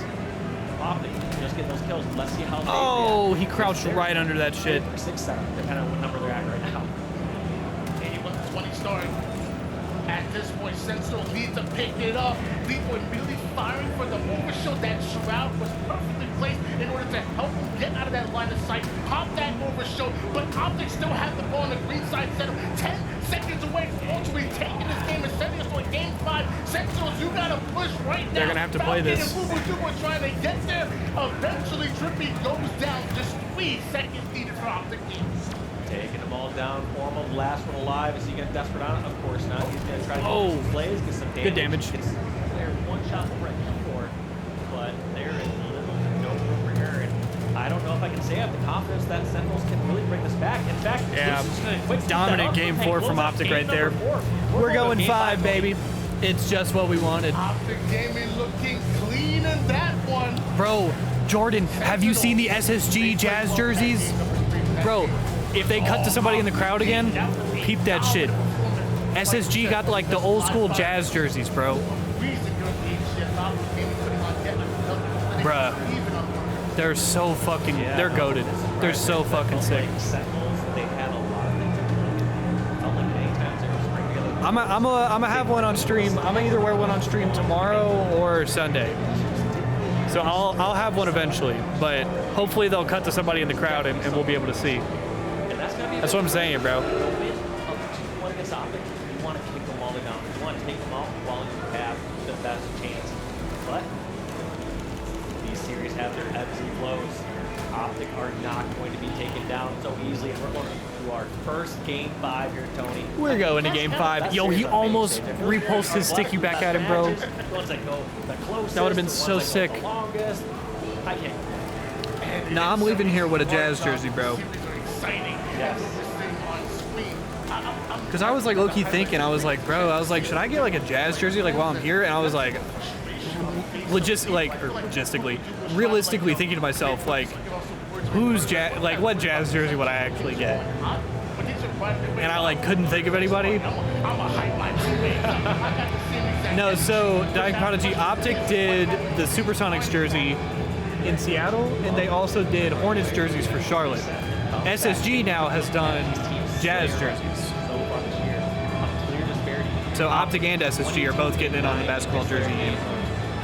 SSG are kind of stealing the whole bit, but who gives a fuck, bro? It's badass. We are going to have to see who's going to pull them out, because this one is going on the streets. When we consider how fast-paced Sentinels played earlier on something like Recharge, on Solitude, they felt strong. Streets is about as fast as you can possibly But yes, very similar to... Yeah, look at the numbers, bruh.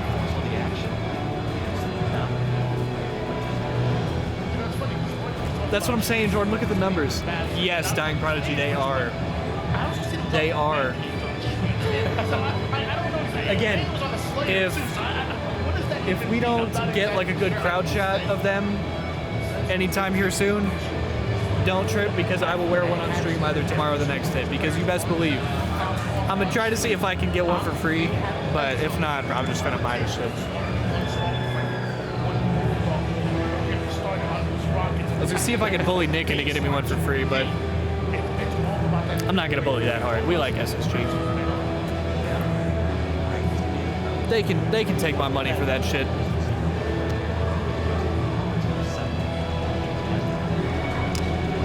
And we go into the streets for game 5. Bro, I truly cannot hear dick and balls in this venue, man.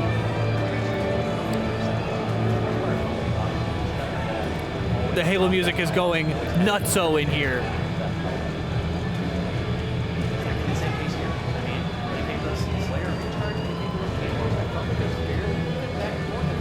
No facts, Jordan. Here we go. All right, let's fucking go. Game 5, baby. I think this might be the last game of the day. I'm not sure, though.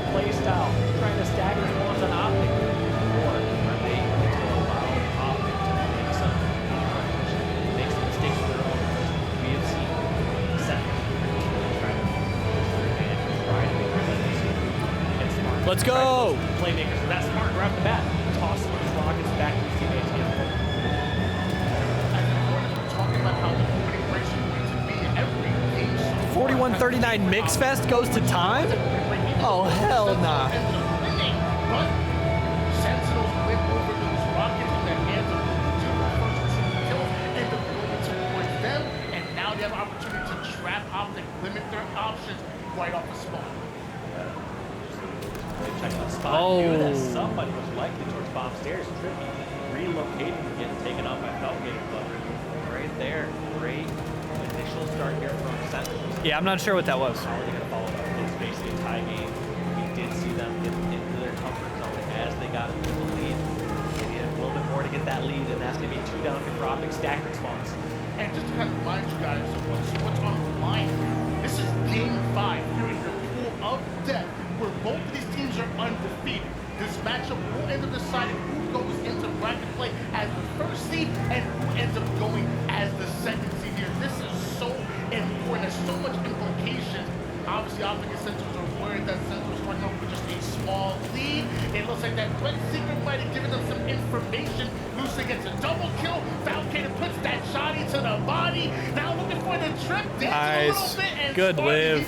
Flies his way into that situation. Falcated just doing such a good job. Good fucking plays out of foul, dude. He just had to dodge back and forth. general rule of thumb for these pro players is if you have numbers advantage, like I said before, you wait for your team to sell. The second rule of thumb What is the fuck? if you are low shield, you want to be the same size as your teammate for low shield. Whereas if you have more shield, you want to go opposite where your teammates and secure that kill and not let them run from the front. So without getting just doing a good job dancing back and forth. Hearing from a teammate which side was safe. You got to third most important rule of thumb. Oh my He God. has allocated the sentinel beam. That's the most important one. My man is Foul is fucking flying disintegrating. right now as Rocket Literally. coming up, they're picked up, but not used just yet. My Nice, gosh, H4F. right into face of formal. 2 players opting one Oh my shot God. over towards the green gen. You see the Old spike Spikes would've fade killed right both of them right there, no up, bullshit. Optics stay alive.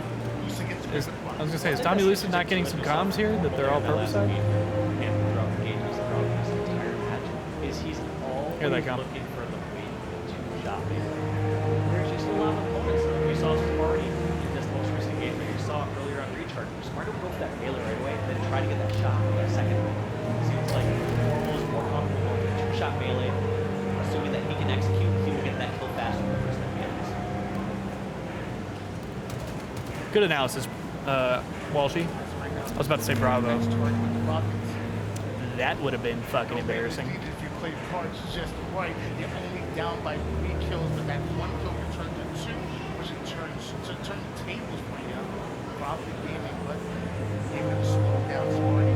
Just daring to cross that path. It looks like Lucid able to spot out one with the rockets over toward the Stalker's side. Sparty was And he down to oh, one okay. shot. I was Can't gonna say. quite find the I was kill. gonna say. Luckily found Kane is there, but so is Formal with the Bulldog. The calm before the storm, you saw those Formal players after an waiting 0-4 to see start when that now shroud on a dissipate, 5 where streak. it's looking to be toward the top balcony. I want to go to a listen with Formal and the Optic Gaming Squad to see how they're going to try to close out this crucial game. All right, listen in, chat. Lock in. Lock in. Madness, madness. Yo, they're going back to me. They're going back to me. Yo, listen, hold this. Keep always up. Keep always up. I can play football here. Yo, one guy's PD. Yo, they're hitting rail. They're doubling rail. They're doubling rail. Yo, mid, guys. You can fight mid. You guys can just fight mid. You guys can just fight purple. Got one. Rail. One down ATM. One down ATM, guys. Nice, 2. One rocket down. ATM, tell him. Use ATM with it. Rocket. Yo, go back to this here. Might have a rocket just sitting over there. Hey, just fight this rocket guy and play away from him. Just one guy rail. Yo, half shield's rail. Just rail. Go right. Don't look back. Yo, once to your right. Yo, one guy, main right, one shot. I got one. Mid, main right. ATM. He's main right, 2 main right now. Yeah, use the numbers. Okay, reset, guys, reset. Can we get back to the sub here? I spawned here. This is milky as shit, dude. 1 kill game. No, the AR is actually so good. It's the best gun in the game, and I'm not even trolling, Yeah, bro. we're in a good setup. Joey. Yo, on spikes, Brad. Oh my god, and he tanks. Go rail together. Go right. I know. They're already here. He's so fucked. Lucy's gonna die. He's one shot. Yo, those guys trash. Nice, good damage. Guys, we need to start playing away from this now. Or just hit red. We're trying together. I spawned P, guys. Yo, cuts free kill. Cuts weakest out. Yo, watch your... Wait, can you guys help me get back to red? And Lucid leading his squad. Yeah, good comms by Tommy Lucid right there. Most notable to me. Bro, Booba's gonna fly. More often than not, Yeah, Lucid will nice. locate where a couple members are, and instead of saying, help me, get over here, he said, fight a different direction. He'd find players over at rail and say, push purple, push center, get away from their mass forces. It's a very interesting mindset to say, instead of meeting their forces head on and finding where people are at, just running like a chicken with their head cut off, trying to find fights. They are trying to find the advantageous angles that they can push across that. They know that the opposing team is going to put all 4 members in one area, so they're saying, all right, so we can find 2 or 3. Let's go overload the other side of the map, pick off those 1 or 2 members, and we will have the advantage. They've done a great job of finding the weakness in the pushes of Sentinels, but up until this point, as you see Sentinels put out the 3 down, the final player alive is APG. Wanted to take down 1 before going down himself. Looks like that's not going to happen. Wow, what a Lucid fucking hits the trade. black screen as well, but it's still just a 1-kill game, and Formal, he has the rockets. It's the Rockets race. Due to lockdowns on the outside, has to know players are coming from the opposite end. Says he has this fully locked out. Now this could be a little sketchy. Gotta know somebody nearby, and what a sneaky spot. Spark doesn't even trade. So what a turning of tides there. The Rockets in by this game are Spartan. supremely ass, dude. The Rockets in this game are Played actually a that sick joke. corner on Neon. Rockets ain't rocking right now. Smarty somehow gets It's the worst Rockets we've ever seen in a Halo game, bro. That's actually fucking unbelievable. With the Rockets, but Smarty's taking height. It looks like the player really right behind them, somehow staying alive. And that player's low shots are shut. Oh, no, you're all good. Yeah. Trades out his life to Smarty and Triple. Sparty not hesitating to create. Yeah, that's some pretty action, fucking tragic, Jordan. Realizing that he can get behind enemy lines, cause chaos and panic, and a great opportunity for the rest of Sentinels members to fly across the map. This Bro, is the Sentinels got a 3-kill lead. Expect the same style of playstyle. Once we go back to someone's POV, like for Sparty later on, you'll see that they're gonna try to find some angle, some weakness in this F5. Bro, and Sentinels is playing pretty tight, bro. And then the rest of the Sentinels are gonna fly. Look at this. Optic. Oh my Going back to the God. tram. They must have Sentinels are been gonna kill him lured here, in by dude. a certain Wait. member. And Okay, no, they all of a traded, they sudden, traded. Optic are stuck in one spot on the map. That's 3 down. Boo-boo securing the kill on Formal over at top balcony. Oh my God, bro. Sentinels just has to not scam this. Rockets are about to be up as well. Dude, they're up by 6 and Rockets are coming up. This is game. This is fucking game, dude. Was able to take down APG. Finally, Optic are fighting back, but it's a 5-kill game, and Sentinels are 5 kills away from taking it. Formal getting the Rockets. Huge Gets kill the out of damn down Sparty. Spartan. The Spartan able to live with just a Huge kills out of sliver Sparty. health. Gets the double. Fighting APG for the Oh my triple. God. And the damage has been done. Sentinels 2 Boo Boo gets kills another away one. from taking first place in Group D above Optic Gaming. Isolated at the moment. Was like, Oh my God. This is gonna be it, bro. Allows Sparty to steal that kill, and Lethal is somehow still alive over toward the back seat. Now Sparty's in the face. Oh my God, dude. Holy shit. Optic go down. Optic goes down. Oh Spartan my and Sentinels God, dude. celebrating rightfully so. Look at Able to Matty take out the Rums. Juggernaut and Optic Gaming here in full play. Their work is just starting off, but their weekend Holy is shit, bright, son. as that is such a massive victory here for Sentinels. No, that is fucking huge for Sentinels. Damn. Because now, bro, like they said, I think Optic has to play Quadrant now. That kind of performance in a game 5 when the lights are brightest, Sentinels taking the #1 seed In the round Bulls 2? after a huge win on Optic Game. They gotta be proud. I mean, I just saw Damn, bro. so many great plays out of Sentinels there. There were certain times where we were critical of their effective play on game 1-4. But the rest of the time, Damn, they bro. stuck to their aggressive play style. They let their play. This Sen team is looking legit, dude. The rest of the teammates back them up when needed. Anytime that Optic gave up a little bit of ground. Because, bro, they were looking tight in that Slayer. Like, they played that lock down, bro. Nobody made any crazy plays in that game. But, like, bro, Sentinels was not scamming. Angle on stairs. He realized that nobody from Optic was pushing all the way across. He decided to take up more ground and get additional angle. There were no dumb deaths in that game whatsoever from Sentinels, bro. They played that shit tight as fuck. No one thing I learned from Utah Jazz is everyone alone needs a Stockton. So the same way you see those plays coming out on screen, the same way that I believe two were playing their life, being that anchor, really leading the troops and guiding where the action's coming from. He said So Gilkey will it's handle them, easy don't for worry. your Slayers to come out and to take advantage. So excellent performance out of everyone out of the Sentinel squad. Bro, their TV, their TV for their preview is right here. They got me proud of me. A lot of close score. It's literally right here, bro. A win is a win, and congratulations, Sentinels. However, rather than hearing from us, I want to hear from Blaze. I believe he's down there with Lethal. Take it away. Yo, thank you so much, Washi and Tony. Facts. Give it up for Sentinels Facts, Justin. as they take Pool D by storm here. And I got the man himself, Lethal, on the stage. Lethal, how you feeling coming away with an exciting Game 5 victory? To be honest, I don't give a shit. Over there yelling. What does it feel like? I feel better than Lethal, I'll tell you that. Hey, that's one true thing right there. I'm getting a little used to that, but yeah. And you know what? It's a lot better to win, even if we got going out with the teams, then let's get along. Yeah. Now, I asked your teammate this question before about how it is playing with these group of guys here, because as you said, it's a lot better winning here. Bro, that lighting is harsh up there, son. Feel like for you, this team, and everything that you guys have accomplished. This man Blaze red as fuck. The last few months, just like this. Yeah, I mean, the last couple of rows, it was like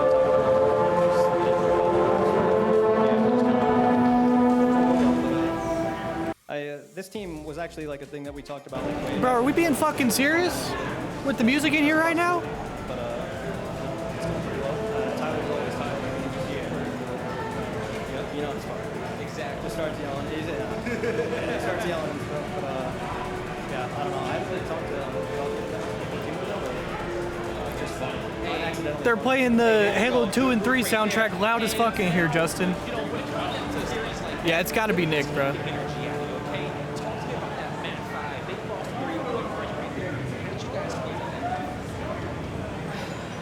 Luckily, I think, because that last set of rockets, they were down, we got kills, we just didn't grab them, and we gave them 2 rockets, I don't think that'll happen. But besides that, we played well.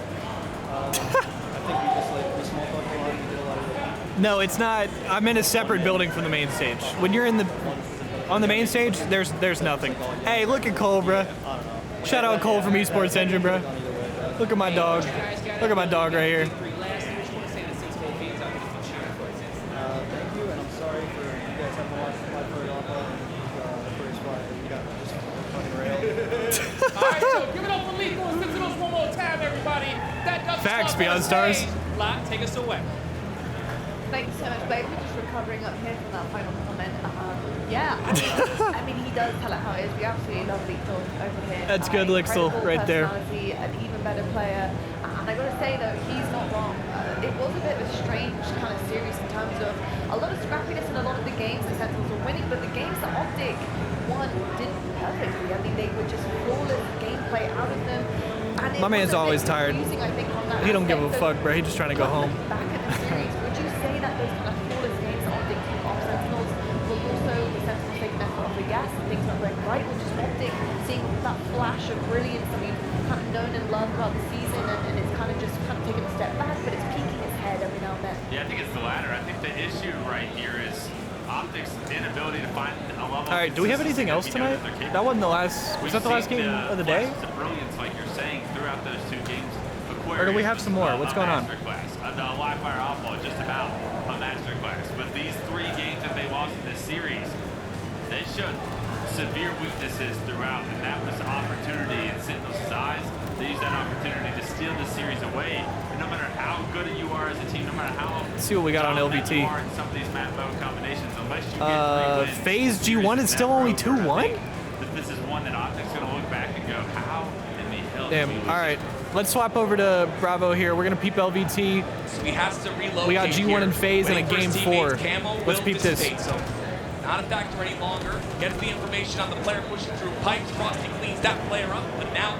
How is Sen doing? Well, they just beat Optic in a game 5. Gets one. So Sen won their pool, bro. Suspector shares the same fate with Snakebite. That's it. But welcome back, Ronan Ace Ghost. doing a great job here. Sorry, I they missed get that. 3 down and force the spawns on A. Hey, sometimes players make things just look pretty. That's exactly what describes Royalty's gameplay. The way that he's just able to have the right place, right grenade, right time, perfect place from him. Huge double kill and forces G1 to basically commit to an all-out push into the tower. Well, Royalty's about to clean up all of these players as he gets the double, just one more until he. Oh, 100% Ronan Ghost. This Sentinels team looks legit. Yeah, this is, you can't say enough about Roll 2. He takes a swim because way too hot is his gameplay right now. 14 and 5. He's on fire. Renegade, a little bit of the same. 10 and 6 to start off this game. You see they're getting completely outplayed at his G1, but it's that heart that they have in them. I feel like they're scraping away. They're trying to just hold on and just it becomes. Oh, and he's gone. I love that from Renegade, right? Because he's doing 2 things at once. He's Oh, and Snakebite cleans up the chasers. Oh my god. To stay alive and keep the spawns for his team. Although he doesn't get any of those kills, his job is well done. I was a little bit scared there for that player below Frosty, but oh, there it is. The camo will go down, but they'll trade a camo for a hill and a double kill out of Renegade as well. So that's a trade I would take. G1 in the hill right away, trying to make presence here. Swish gets 1. He's been on fire this entire series. Starting to slow down just a bit in this game. Does he still have the energy to make this happen? Royalty's pushes in. I love the use of the disruptor pistol. One thing that's one way to do it. The disruptor pistol is a super combine basically means a one-punch kill. So 3 shots to trigger the explosion, and you can get a punch. But this shot by Royal 2, not going to be able to. Bro, he just held W at him right there. Holy shit. Royal 2, unaware of the glass player. One of the most important players in the game at this very moment is the Spectre. And that's why he's playing his life so intelligently here. FaZe, though, continue to get time on the board.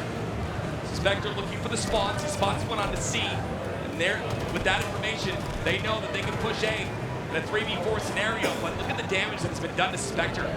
This damage is not going to be good because it's going to be difficult for him to get in, but he does get his shields back and then pushes in. Again, that information allowed them to push in. They take their advantage and they continue on with it. G1 have control of the hill.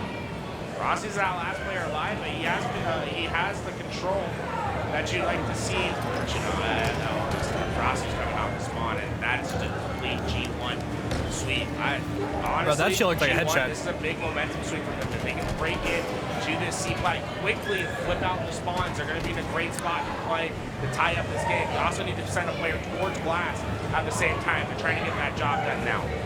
Yeah, they've got 2 players pushing glass, switches down bottom. He's going to be the point of contention here. Look at the attention that he's gaining. He does die there. We talked about this often, right? Deaths are okay sometimes, but not this time as all 4 G1 What the hell did he just say, bro? That allows Renegade to get a camo once again. Shock rifle has a little bit of time left on it. Usually he's eyeing that thing. He's like, I want to get that camo shock rifle combination. But look, he's getting information for his team. It's not necessarily about going in and getting damage down range. He can look at the crosses, give info, and hear the players that are walking behind him. Once he gets an idea of where these guys are, he comes and he executes. I love this play by Renegade. Very good play by him. I was a little nervous he was going to get back. Are they milking for time here? So they've Nope, gone there they out go. of the hill because they're so close to capturing it. Look how They are milking for time. They're wasting as much of the time as possible, and then once the Ooh, I got so scared he was gonna hit that, bro. Great job burning 20, 30 seconds out of the time. Yep, they burned that time, and because of that, only 50 seconds remain for G1 to get 2 caps on the counter. Very difficult to do, but they've already started in a good way, right? They're 25% of the way through their hill number 2. See if they can close it out. They've got full control of A. It looks like Renegade's looking to contest that. That is the point of contention right there. It's going to be that A side. They've got to push through that A side to get G1 off that control. Problem is they have Huss over in that top position. They're sending Frosty to go on his way to get Huss out to allow them to cross, but in the meantime, look They're at gonna cap, bro. They're gonna cap with this shit, everything and they in only his killed way. like 5 seconds. Before that go down for FaZe, a perfect kill. They didn't waste a They second left a lot of time. getting Yeah, that they left a for lot of G1. time on the That's clock so for this last difficult, hill. right? That's perfect Halo being played, and now G1 have to get another one. And Oh, like I shit. said, they've got Oh! and Switch has got shots as he gets a beautiful double. Hang on a second, brother. So it's just making the plays I need to have for his team. Time is running thin, 47 seconds of neutral time. But G1 has They're in it, though. position. They are able to refill this hill quickly, but they are letting players get through the middle of the map. They can't allow Royal 2 to dissect you like that. You can't allow Royal 2 That was a to good S play. absolutely take over Oh my this God, game. he's alive? Are you kidding me? I cannot believe he stayed alive that entire time as well. Plays the corner of that What hill. the So many hell, people son? ignore that corner, the corner that allows you to be out of the hill. Plays that perfectly, gets the kills, gets an assist as well, and now FaZe are on the verge of closing this out. And it's this man on your screen right now. The iciest of the ice. World 2. Huss is going to shut him down. Well, FaZe decided that they were going to play the hill for a while there, and what could have been probably 20 seconds off the clock, they've gotten in the hill instead. G1 got a G1 chance to here, have bro. Extra time to fight around this hill and potentially tie us up. Snakebite is aware of the player behind. He puts 2 shots in, shifts his attention to Suspector, cleans him up, and now he can go for the first target. That's exactly what he does, but Swish doesn't miss. 15 seconds of neutral time. G1, they're running out of space to work with. You have to get into They gotta this get hill here. The C-spawns are under your control. It's just 5 seconds. Where's the desperate push? Renegade stops the timer. I'm not sure why they're jumping into this hill. This almost feels like Batman. Yeah, they're playing with him. They're playing with him right now. This is a disrespect. This is the most Batman I've seen in HCS this challenge here. This is a disrespect on a phase here to make a statement. That's exactly what they're doing. The question is, will it come back to bite them? It's a little scary. It's a bit scary here. They got the kills though. 3 down, make that Damn, 4. bro. And there it is. FaZe win the series 3-1. That is some bad. Yeah, that was fucking something, bro. Something happened in that hour and a half on the stage. That was fucking I something. wouldn't be surprised if G1 is Look gonna at the give them side some stage, choice man. words when they get up to give some shades. That is some disrespect from FaZe. Drama for your mama. We love to see it. Halo needs a bit of drama. I'll be the first one. Let's go. Let's get it. Let's get it going. Let's bring it to the ring next, all right? Let's look. I mean, how much time is this? Like, it's Who'll crazy. be winning? 25, Sentinels just yeah. upset Optic. It's a So lot of Sentinels time. just beat Optic in Game 5 to win their pool. Renegade's the first one to do it too. That's the funny part. He's like, hey guys, let's FaZe just, get this just over beat with G1 and just be really big 3-1. jerks. That's exactly what they do. But other than I was a that, little just normal nervous, full though, play that stuff. it was going to come back to bite him, and what if it did? Those were the 2 big ones. I Well, I don't say know. big I mean, ones. if it did, The it FaZe would G1 hurt one you, wasn't yeah. very big, but we just watched it. That's why. Their lesson, but there it is. But FaZe the wins. Sentinels Optic was They're gonna win probably their the big series one of the versus day. G1, I'm going to say it. Because now that G1 means put up Optic a is going to run massive fight. into a You know, like top I said team multiple times in during round the 2, series, G1, which I they think is showed going to be their heart. Quadrant. And you'd love to see that. It's only full play, and they're not out of it just yet, of course. So We still some got tough bracket matchups play to early. do, but regardless, great plays all around Facebook. But other than that, Now we're getting towards the end of just our kind of day. been par for the course when it comes to pool play. No, I don't know. This Mostly. might have, like, hold back like 2 matches at once. Who knows? You know, we might be here for a little bit. That being said, guys, we got a little bit of break for the first time in what felt like a long time. So let's talk chat for a little bit, huh? Oh, they're going into a break. How did you doing today, chat? Yeah, their set's pretty nice, actually. Look at that. Grab a glass. Oh, that's it. Grab a glass. My voice sounds so different with that mic. In a good way or a bad way? Twitch chat gave us the last few months. All right, let's see. We got anything on main? What the hell going on here? Oh, look, Elamite got on one of them Jazz jerseys. Give it up for the home team. Is Space Station about to play again? All right. I'm gonna let the players. Look at them Jazz jerseys, bro. Look But at Coach, these come on over jerseys, here and brother. talk to me now, okay? Because I know that this They is a are special so event sick, for bro. you. I'm leaving here with one of Ever them. since you've been with the Space Station organization, acquiring these 4 superstars on the stage, it's been one thing on your mind to get a championship here, especially for Salt Lake City. Talk to me about the atmosphere, the environment, the audience in this venue. I mean, it's been absolutely incredible. I mean, I'm here in Salt Lake City. It's an incredible city. The venue is amazing. The atmosphere out here on main stage. It's much more intimate and relaxed feel than maybe what we've seen at some of the other events. And of course, we've got an incredible squad for the absolute best players in the game. We'd be happier to have the best fans, the best merch. We're just happy to be here. Man, we got a strong group here in Salt Lake City, and I gotta say, it's felt like home, and I just got here not too long ago. But that's just a testament to what it is like in Utah. But now, when it comes down to the fans out there, what do you want them to know? Because you guys have been so close to getting that championship. I know these boys have been working. What y'all got planned for this weekend? You know, we can't give away too many secrets, but you know, we put in a lot of time. I'm surprised Blaze in there double hoodied up, bro. It is hot in this venue. Mind and we do whatever it takes to win. All right, I appreciate that, okay?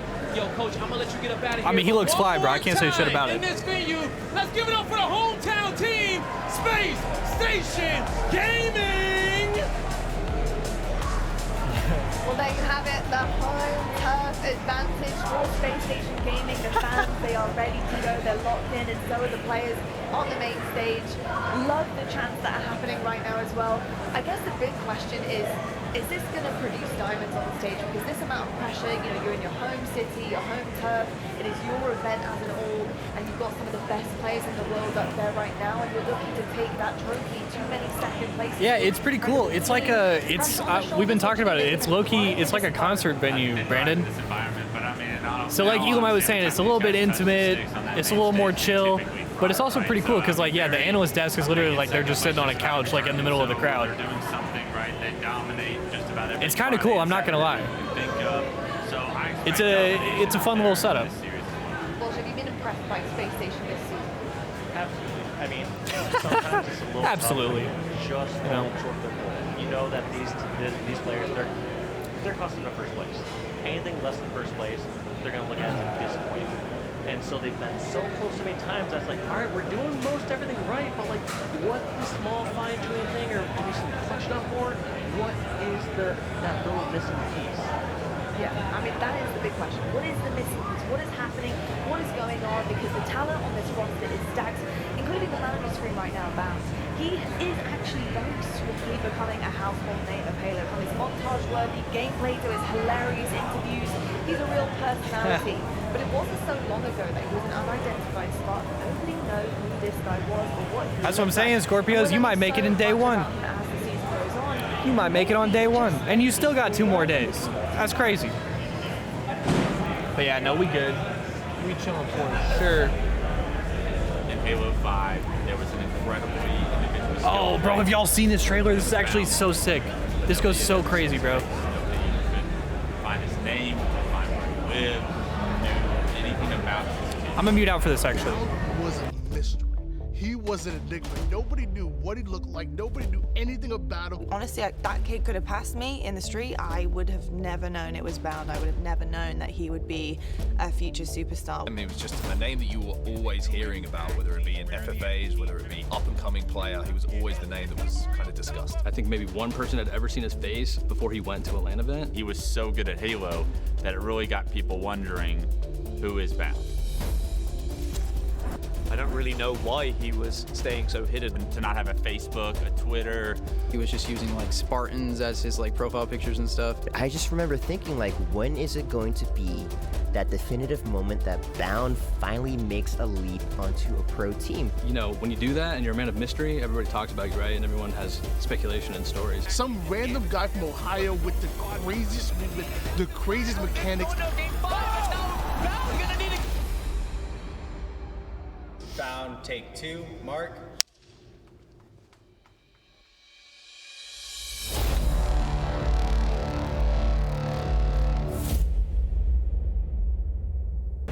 Bro, that goes so crazy for absolutely no reason. Just prime time content. That is coming out tomorrow, approximately 4:30 p.m.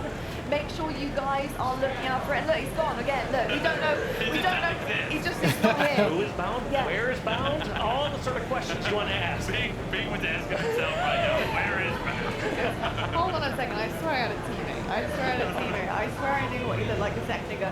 I mean, we just love to see that type of content. I think it's so important to be highlighting the players, learning more about them, because the talent is there on our screens. We see how incredible these guys really are. There he is, just in case you forgot what he looks like. But you know, just so skillful, so impressive by nature, and to learn a little bit more about them and what goes into being a player of this caliber is so important and impressive, because it takes a lot of time, dedication, and a lot of sacrifice to be at this level. Yeah, it's unbelievable, like how every individual That shit comes out tomorrow. has a unique story about how their come up is, whether it's like the grind through high school, trying to convince your parents that this isn't a real deal thing. Like, Oh, he's gonna get his, Brandon. Goes into it, the He's gonna get struggle that his. has to come up there. I know you know nothing about the struggle of coming up, and you just started at the top. Well, let me tell you, like I guarantee, if you ask every single individual player that's at the top right now, there's some unique key piece that you would walk away from and be that's a remarkable thing where you defeated some kind of odds to get here. You were like a superstar in your own right, and there's a story behind it. So I'm stoked to see that entire video of Bound, because in all honesty, I'm still not sure who Bound is other than a really damn good Halo player. He is indeed, as you can see right now, a USMC service record. Bound really good. Does the 2023 does that mean average placement? But honestly, that means absolutely nothing to me. It means nothing to me, to be honest, just because of how consistent he is. I think like literally the difference between a 0.1 stat difference between events is absolutely nothing at this level, because they are consistently placing. All right, y'all. top We've been on level for in this about top 3 hours, and I think I gotta get me a little bathroom break before this next series starts. So I will be right back. Give me 5 minutes or so, and we'll keep vibing here. So I'm gonna let this ride. I'm gonna let y'all listen to this this pregame, and then we'll keep it going when I get back. But all right, be right back, y'all. Yeah, I mean, they have a great pulse on the tournament scene and the players, and they literally had their pick of anybody. If you consider the position that they were in, they were coming in as undisputed the number one team last season. They could pick up pretty much anyone. They said, we want Bound. They saw the potential in this player. Yes, every top player here has incredible shots, but the way that this guy moves is just on a whole nother level. That's what kind of really separates Bound. Everyone talks about like how he's this incredible playmaker, how he's, we talked about that damage difference stat. That's him getting up front, up close and personal, creating opportunities for his teammates to take advantage of. To me, it's the amount of pressure that you feel when you play against Bound, and I unfortunately am against him more times than with him in the playlist. Thank you, Tashi.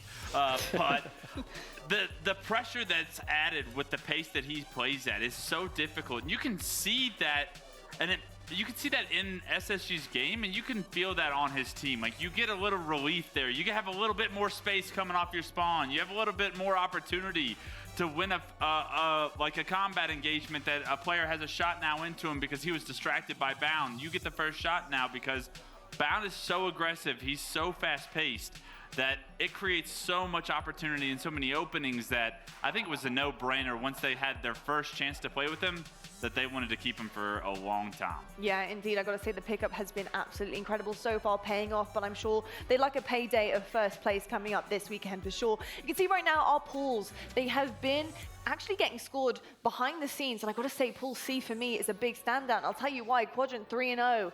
Because it means one thing. In terms of the bracket and the way that things are going to be set up tomorrow, Optic falling short in Pool D to Sentinels means we're going to see another rematch of Quadrant versus Optic Gaming as their first bracket match. That is so much pressure on the shoulders of Optic Gaming, and quite frankly, Quadrant too, because Quadrant, yes, they've proven themselves against Optic time and time again, but if I know anything about Optic Gaming, in terms of the preparation and what they do behind the scenes, they would have watched all of that VOD back from the get-go, from the first time that they faced Quadrant and lost and it didn't work out, they would have been looking at that. So I'm excited about a rematch there for the bracket. Coming back to this game, of course, though, Space Station Gaming versus Native Red. The last one of the night, Space Station, they're looking pretty confident right now. They're primed, ready to go.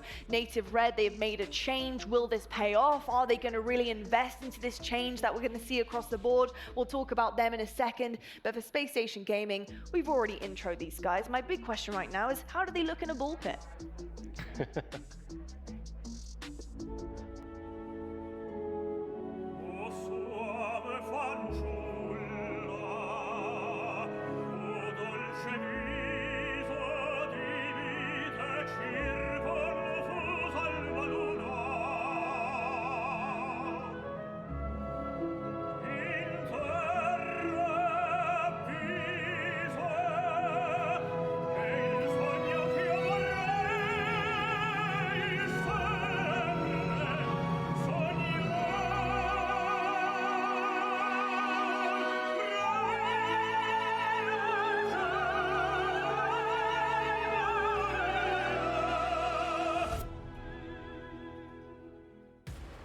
The hype of the home turf aside, the crowd going wild for SSG, this is a very real threat for them. Native Red picking up Suppress, this is a huge change for that team.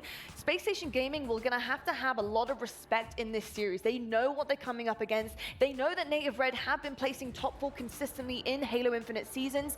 Can they do it again with this new change? Is a honeymoon period on the horizon? How do you think Space Station Gaming are primed, ready to go to face Native Red to get a dub? Yeah, I think they're going to have a lot of respect for Native Red. They know who these guys are, the amount of time that they've been putting in since the Halo 5 days. I think that they're probably pretty good friends outside the scene with how close these guys are and how much all of these guys play online. They have to be playing with each other and against each other in eights and scrims and in the playlist and whatnot. So I think they're primed and ready, absolutely, to understand that, hey, we cannot take these guys lightly. We can be upset. We are not going to let that happen in our home turf. Yeah, I think that is exactly how they need to kind of take into consideration when it comes to this series. They know that Suppress is going to be looking really good right now. He's wanting to prove a point to all of the teams that he's been on in the past, and coming on to Native Red, hopefully finding a home here. So Space Station Gaming know that. They know that potentially a honeymoon phase is on the horizon for this team, and to shut them down pretty early on. On the other side of things, for Native Red, having that big pickup with Suppress, this is going to be absolutely massive for them. I think that you know, when I look at this team, having to let Druck go, we kind of talked about things in the homework here, Clutch, you know, like, it's like the ex that you just can't get out of your mind. They need to let that relationship go. They need to let it slide. It's been too long now. You've tried different players out. You have to commit Native Red. Give another chance to another player. Give that opportunity to Suppressed. Yeah, and it's corny, but what you mean by that, Wad, is that like for so many events, it feels like they've been kind of dragging along the idea of. All right, y'all, we're back. What's bragging? Hoping that Druck can make it to the next event. Hoping that we're gonna make this work out. What did I miss? Druck has been with them for so long, right? They were the longest standing team that was together in the HCS, and for them to finally let go. And So this is all because I just got back from a 3-day vacation at Ocean Beach, Maryland, and still I make it day one. Hey, there you go, bro. Hey, normally whenever I get the chance to stream at these events, man, I try to go for as long as I can, bro. I think that this is the best of both worlds. And they're able to I'm definitely one of, if not the smallest grassroots creators in terms of like my audience. And I don't get a whole lot of these kind of opportunities.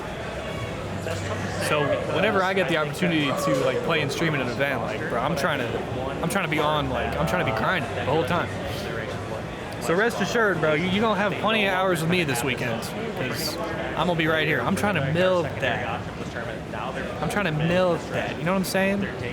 Brandon knows what I'm saying. Break into the strategies, talk about something, not gonna say, hey, we're gonna do this for this tournament. Also, bro, is the audio good for y'all? This seems mad quiet. Am I faded? Don't answer that. Well, I'll tell you what, a statement would be taking down the home team right now. We're going to head on over to our cast and put Gaskin and Shozy on the mics to close out the night. Hey, last game of the night. Let's get it.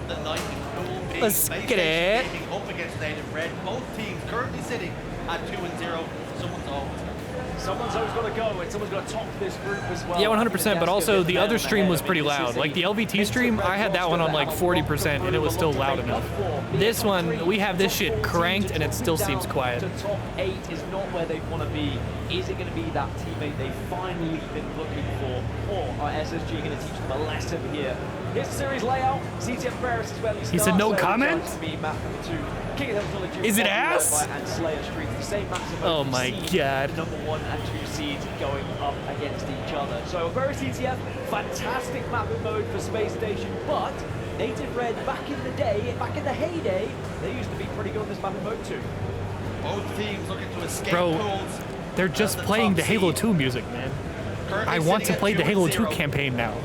Native Red, life after Druck has been shaky. It's been a rocky Life road. after Druck, top bruh. 4s, top 8s. That's the name of a There's a lot of rom-com. work to do here. And It's because of the Space music. Station I Gaming know, still but chasing that all-elusive chip under the new fuck, banner. man, I feel bad. And we're gonna find out, come what may, at the end of this series. And you feel like it has to start in this series for Space Station. If they're Son going of to a be a team bitch. that is going to be winning championships, they've got to make sure they get through pools undefeated. Got MCC? I don't know if we have MCC on these PCs. I have it at home, of course, but I don't know if we have it on these PCs. When there's been a team change, it's got that honeymoon period. There's always that possibility. I know, that's what I'm saying, Bracket. I know what they're doing, bro. They ain't slick. Be a team that turns up on the day and beats you in ball play. Space Station not. They ain't slick, bro. In second place. Also, bro, we all got, you've probably seen these, but like we all got our badges. They give us like little temporary tattoos, like stamps. And it's making me want to get a hand tat, bro. Again, they ain't slick. They know what they're doing. He done pretty well when he was subbing, and they felt like he was obliged to stay on the spot until something bad happened, until it didn't. All right, that's good, Brad Cat. As long as y'all can hear me all right, then that's what really matters. When SSG won at home, someone like I say, both 2-0 on the pools, unbeaten CTF. Neck tats? Are we going neck tats next, bro? Is that my next evolution? Yes, you can see why their average captaincy just 1. Slightly different. The side of Native Red, they've been able to That'll take me from like a level 4 to a level 5 white guy. It's going to be far more fun for them. That does mean they went further in a series than Space Station did. Of course, I think one of the big things for me is going to I think you can pull it off, bro. No bullshit. Like, so here's the thing, man. often been stellar. Historically, My parents would kill me if I ever got a neck tat. Getting into the base and getting it on the move. So the thing is like I bet I could come up with one that looks pretty nice. And I bet I could pull it off. And again, I do appreciate it. Get that flag captured. So I'm interested to see who's going to be doing that. But as long as my mother is alive on this earth, I don't know if that shit's gonna fly. That gets in the face of the enemy team and get that. That being said, I absolutely want a hand Now tad. do Natives Reds, tactics change, alter, twist. And now yeah, with a new pickup. I need some more shit on my arm as well. We need to start filling up some of this empty space. Shields up, weapons hot, we're underway. Let's SSG go, Native baby. Red, the top the pool. It's such a important Yeah, why are you always wearing turtlenecks, bro? Really assert some domination. Make sure you get that little bit of back control. Audio's a Really little get a feel for this scuffed. game We're in the hearing early stages. somebody The else's rest of the way audio trying to from a get different in POV. behind enemy lines, by the way, but this is what Eco does. It's Just all watch good. the bottom middle and make sure no one's able to move through. Now, just a couple of shots down.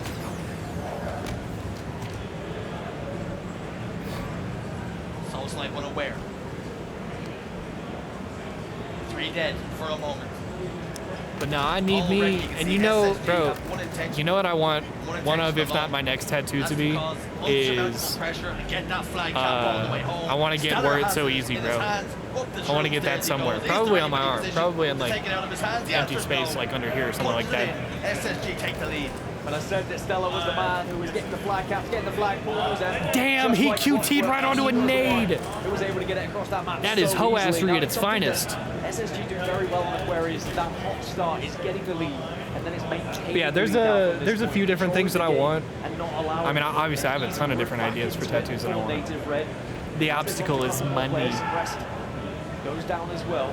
Space Station looking to try and group up here. But I think where it's so easy is one of the next couple I'm gonna get for sure. Who picks up 2 kills. Somehow, Which will be my second Halo tattoo. Tonic top of Shroom stairs along with Manny backing away, putting it in reverse. This could very easily get out of hand. Are we competing at Fort Worth or not? Bro, Dom, if you're going, I'm dead ass down. Careful here. Native Red just can't get going in the moment. Space Station constantly having them on spawn until it comes up. But like, again, he's going to be instantly drilled. At that point, it would probably be me, you, and Justin. They probably just have to give up and let And we just have to find a fourth. But bro, Dom, I'm going to the event. So if you go, I'm down to fucking play. And just like that, and yeah, we've got 3 because I'm making Justin go. They are rolling and they are looking so comfortable here on Aquarius. We just got to get a 4th. At the moment. Killing spree, picking up kills easily as you like. Players down to no shields. To remember a dead conference. Lock it in, 6 kills. Hey, that's still pretty hard though. I like that, Brandon. Suppressed over towards top car. Will he finally get shut down? He's going to reach out over towards Shroom. No, Dom, I'm way down for that. Yeah, someone with some gunny, bro. Penguin chases someone with some gunny and half a brain. Will get the kill, and they finally shut him down.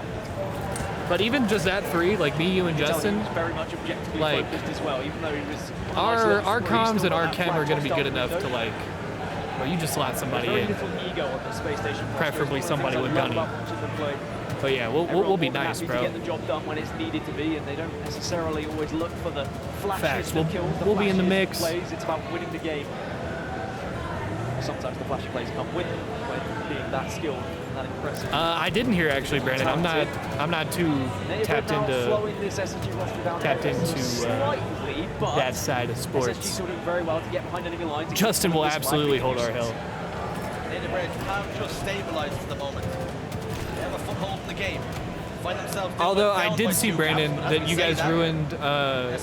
You guys literally ruined Shohei Ohtani's night last night. Keeps doing the kills and stuff. 12 kills. Suppressed is all alone. Oh, Justin, good, you're here. Who's our 4th for Fort Worth? Lock this flag in. He's throwing it out front base. Stellar continues to Bro, up any kills in the Brandon, you guys literally made Shohei Ohtani cry. That was unbelievable. Fine, I'll come back and help if I must do. Surely not. I tell you, it was almost like Thanos. Fine, I'll do it all myself. No, we've already discussed this, Justin. We need somebody with gunny. Suppress could be the latest victim. The heat wave fries the shield, but not enough to get the job done. All forward, yeah, and he only had 1 career home run to his name or something, Brandon. It was more of a defensive play, just trying to stop SSG from capturing, but now they need to turn it into an offensive That ass play. unbelievable, bro. Just gobble up And we've got Suppress. SSG jumping out to a 2-0 lead pretty quick here. Nice little double kill out of Eco. Stellar is 15-4, just pissing on the lobby. Suppress made a very interesting play, pushing down on the P side instead of trying to get a flag grab. Yeah, Dom, if you got somebody, I'm down to. That was the call that was played. That's what his teammates I'm down. asked for, but nonetheless, no I mean, Justin and I will play with pretty much anybody as long as they're vibey. You know what I'm saying? Any sort of upset because it seems to be Just pick somebody you think would especially with Stella, you think would be cool. Kind of marauding around, picking up kills. Oh, I know Justin's in, bro. The damage that's already been done by the rest of the team. It's what I suggested would happen on Aquarius. Even if you hadn't hit us up, Dom, we were probably finna play it didn't really us two. happen. Stella didn't have that same kind of freedom. Bittersweet were able to shut Stella down because they were matching where he was moving. Whereas Bitter Red aren't necessarily spotting Stella out when he is creeping through the little cracks here in Aquarius. And he is certainly making it count when he does get behind enemy lines. 18 and 6. Good side thrust. Locks one in to help the thrust back in the melee and almost gets 2. Suppressed though, answers back. All 4 dead now for SSG.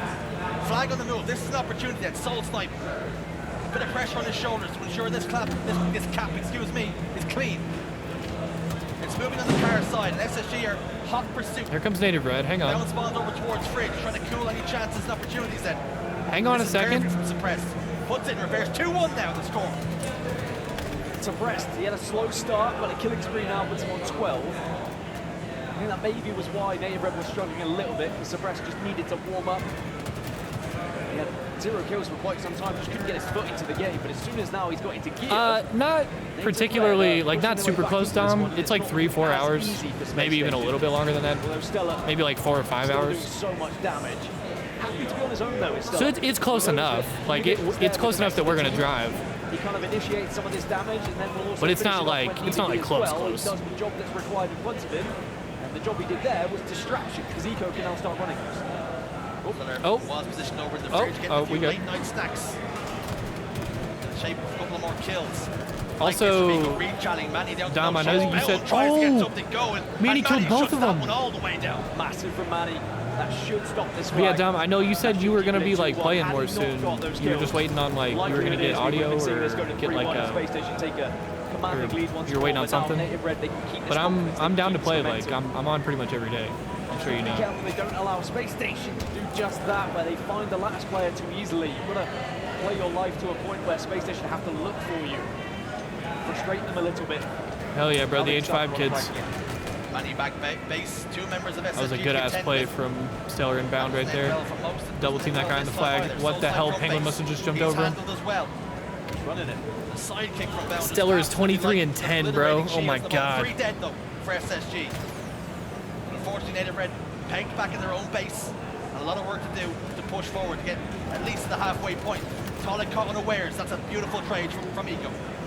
The slays are going well for Space Station, but when the flag's out front like that, if 2 of you dive on it, you're just going to be so vulnerable. 2 grenades as Manny works alongside Soul Snipe to make sure they take down a member of SSG, and now they'll continue to push. 3 dead. Native Red are making a game of this. It was looking like it might be very one-sided, all 4 dead temporarily. Yeah, they've definitely been missing Druk. But this is going to be a good chance for the flag cap. All the shit he's had to deal with, man. Down on car side.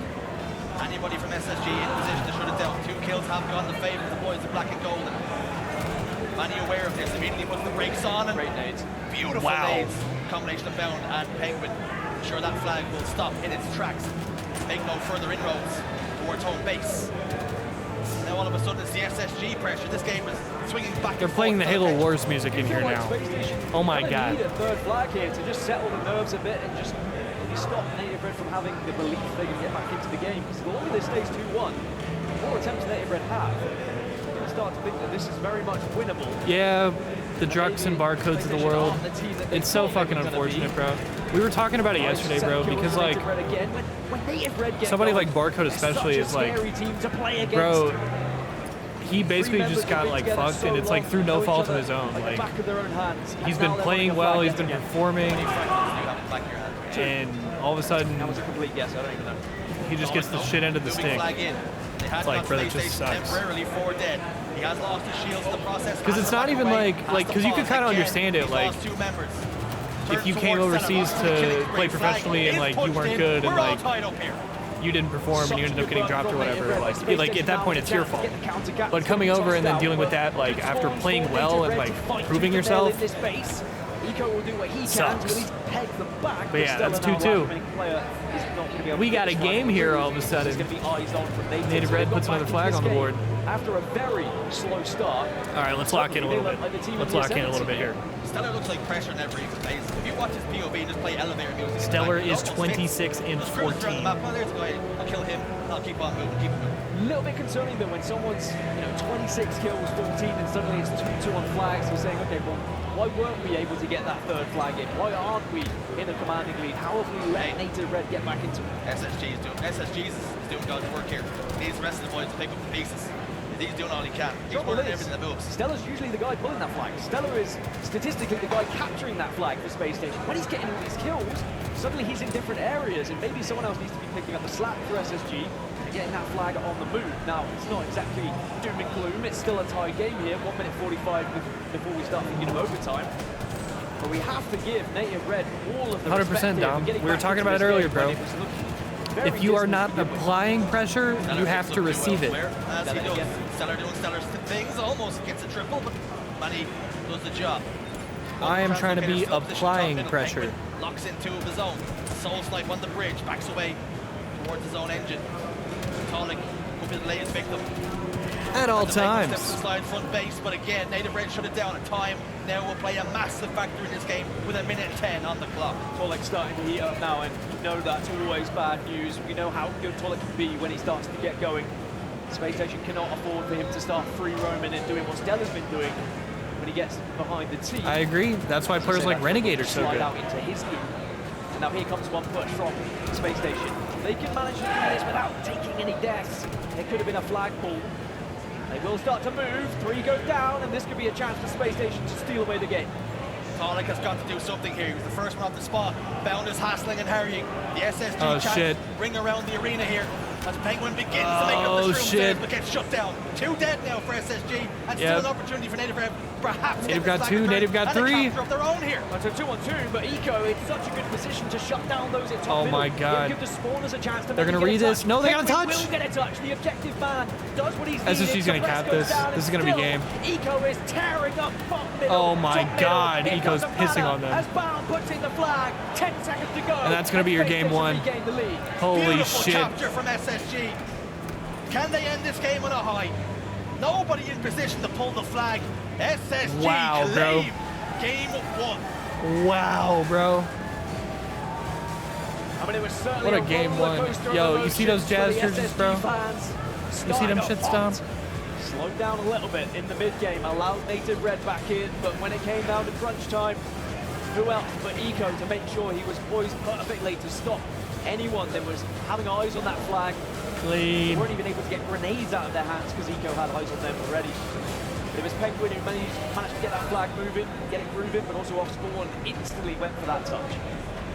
You have to think to yourself, if Native Red didn't have that dismal start when they got down by 2 captures, could that game have been very different? So 50 seconds left, so we can watch back just what happened. Flag starts to move, 3 are dead. Now Tolic is in an area where you think he should be able to get eyes on Penguin, but Bound very quickly wants to stop that, takes down Tolic. I thought this was going to be game, but somehow... Hey, no problem, Wang Doodle. We'll be seeing you, bro. I'm thinking, all right, okay, they're back into this, our Native Red, but it was Eco. Never see you again. If he had not been in this spot at top middle, Suppressed and Soul Snipe would have just Hey, what up, Kika? How we doing, bro? this side of the map, and they would have been able to stop this flag. No, I haven't seen those, Brandon. I wish. Big from Penguin to be able to get that touch. I wish. Have to commend Eco for his presence top middle there. And Native Red made it so difficult. They fought tooth and nail, and they almost got the return. Like you say, Eco was... Bro, chat, I don't know if y'all just clocked that. This man just walked up right behind me and just stared daggers at me and then walked away. Did not say shit. And it means that Space Station have a 1-0 lead. Up next, Moving swiftly forward. Slayer recharge. The swing game possibly here for Native Red. Kept that one so close. Yeah, I'm just fucking with you, Wang Doodle. As SSG Thanks for the drop, streamer. I'm gone. They get the job done. They do what needs to be done. Yeah, maybe we got him in matchmaking or something, bro. Maybe we ran his pockets in matchmaking or some shit. So maybe that is going to be something that Native Red can take away from this. And if we think about Native Red at their very core, what they were... He's just gonna absolutely eat my ass off stream. It was coming from Halo Or he's gonna chow me on side station, I don't know. Oh my god. Full suppress is a 1.6 in game 2. That's unbelievable. In game 2's, excuse me. Already, he's been impressive in Slayers, more impressive than Bound has, for example. Thank you, bruh. Wang Doodle's got the CCTV footage. Vinci no words. Jumping straight into game 2. Soul Snipe and Bound already in an engagement. 2 kills go in favor of SSG. Without reply, Soul Snipe in a lot of trouble here. Can't get the kill. 3-1 now. Oh my god, Eco just naded him. Eco just killed himself. A little bit of a sticky situation though, because he's being called out. Eco just killed himself. He just banked a frag off the wall. Several different angles that were being taken to shut him down. Yeah, he's the one playing music. He just walks over. He's like, "You talking shit, bro?" Bound always making sure he picks up that side kick. By the way, just loves a little bit of Halo 5 nostalgia. I feel. Love a little bit of Halo 5 nostalgia. Suppressed as well. Oh my god, and he doesn't trade. What a tragedy. Somebody is screaming in the other room. I don't know if you guys can hear it. Wasn't invited though. He's RSVPing anyway. Looking to gate crash this party. Shock rifle not required. Gets the 2-hit beatdown. And nobody on hand. 3 dead for SSG. Eco, last man standing over towards gold pipes, and that's where SSG will spawn. Comes on point for Native Red as well. Suppressed had done that initial damage onto Penguin, but he got the assist from Tolik. Still will take another fight here at top elevator, but Penguin finally comes back for a little bit of revenge and gets the shock rifle as a reward. Now there's 2-kill lead. Can they build from it? Camel's going to be up in 30. So Penguin's in at least a position to stop Native Red from grabbing it, but who from SSG is going to take that responsibility now that Penguin is not going to be the guy to grab it? Damn! Penguin fries one to the core. All he's out. ammunition. But camouflage about the pop. Camel's Let's coming have a up. Native Red listen and see if they can claim it. What's up, Tommy? What's up, Tommy? Yeah, 2 seconds. What do we block? Talk to each other here. I'm smart. Bottom main, top main. No, bottom top. Watch out, guys. I got batteries. There's no Tommy's gonna kill me. I got batteries. What's up, me? What's up, me? Okay, there's 20 spot. 20 spot. Bottom main. Yeah, bottom mid got me. Bottom mid, bang. What's up, me?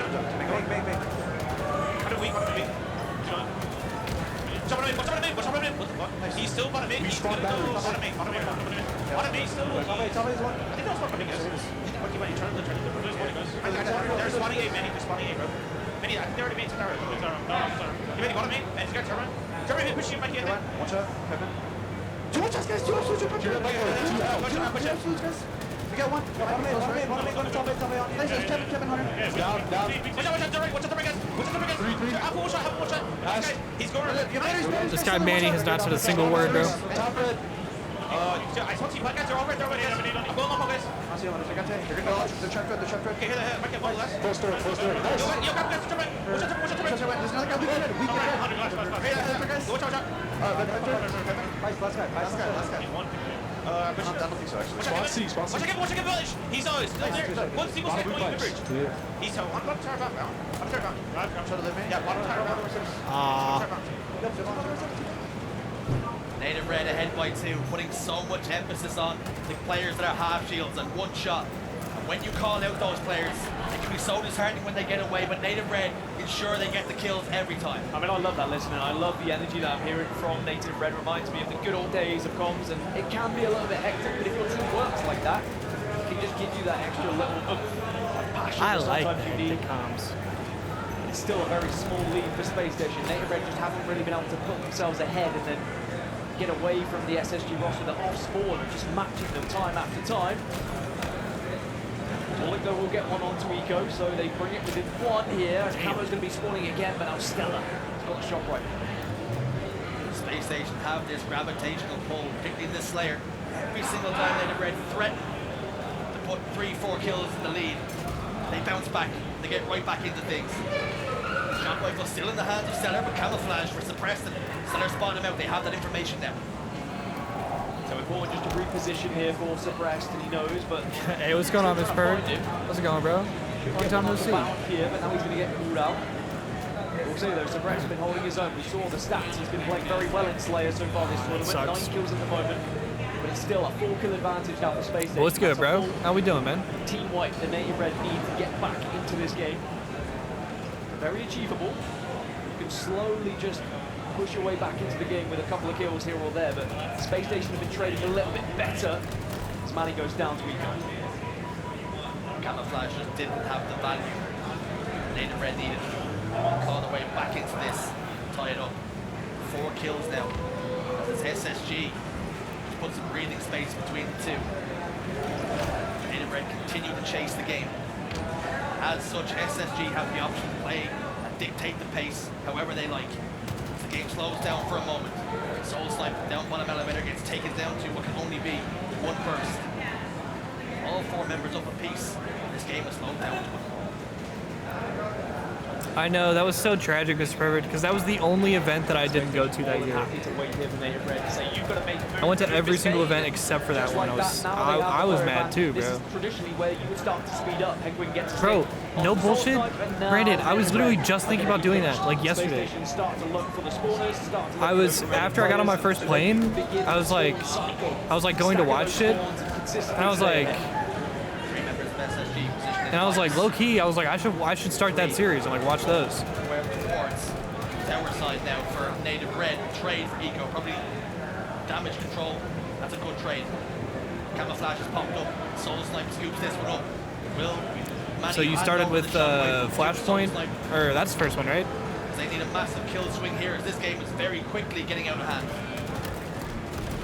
Oh, good repulse. Camo spotted out. But Soul Snipe's done his job. He's managed to get a double. Nice. 3 are dead for Space Station. Penguin, the last remaining player. At least he was able to get. That's a good repulse by Manny. And still, Space Station hold a very impressive lead of 6. Now, if Native can just get that one set of kills, manage to get all 4 dead from Space Station, maybe stagger the spawns themselves, this game is still winnable. This guy Dom's getting into it, bro. Stella's behind, and Stella's doing damage like this. That's a good ass flank by Stellar. Doesn't need to peek right now, though. Somebody, anybody stop Stellar here. What a performance in this series he has had. Another trade goes his Stellar way. has been Jesus 4 these past kills couple events, I swear. Space Station will go 2 to the good. Yeah, Mr. Perfect, this is day 1. We still have Saturday and Sunday to go. Possibility just yet. There's still a chance. There's still some hope. Yeah, look at this full push, full old school Native Red style of all flying around together. Yo, low-key, it's only a 3-kill game. Yo, low-key, it's only a 2-kill game. Low-key, it's only a 1-kill game. Suddenly, just like that. Hold on a second. 47. Hang on, bruh. Just 1 kill in it now. Make it 2 as Space Station put a very important kill on the board. Native Red just looking to bully their way home. SSG chance starting again towards the late game. Trying to will their team 49-47. over the finish line. 1 more kill then. Soul Snipe on half wall, down to half shields. Stellar puts down even more damage, but the kill won't come just yet. Native Red just trying to avoid any sort of damage at the moment. One last final push, maybe. A thought towards which way they go. They have to stick together. Camo's going to come up. SSG could use it as bait here, but actually, no, they can grab it. Camo scooped up by big Stellar, for game in SSG, his bro. hands. Clambers up top mid-bridge. Talik trying to move towards bottom tower. And who else to get the final kill but Stellar? Damn. It is criminal that Bro, they almost came back. Stellar or anyone on this SSG roster lift the trophy in Halo Infinite. With how well Might miss most of Sunday, going to Seattle for a concert. Oh, hell yeah, Brandon. It's 2-0 in the series. It was a hey, well, I hope that's a good time, bro. Got back into things, but SSG just managed to clutch up and play it perfectly in the end. With a camo grab, I think it was always going to go in favor of SSG there. But Stellar has been unbelievable so far in this series, this tournament, last tournament as well. And maybe this just could be SSG's tournament. I know it's very early days, but you feel like it's been coming, it's been building. They've been playing so well, tournament after tournament, just can't quite get over that final hurdle, which is quite often in the likes of FaZe. FaZe continue to be the thorn in the sides of Space Station Gaming, but is this tournament the time where their fortunes change? Can they finally claim that ever-elusive chip? So close, yet so far, time and time again. The way they're playing here, who can really feel they'll be at least a contender for that grand final? And Stellar goes 17-11, bro. Space Station, Stellar is playing out of his mind, bro. On Championship Sunday, unless there's a massive blunder. I am excited to see now Space Station play on King of the Hill Solitude, because we talk about, you know, we had Quadrant at the start of the day saying they were born and bred in Halo 5. You can say the same for a lot of these SSG boys. They know their way around Plaza. Yeah, that game too is big if you're native. Back in the day. I mean, we even heard in the content. You are going to be hard pressed to come back against Space Station in 2 long ass objective modes, bro. Halos, but Plaza is 100% Wang Doodle. For sure. He's been like otherworldly the past couple events. players already on this roster. Hey, what's up? Oh, hell yeah, good looks. They know exactly Oh, where the sick. spawns are. They know Appreciate you, bro. exactly where to stand and position themselves when things like power Hey, bro. power weapons Shout are out popping Cole up. from Esports Engine, bro. And again, you can This say the man same came thing through with the to cookies. the guys on Native Red. They are no stranger to Halo 5. In fact, I've seen them playing, continuing to play 8. Man just came through with the After cookies. Halo launched, they continue to go back to Halo 5 for a little while. That's how good they are. Just to live it, breathe it, get that pistol in the hands. Oh, once pistols more, are but fire. It's a very different map when you've got the BR to start with. A lot more long-range fights, a lot more angles that can just be plucked from a distance. And I think you mentioned it earlier on today. Those top gold positions, the S4 position, are even more powerful than they once were. Do we see a fight back from Native Red in this series, or are we going to see Hey, SSG hell yeah, Scorpios. go out with a bang here On the in first day. one in Salt Lake City Let's to make go. sure they progress first in their Let's group, go. put themselves, of course, as second seed going into the rest of this tournament. Space Station have by no means dominated this series, but one thing you can say is it's been professional. Anytime Native Red have put themselves in a position to make it a difficult task, they've had the answers. Space Station don't All right, game 3, here we their go. way through games. It's very analytical. Let's see if and Native they got a like little to bit of assess ice right their here. opponents and they can change their playstyle accordingly. A lot of that down to Eco and his brain. I think that a lot of his competitors and his teammates will always give him credit for that and how he reads the game, how he sees it. And they've been able to just outsmart Native Red at times and notice the patterns that have been developing. We'll see whether it's the same here in map number 3. We've got Solitude on our screens yet again. It's King of the Bro, Hill. shout out to Cole for the Rocking cookies. and rolling. That shit's banging. On board with Stellar. To trade a piece. 1 for 1. Hey, hell yeah, With Eco Scorpios. in the cafe. We're glad to have you here. Not putting down any Oh! orders, but I tell you something. Plasma grenade gets dished out and it was hot out of the oven. Holy shit, son. Sniper doesn't connect. Now, Sniper's going to make a big impact in this game. I'm not surprised it's fought so heavily for off spawn. And it's Stella, who's had a flawless series so far, who gets to have it in his hands. Knows there was players down at loop and needs just a little bit of help, I think. Just tagging everyone up at the moment. Quantum's up. Oh my god. And no one's going to prioritize it as much as you would a camouflage, but when you do get it in your hands, it can definitely. Bro, that's make how you know difference. this guy's a All four 99 definitely overall. to He's just red. fucking feeling And a himself. really big He's chance soaring. now for SSG to put some real time on hill number 1. Stella just put it down. Trying to hit jump snipes and shit, bro. On the map. He goes from S4, S3, then into Hotel in blue. Penguin trying desperately to stay alive. Those grenades will finally connect and find a home and clear him out. Manny in a 1v1 with Stellar. Not enough damage done on the Stellar. He got them Make that wings. An easier task. Soul Snipe That boy in the flying. elevator. Stood for a moment, perhaps. He managed to get himself out of there. Remains down S1. Stellar knows and locks him into the crosshairs. It's an awkward fight. It was an ugly fight. But Soul Snipe will eventually go down. It's such a horrible lift to get stuck in as well if you do manage to get yourself caught in I will there. say, bro, Very worst part vulnerable, about this map, really 1,000,000%. blocked out. Now it's Native Red's chance to get a little The bit lift in more this time. remake is He's dog savage. shit, dude. And he has to back off. He's still alive for now, but Grenades still tagging him up. Can't catch a break. Ooh. Somehow stays alive. Bound was focused on another player. Will eventually go down. But bro, the lift is so bad. This top middle hill is brutal at the start of the game. There's another Quantum will be spawning now. And another chance for someone to try and break some ankles. An absolute bloodbath on top middle of this hill. Neither team willing to give it up. Space Station Gaming have the most progress right now. Let's have a listen in and see if they can claim it. I'll get there. Yo, Glass, one guy Glass. Give me your life. One shot Glass. Absolute trim. Last guy yard. Stop going on it. He's a driveway. He's going driveway. He jumps. We went up to you, man. Which driveway to repulse? We need 10 seconds. Good comms right there. Watch your flowers. One shot posters. One shot posters. All the way out posters. One shot. Still there. Still there. Ooh, good thrust. What the shit? Did he just get naded? I'm in weak, suppressed. I'm in weak and a guy LR. I'm in 2-shot. Bottom mid, you break, I think. And LR. Driveway, yeah. LR 1 shot. It's for another week. Robbed. No, LR's on a one shot. Hold on.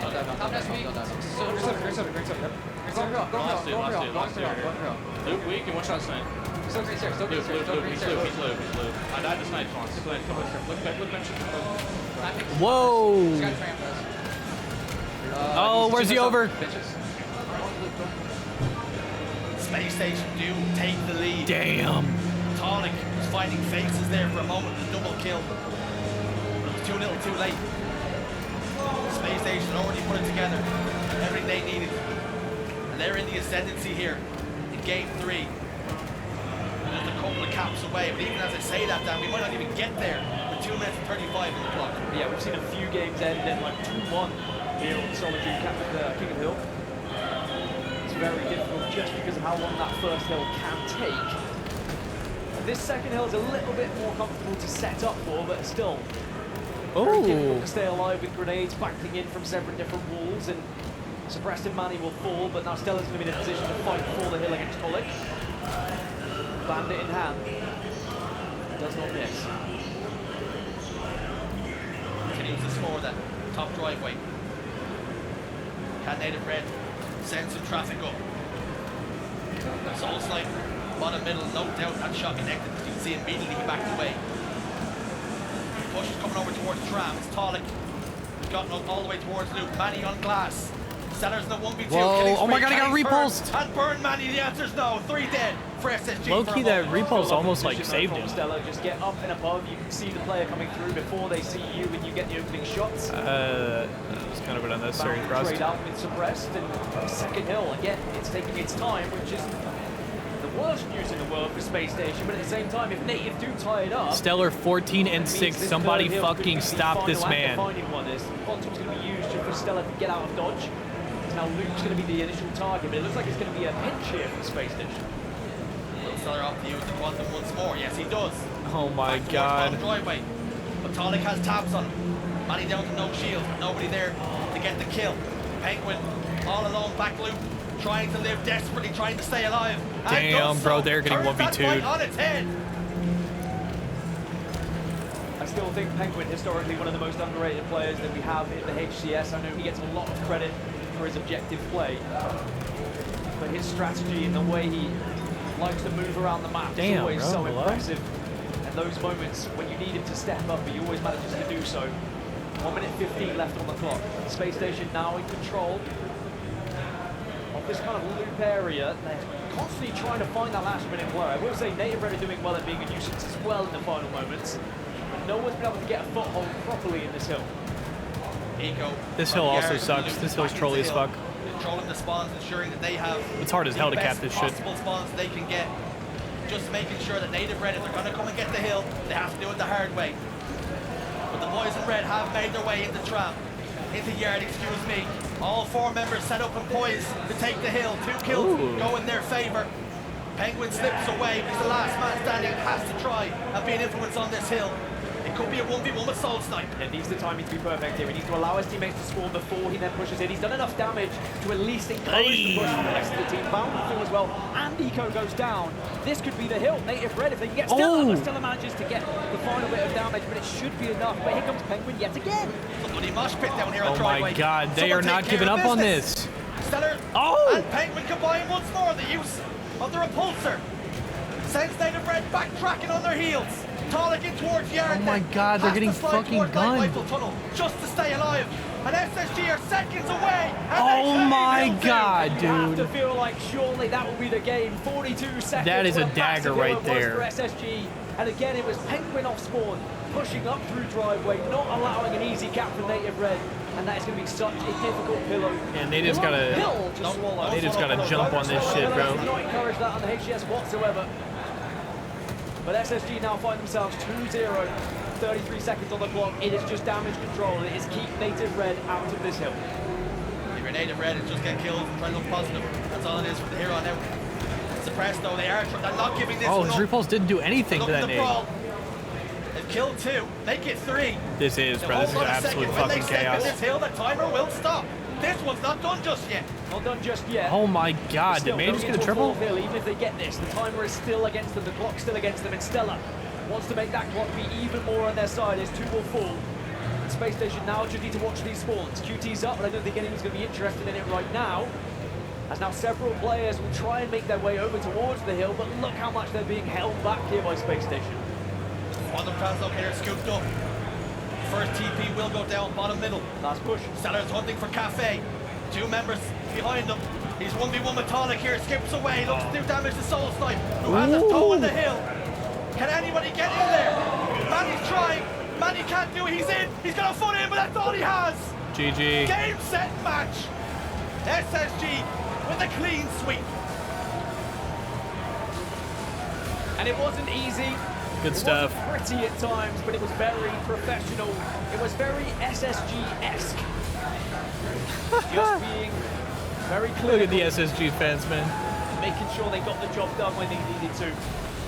Native Red certainly pushed them to the brink, and even though it will read a 3-0, I think we're starting to see that Native Red can still be a real threat in this tournament. They certainly showed signs of being a real nuisance to this. Great showing out of SSG right there, bro. Stellar is fucking, bro. Stellar looks like him right now. And they will go into the tournament now, bracket play, as second seed. Stellar is fucking on another level right now. Pretty. It's a matter of fact that in the word that springs to mind is methodical. That's what they were. Des spoke about it. Wes said that Eco's not flashy, but he's effective.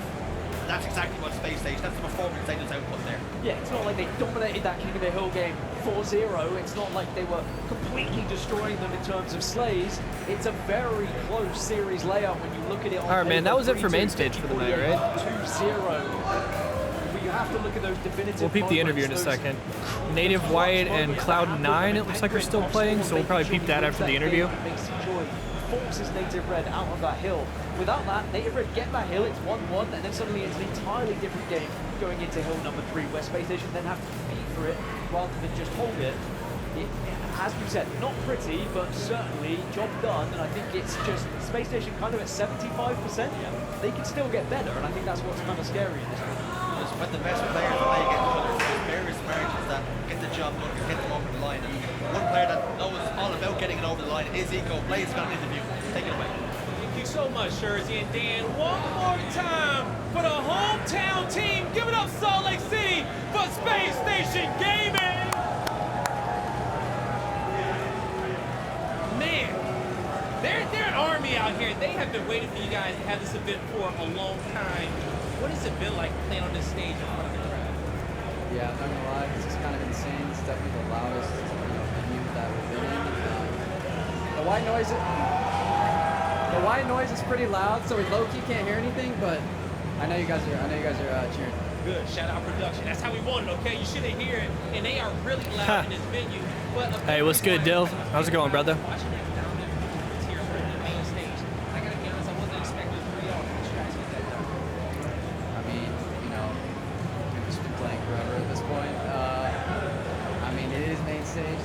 This is where we try and shine. So I mean, yeah, just my teammates. We're just day in and day out, just working hard. There you go. Big chillin', hell yeah, I'd love to hear it, right bro. on the main stage, and you've been in the game for a very long time. Yet another event with the squad. How are we liking the event so far? At home in front of a crowd like this, because you've done a lot in your career, but I don't know if you've ever won one at home before. Yeah, winning here would be insane. I mean, that would be insane. I don't know what that looks like from the crowd perspective, but it would be crazy. For You sure. guys gonna help them win this weekend?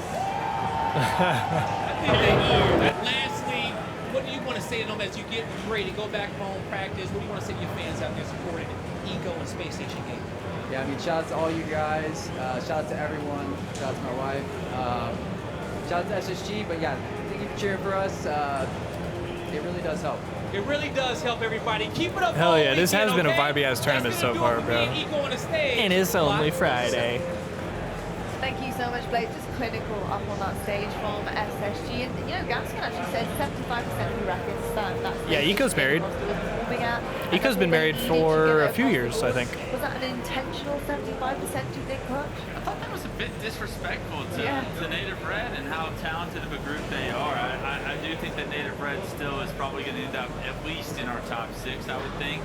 And for SSG to get done with a 3-0, I mean, they were by minor margins, right? And I think that that's something for Native Red to go back and clean up. But SSG, you got the job done, and that's all you can really ask. Eco's married. Their eyes are set on that grand finals that they've been in just about every single time as a team in Halo Infinite's history.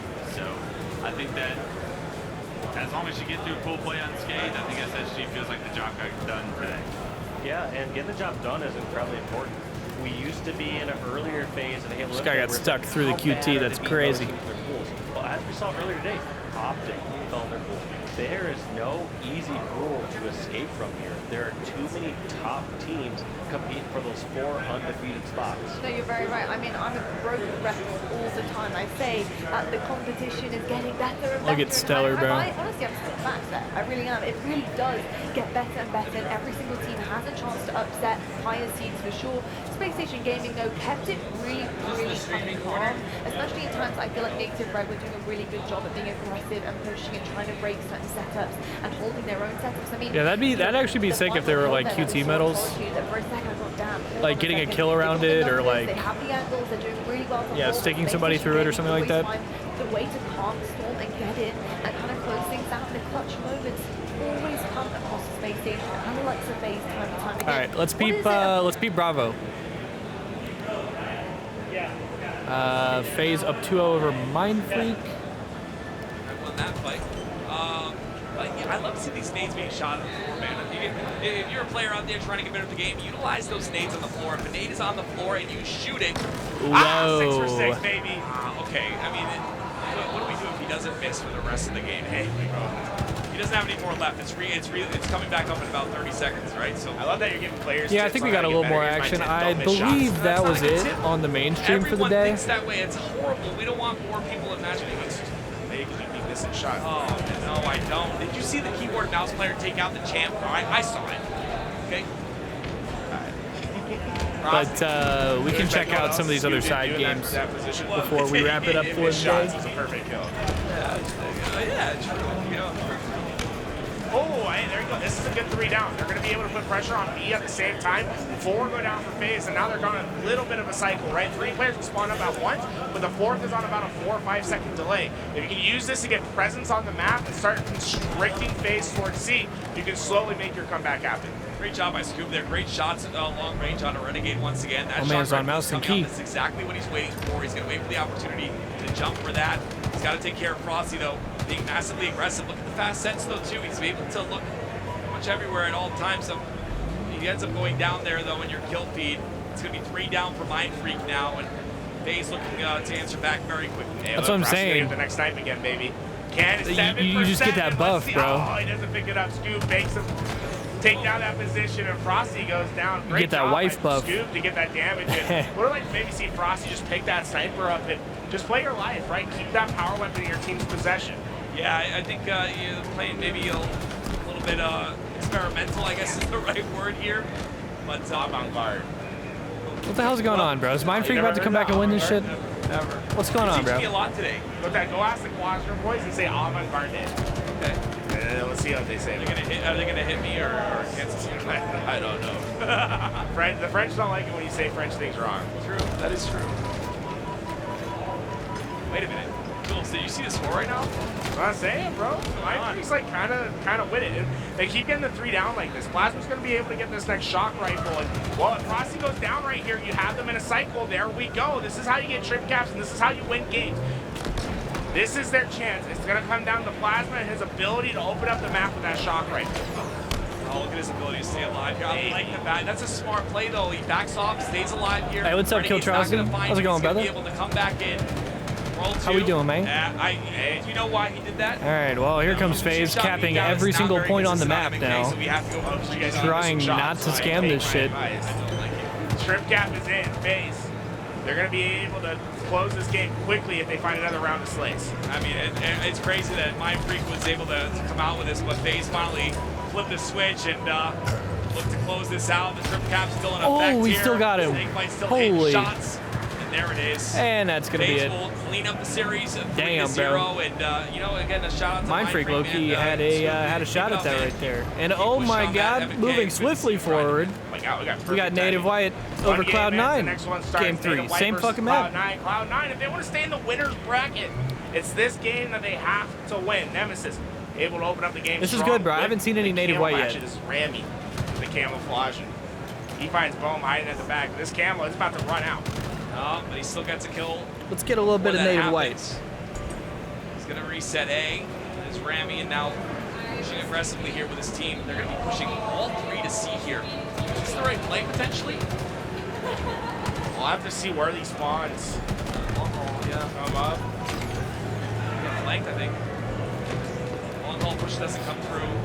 C is not going to be capped. It's going to be reset by Bohm. Good reset by Bohm there. Collect has the shock rifle as well. Oh no! Oh, this is not good. Yeah. Don't explode! Oh my God! How did that not kill him, brother? I don't even know. That was such a tiny miss right there. But it might. That miss has huge ramifications, by the way. If Collect hits that shot, this trip cap doesn't end for another 60 seconds. Yeah, it's unfortunate. It looked like he hit the shot. Okay, the 3 players are pushing through the long haul. Yep. This is a great opportunity for Collect. He has a perfect play. Shit. There's one, the killing spree. Nemesis has to go down low, and now you can play for a trick cap attack. Tapping buttons heads back towards A. Collect can play the middle lane, but no, the missed shock rifle shots are not in Collect right now. Yeah, those are big ones too. Like you said, you know, a lot of ramifications come through because of those misses, and you know, unfortunately, that means the Cloud9 are going to put some points there. Damn, nice shots. On the scorecard. Campbell's coming up in 5 seconds. Bohm is set up for it. There is a player on top gold that he's got to be careful of, and especially the player on top mauler. Black just walks by, unfortunately, so that's not going to be good. Bohm's not going to get the assistance that he thought he would. Yeah, they go 3 down. Bohm tries to overslay instead of just popping that camouflage and getting that burn off. It's going to lead Septify to being able to get it, but Mick with immediate answer. That's what you need from Native White. You can't let power-ups go unchecked. You have to prioritize those targets, and Native White's done a fantastic job of that yet. Not right now. Double cap here now. Yeah, maybe Rami not. gets the trade. That's about all he's going to get in that situation, so that's definitely not bad. Collect the last player alive. He's going to be on your screen here trying to do everything and just a little too much. Shout out to Matty Rose, bro. That guy's a fucking moron.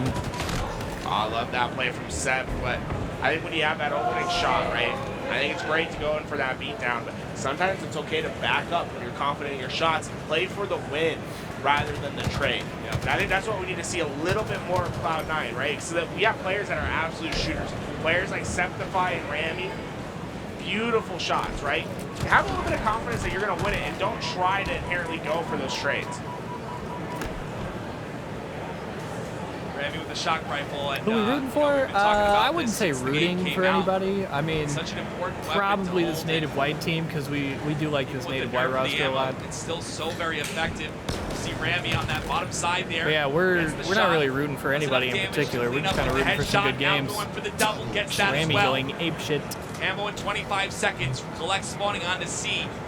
Looks like Cloud9. Yeah, it looks like holds in some control here. Rami needs to be careful. Native White's up 2-0 in series. There they go. They did get the info. C9's making a little bit of a stand in this game 3. You can see the setup that Cloud9 has. One player all the way back in gold pipes, blocking that spawn. One trying to play up toward long, and 2 at A. They're essentially making a giant L on the map. Like Coach Callis teaches us, that's a great way to get control Shout out Coach Callis. movements from opposing teams. Rami's on the top there, trying to create a little bit of maybe a distraction here for Nemesis to get this camo. He's going to be assisted by Triton. If Rami can stay alive in this situation, it could be very good for Cloud9. As Nemesis is walking towards making something happen. A big kill there out of him. Thankfully, he does stay alive. I'm sure he's happy about that. He takes a lot of damage, gets his shields back. The stick comes out from Triton. This will be B reset. Not a lot of ticks anyway on the hill. 148 counting. Cloud9.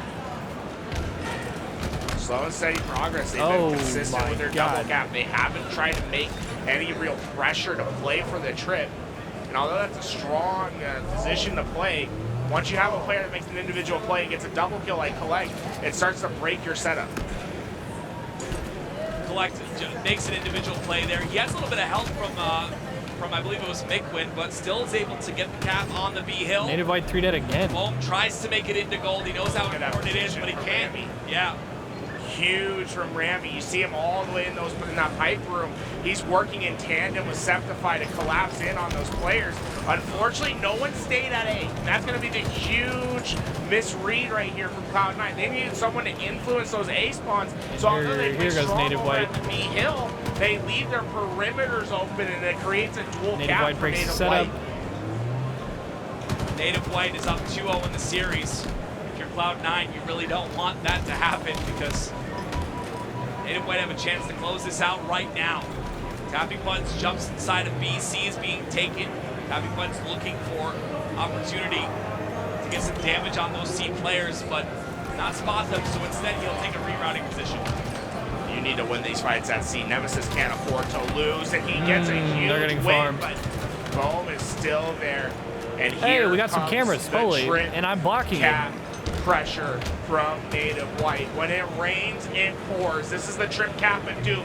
Notice the spawns over towards Long Haul. Bohm traps Rammy out. You need to win this fight, young man. You're able to hit those shots. There's nothing Cloud9 can do. This is a stranglehold position that Native White has. What a great reach out there by Bohm, though. Really just setting the precedent, really, you know, stamping his confidence into that play. There's no way you can break out of it. You need to put all your numbers into C, but you have a shock rifle and Tapping's hands across the map. You have to kill Tapping in this situation. Try and push him out. You're going to chain Look at him, bro. reaction. This guy's a The nerd. player Oh my God, imagine. is able to get that kill. Nemesis opens it up, but you're still under the trip cap in which you have to play into hills. This trip cap is the gnarliest thing to play out of. They're going to finally stem the bleeding, but they are still scoring. Cloud9 need to find 2 now. Oh, what Nemesis is going to be the tip of that one. He gets 1 kill. Look at that, E being taken once again. Bro, this and is now looking Nemesis chalked. goes down. This is not looking good. over. We're going to see a double cap here for Native White. They Some had it more for a points second on the there, board. 240 and counting. They get C, but it's not going to be enough. Unless they get a miraculous split spawn here, in which they'll have immediate access towards the hill. There's just no way they get in time. And Native White's trip cap is suffocating. And it suffocates their chances of the winner's bracket of Cloud9. A 3-0 victory for Native White. It's business as usual. Wow, beautiful. You see the pop-up. Great showing out of Native White. Cams here. Finally, you see the pop-up on the right middle of the screen for Native White, and a much-deserved pop-off. They definitely really picked it up there at the end. They started losing a little bit of control, huh? You know, starting to let things slip just a bit, but at the end of the day, all that matters is how you finish. Love to see that they got that little player cam in there. There it is. I love our music. I literally shut up for a second because I was like, damn, this music's really Yeah, you guys got to see Tools, man. He's over here just bobbing his head. Like, earlier he was waving his arms around. You know, he loves it. Yeah, I was trying to get a mosh pit started. The pros weren't into it, though. No, they're not into it. Regardless, though, guys, I just want to say thank you. It's been All right, a very... I think the mainstream has the. Oh shit! They played an ad. Anyway, I'm gonna say I think the mainstream has the pool play graphic. Here we go. Here we go. Bracket play, excuse me. Cloud9 is still in it, they're still alive, impacting, they will be going home. There's some really exciting things, I think, coming across the board here. And I would say for Native Red on the other side of things, and Paul B, we obviously saw moments ago with Space Station, obviously going down there, but the fight was in them. They got the dog. That's what they say, right? That's what the kids say at the moment. They got the dog in them. They certainly do indeed. And, you know, I think with Native Red progressing forward into the championship bracket, trying to get something going. How are you feeling about them? Because I think we did see some promise, and something I did get to ask you, Clutch, is what did you think of Suppressed? I think Suppressed played pretty well. I think there were some reckless deaths that you got to clean up, but I think that almost plays into the Native Red play style where they try to create chaos. We were talking about it a little bit. I think that feeds into you're going to have some recklessness deaths when you overstep your boundaries a little bit. I think Suppressed still has more to show us, and I think that against teams less than SSG, What's up, baby? How we doing? Suppressed is going to stand out a lot more in those What'd you say? Oh, we're chilling, bro. We're having a good old time over here. We have, is there another series tonight? Yeah, we're moving one from one of the side stages. Oh, nice. I was gonna say, I thought we might have been done over here, so. I mean, we were. Hell yeah. Well, yo, is there a play for tonight? It's going to be rounding out. To be honest, I'm feeling like not well, so I don't know if I'll be out. Oh, yeah? I just like went outside and do something. Yeah, I feel that. Hey, well, we should do that again as soon as I'm done. Like, after the series? And then we can get something to eat or we don't have to. Yeah, I'll let you know. Bet. Shout out Lalo, bro. Shout out Lalo Muggsy. That's my fucking dog right there. This guy's also talking in code, trying to be slick. Like the mic can't hear him and shit. Does Native White not usually make it very far? No, they do actually. It's a good team, but both of those teams have had, well, actually most of these teams, I should say, have had roster changes recently. I know these PCs are sick. I'm jealous Nick gets one, bro. But yeah, what were we saying? Oh yeah, Native White traditionally has been very good, but they had a little bit of roster issues with Barcode. He had his visa issues and wasn't able to continue competing in America, so they had to pick up Bohm. It's the same thing for Native Red. They unfortunately weren't able to keep Druck, and they had to pick up Suppressed, right? Yeah. I was gonna say, how did I already forget?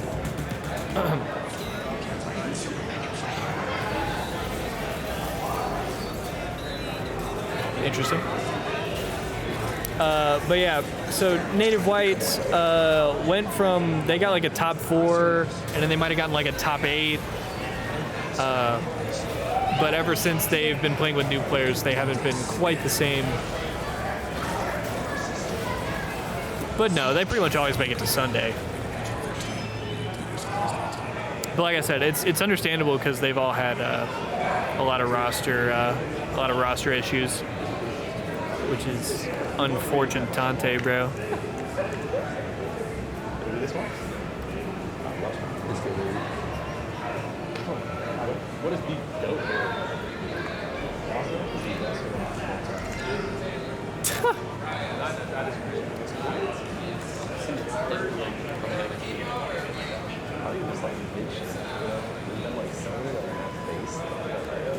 Semi-agree with that.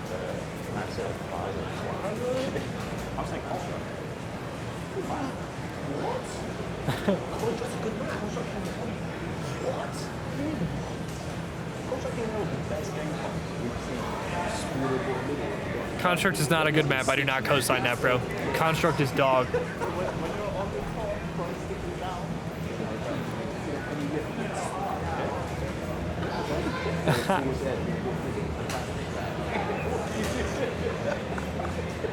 For the editing on these is actually fucking fire.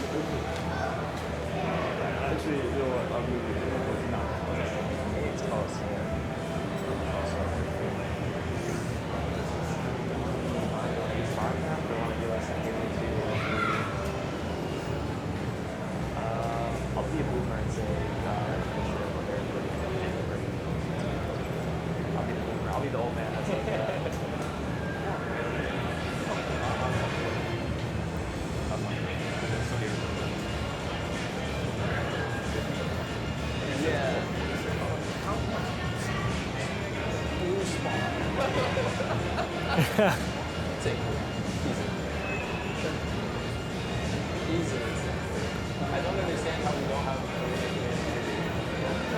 We know why Ryan Noob likes Sank, bro.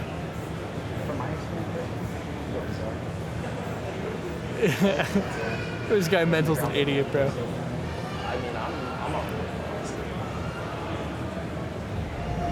every generation, it has started with the call to serve. All right, it looks like we got a little bit of Complexity G1 to finish off the night. And this should actually be the last series of the night, I believe. So.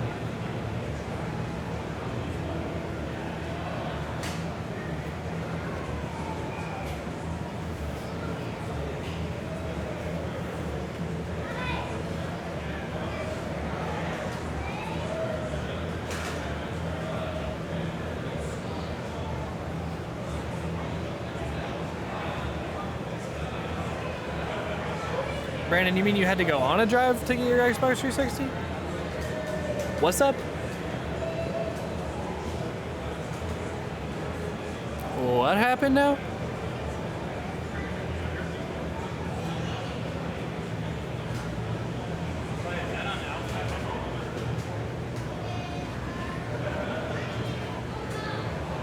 that Alpha? Yeah, they moved the series from side station to main stage. And this is now the last series of the night. So.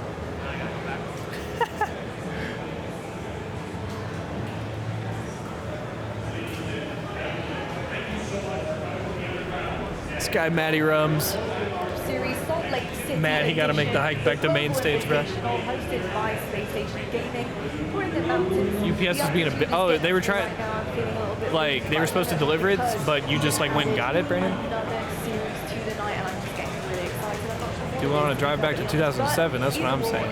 Hey, sounds good, Brad Cat. Yo, much love. Hey, Brad Cat, I appreciate you chilling. Appreciate you chilling. Much love, man. We'll see you in here tomorrow. Do you have a dope rest of your night, brother?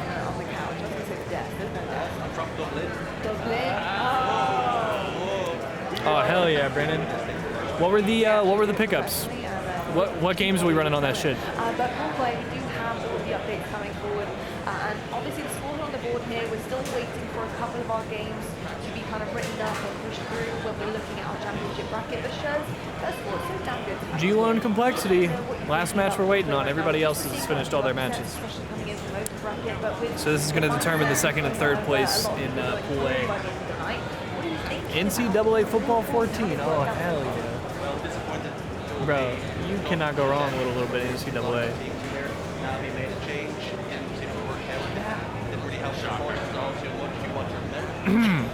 Sister.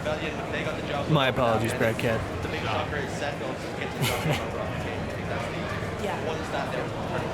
Huge standout there. My bad. I call everyone bro and brother. Son of a bitch. Is a pretty promising rookie who's seen some success in FFAs and is looking good in terms of individual. But nah, you have a dope rest of your night. Hopefully we'll see you back here. Much love, much love. Of European Halo. What's not working out this time around? Sister. It's been such a difficult journey this season. Well, time after time they're making such key errors. That's the problem that I find if you're watching the back players, might be running off spawn twice, running blind, like a horse with blinders on, run straight lines, get playing twice for the same time. Things like that will not see success with playing against the best players in the world. They need to tighten it up. It's like really fundamental. Wait, holy shit, am I getting two audios here? What the hell? Definitely on the latter side of those. We do though have Complexity versus G1 getting ready for our next series on the main stage in Pool A. I was tweaking for a second, bro. Honestly, I think big hopes for both of these teams, quite frankly. When you look at them, and I'm thinking about what kind of teams they are and what they're capable of, to me, they're pretty even. I think this actually should be a really interesting series. If I had to give a prediction, I wouldn't honestly know who I would choose here. I think You got an untouched one, Brandon? Nobody ever played that shit? Have been incredible. One thing with G1 is obviously picking up a massive player who I think is going to make a huge difference for them, which is Suspectum. I think he has not found the home yet. He is so skilled. I mean, we see his stat tweets on Twitter. We know how good he can be, even on a team that isn't quite placing where they want to place. Picking up Suspectum, what do you think that's going to do for them? Yeah, they had a tough series with FaZe earlier, and it went to game 4, but a lot of those games were very close. And that's something you want to see from G1. Maybe not that No number chance. 1 seed in the tournament, but competing with them every leg That of is the way ass. was, I think, a big confidence boost for these guys. I have a lot of high hopes for the talent that's on this roster. I'm a big fan of Precision and Swish. I think that those guys are the truth. I'm a big fan of Huts as well. And if you go over to the Complexity side, I'm going to tell you the exact same thing about some players on their team. I'm a Tusk believer. I've always been a Gilkey believer, and I think that these two teams actually played each other at that last tournament in the Octa Gaming Major, and they went the distance and ended up in an Empyrean Game 5 where Gil Duds himself showed you a masterclass of what Pit Slayer looks like. He's been doing that for 15 years. I think if it was any other map or mode, I'd favor G1 in the series. I think G1 maybe is the better team, but either one of these two teams can go the distance here. And I think that they have had their eyes set on each other as soon as the pools were set, because they knew that they were going to have to compete against each other for that second spot. Bro, this is a trolley map set. Yeah, the camera angle briefly pointed onto King Dick. I think he's maybe the real X factor for this Complexity team. We last seen him on the main stage. He was dropping not the best numbers, 0.45, I believe, was the Slayer numbers over the course of the series. You cannot be dropping over double negative and see success on any team. There's no team that can carry you to a victory in a series with stats like that. So King Dick needs to stop giving up so many easy deaths and be a little more clinical and kill the front. Yeah, I've got to say I agree. A huge kind of contrast there in terms of... Why is the camera on them? From Maya and also from Nick, I've got to say that we had a little sneak peek of what is next. Why not? Who is next? We've got two incredible masters to round off the night. Why not? Let's just go to them. We've got Onset and Bravo. Folks, please welcome your last duo, your last pair of the... Thank you, Lottie. Last song I heard today, Halo not included. Bonus cast. How about that? Mama, I'm What a Sorry time by to be Lil alive, Uzi Vert everybody. What a game we do have. was To the bring last you all home actual as song well. I heard One today. of both these teams in pools. This will be second place. Yeah, from what I can tell, opinions on Solitude are pretty mixed. Killtrosity. Some people like it, some people hate it. This is two teams who are always going to be always teams who, when we see them going up against some of the big dogs, so to speak, you know, we're talking about FaZe, etc. We've obviously seen G1 versus FaZe already today, but they're always the teams that you're looking at to upset one of those teams. But now Alright, here we go. Going against each other, which Looks like we finally get going here. Expect to be a fiercely competitive match, between the two. And I really like the makeup of this G1 roster. I want to focus on them a little bit as we go into game one because they have made this pickup as a Spectre, and he's a player who has just been looking for a home for so long. And this roster, for whatever reason, you're looking at it and you think, all right, here we go, this Chet. is Spectre's home. This is the Last series to round out the night. Let's go. Let's not forget, Spectre has tasted some big places, right? Historically, some big places in Halo 5 before. He's no stranger to the main stage. He knows what he's doing, as you said, just looking for that right roster. He's now found what could be a great. Yes, sir. Beyond Stars. I will be live tomorrow and Sunday as well. Well, here we go then, game number one in the bonus game of the day, everybody. That's right, we love to keep the action thick and fast and coming your way all weekend long. And this is a little bit of a treat for everybody. It's a great start. Oh my God, Brandon, it's a whole tragedy. I mean, on the bright side, I don't think the 361s are that expensive. Like, it's actually pretty hard to get your hands on an Xbox One power brick these days, but I don't think the 361s were ever that expensive. Nice shots again. Yeah, those were nice shots by Swish. A little bit of, I'm going to put feather in the trigger there with the commando to make sure that blue can get out of But control. yep, we will be live all Pretty weekends. effectively. G1 with control of that one. Again, shout out SSG for hooking it up fat with all the essentials. Swish is having a little bit of a problem with the spawn of that bulldog because he can't bend the bullets in the way that he would want it to.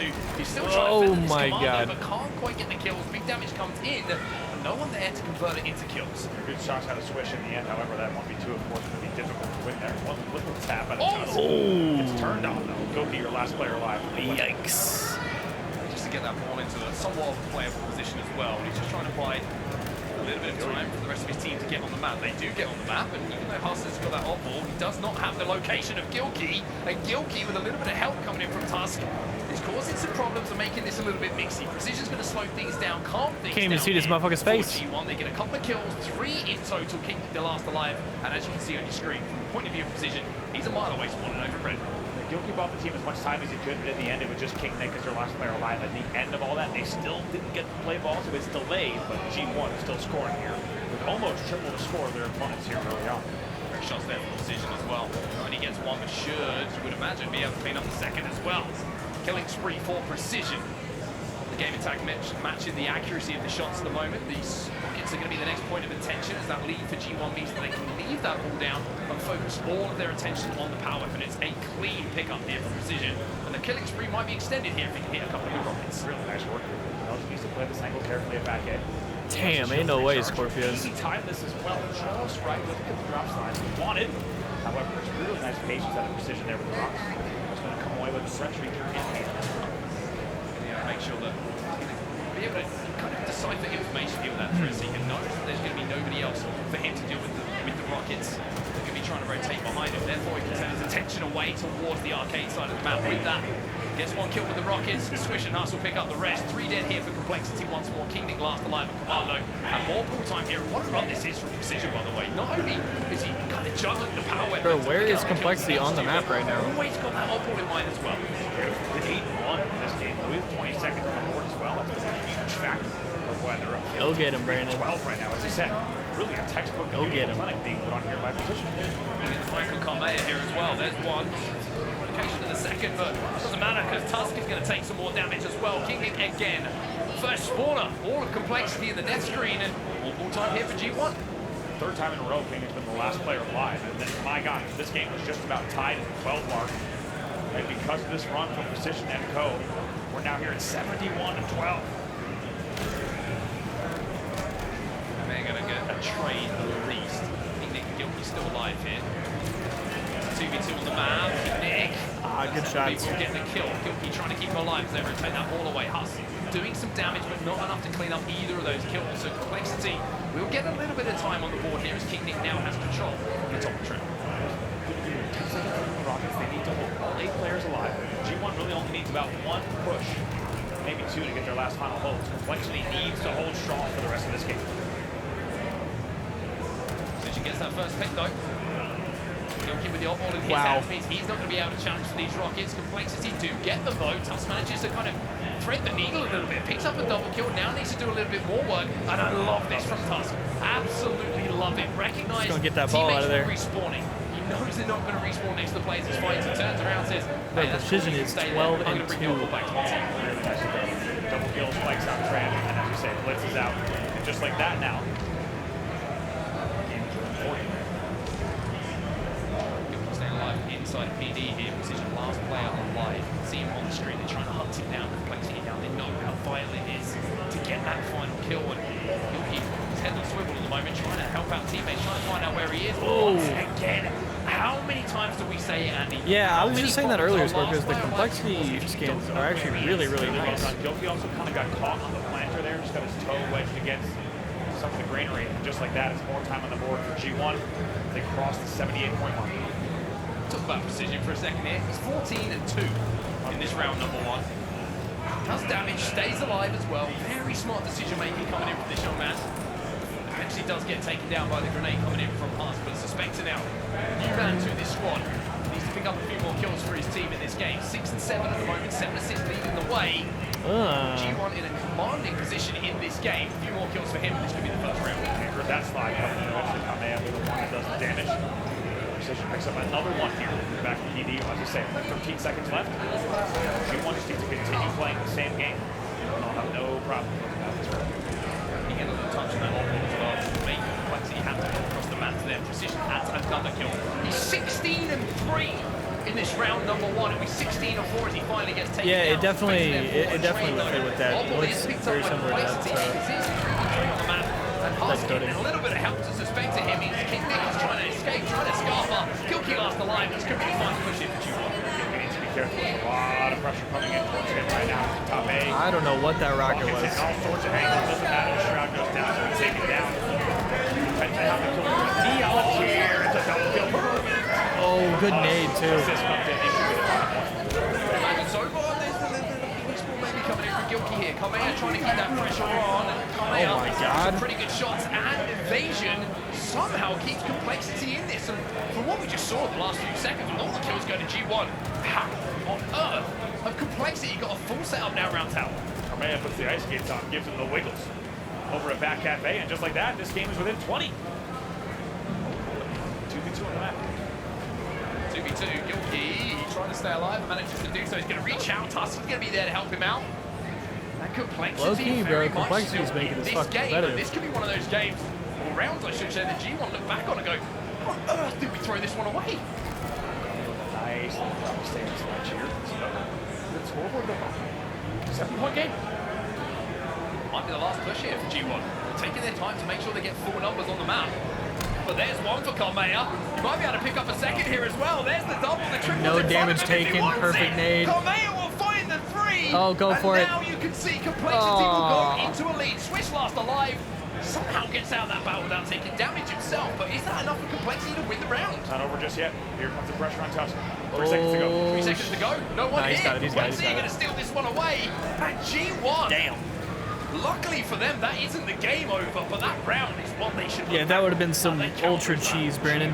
Maybe overslaying there on Neon when they had 3 dead. As you said, allowed the PD spawners to come in when they only needed 13 seconds left on the board. Somehow, the game is stolen out from under them as they continue to apply the pressure when they maybe didn't need to. It's about a 30-point lead minimum that they threw away there in that game, and then they will have to think about it, and a lot to think about if we're honest in the second round. Yeah, I mean, if you needed something to refocus or force you to refocus, and a loss like that certainly has to. Gilkey going to be on the flank, and Precision will lose the Rockets as well. And G1 look a little bit discombobulated at the moment, a little bit not quite sure how they want to approach this round. The Complexity, well, they thrive in the chaos. All right. Oh boy, Gilkey gets a little bit of an extra betrayal as well on Kamea, who happened to be taking the commando route on a Sunday stroll. And he catches a stray. If we've ever seen one. That was 3 dead for Complexity, but it has to be mentioned at the time that the comeback began, Precision was 16-3. Let's not forget that. And to lose a round when you're 16-3 ever, let alone on the main stage, that is a tough, tough result. Precision here wants to turn that around here in the second round. Looks like Complexity trying to push into Tram. Precision again with some fantastic shots, by the way. It's going to contribute to yet another kill. They want to try and push into Tram here, clean out those last remaining Complexity players. It's exactly what they managed to do. So 3 were dead from Complexity. And now, no surprise here to see Precision say, hey, hold the oddball. I'm going to move forward. I'm going to be the one who can get some kills for us here. I'm the one who's committing the most to those kills tally. And he gets another one there onto Tusk. Ring around the rosy, double spike on the cafe. I haven't seen that one in a minute. Picks up another one as well. As we said, was that a lot to think about from that first round? Does not want to let it repeat it. You can tell by the stats and the way he's playing again. He wants to make sure they tie this one up in the second round. Now 50%. I mean, all we can see on his player count is all hats. A couple of lips moving a little bit at the moment. His battle rifle is talking for itself. And Oh my god, hello? Managed to get another one there, but G1 Carmea just beats the shit out of the whole team. Carmea somehow went into that perilous situation. He came out with 2 and an off-ball in his hands. Just committed to the glorious death there in the back of the Tram. Rockets up here. Laundry looks like it should be a grab for G1. See, Sicily. Carmea yet again, Rockets still up. 2v2. Carmea has the opportunity here and should have the lines of sight with this Stalker rifle to keep his opponents off of those rockets for just a few seconds. But there's that flank coming in, but no hospice and the beat down! High reversal. And Carmea makes him pay.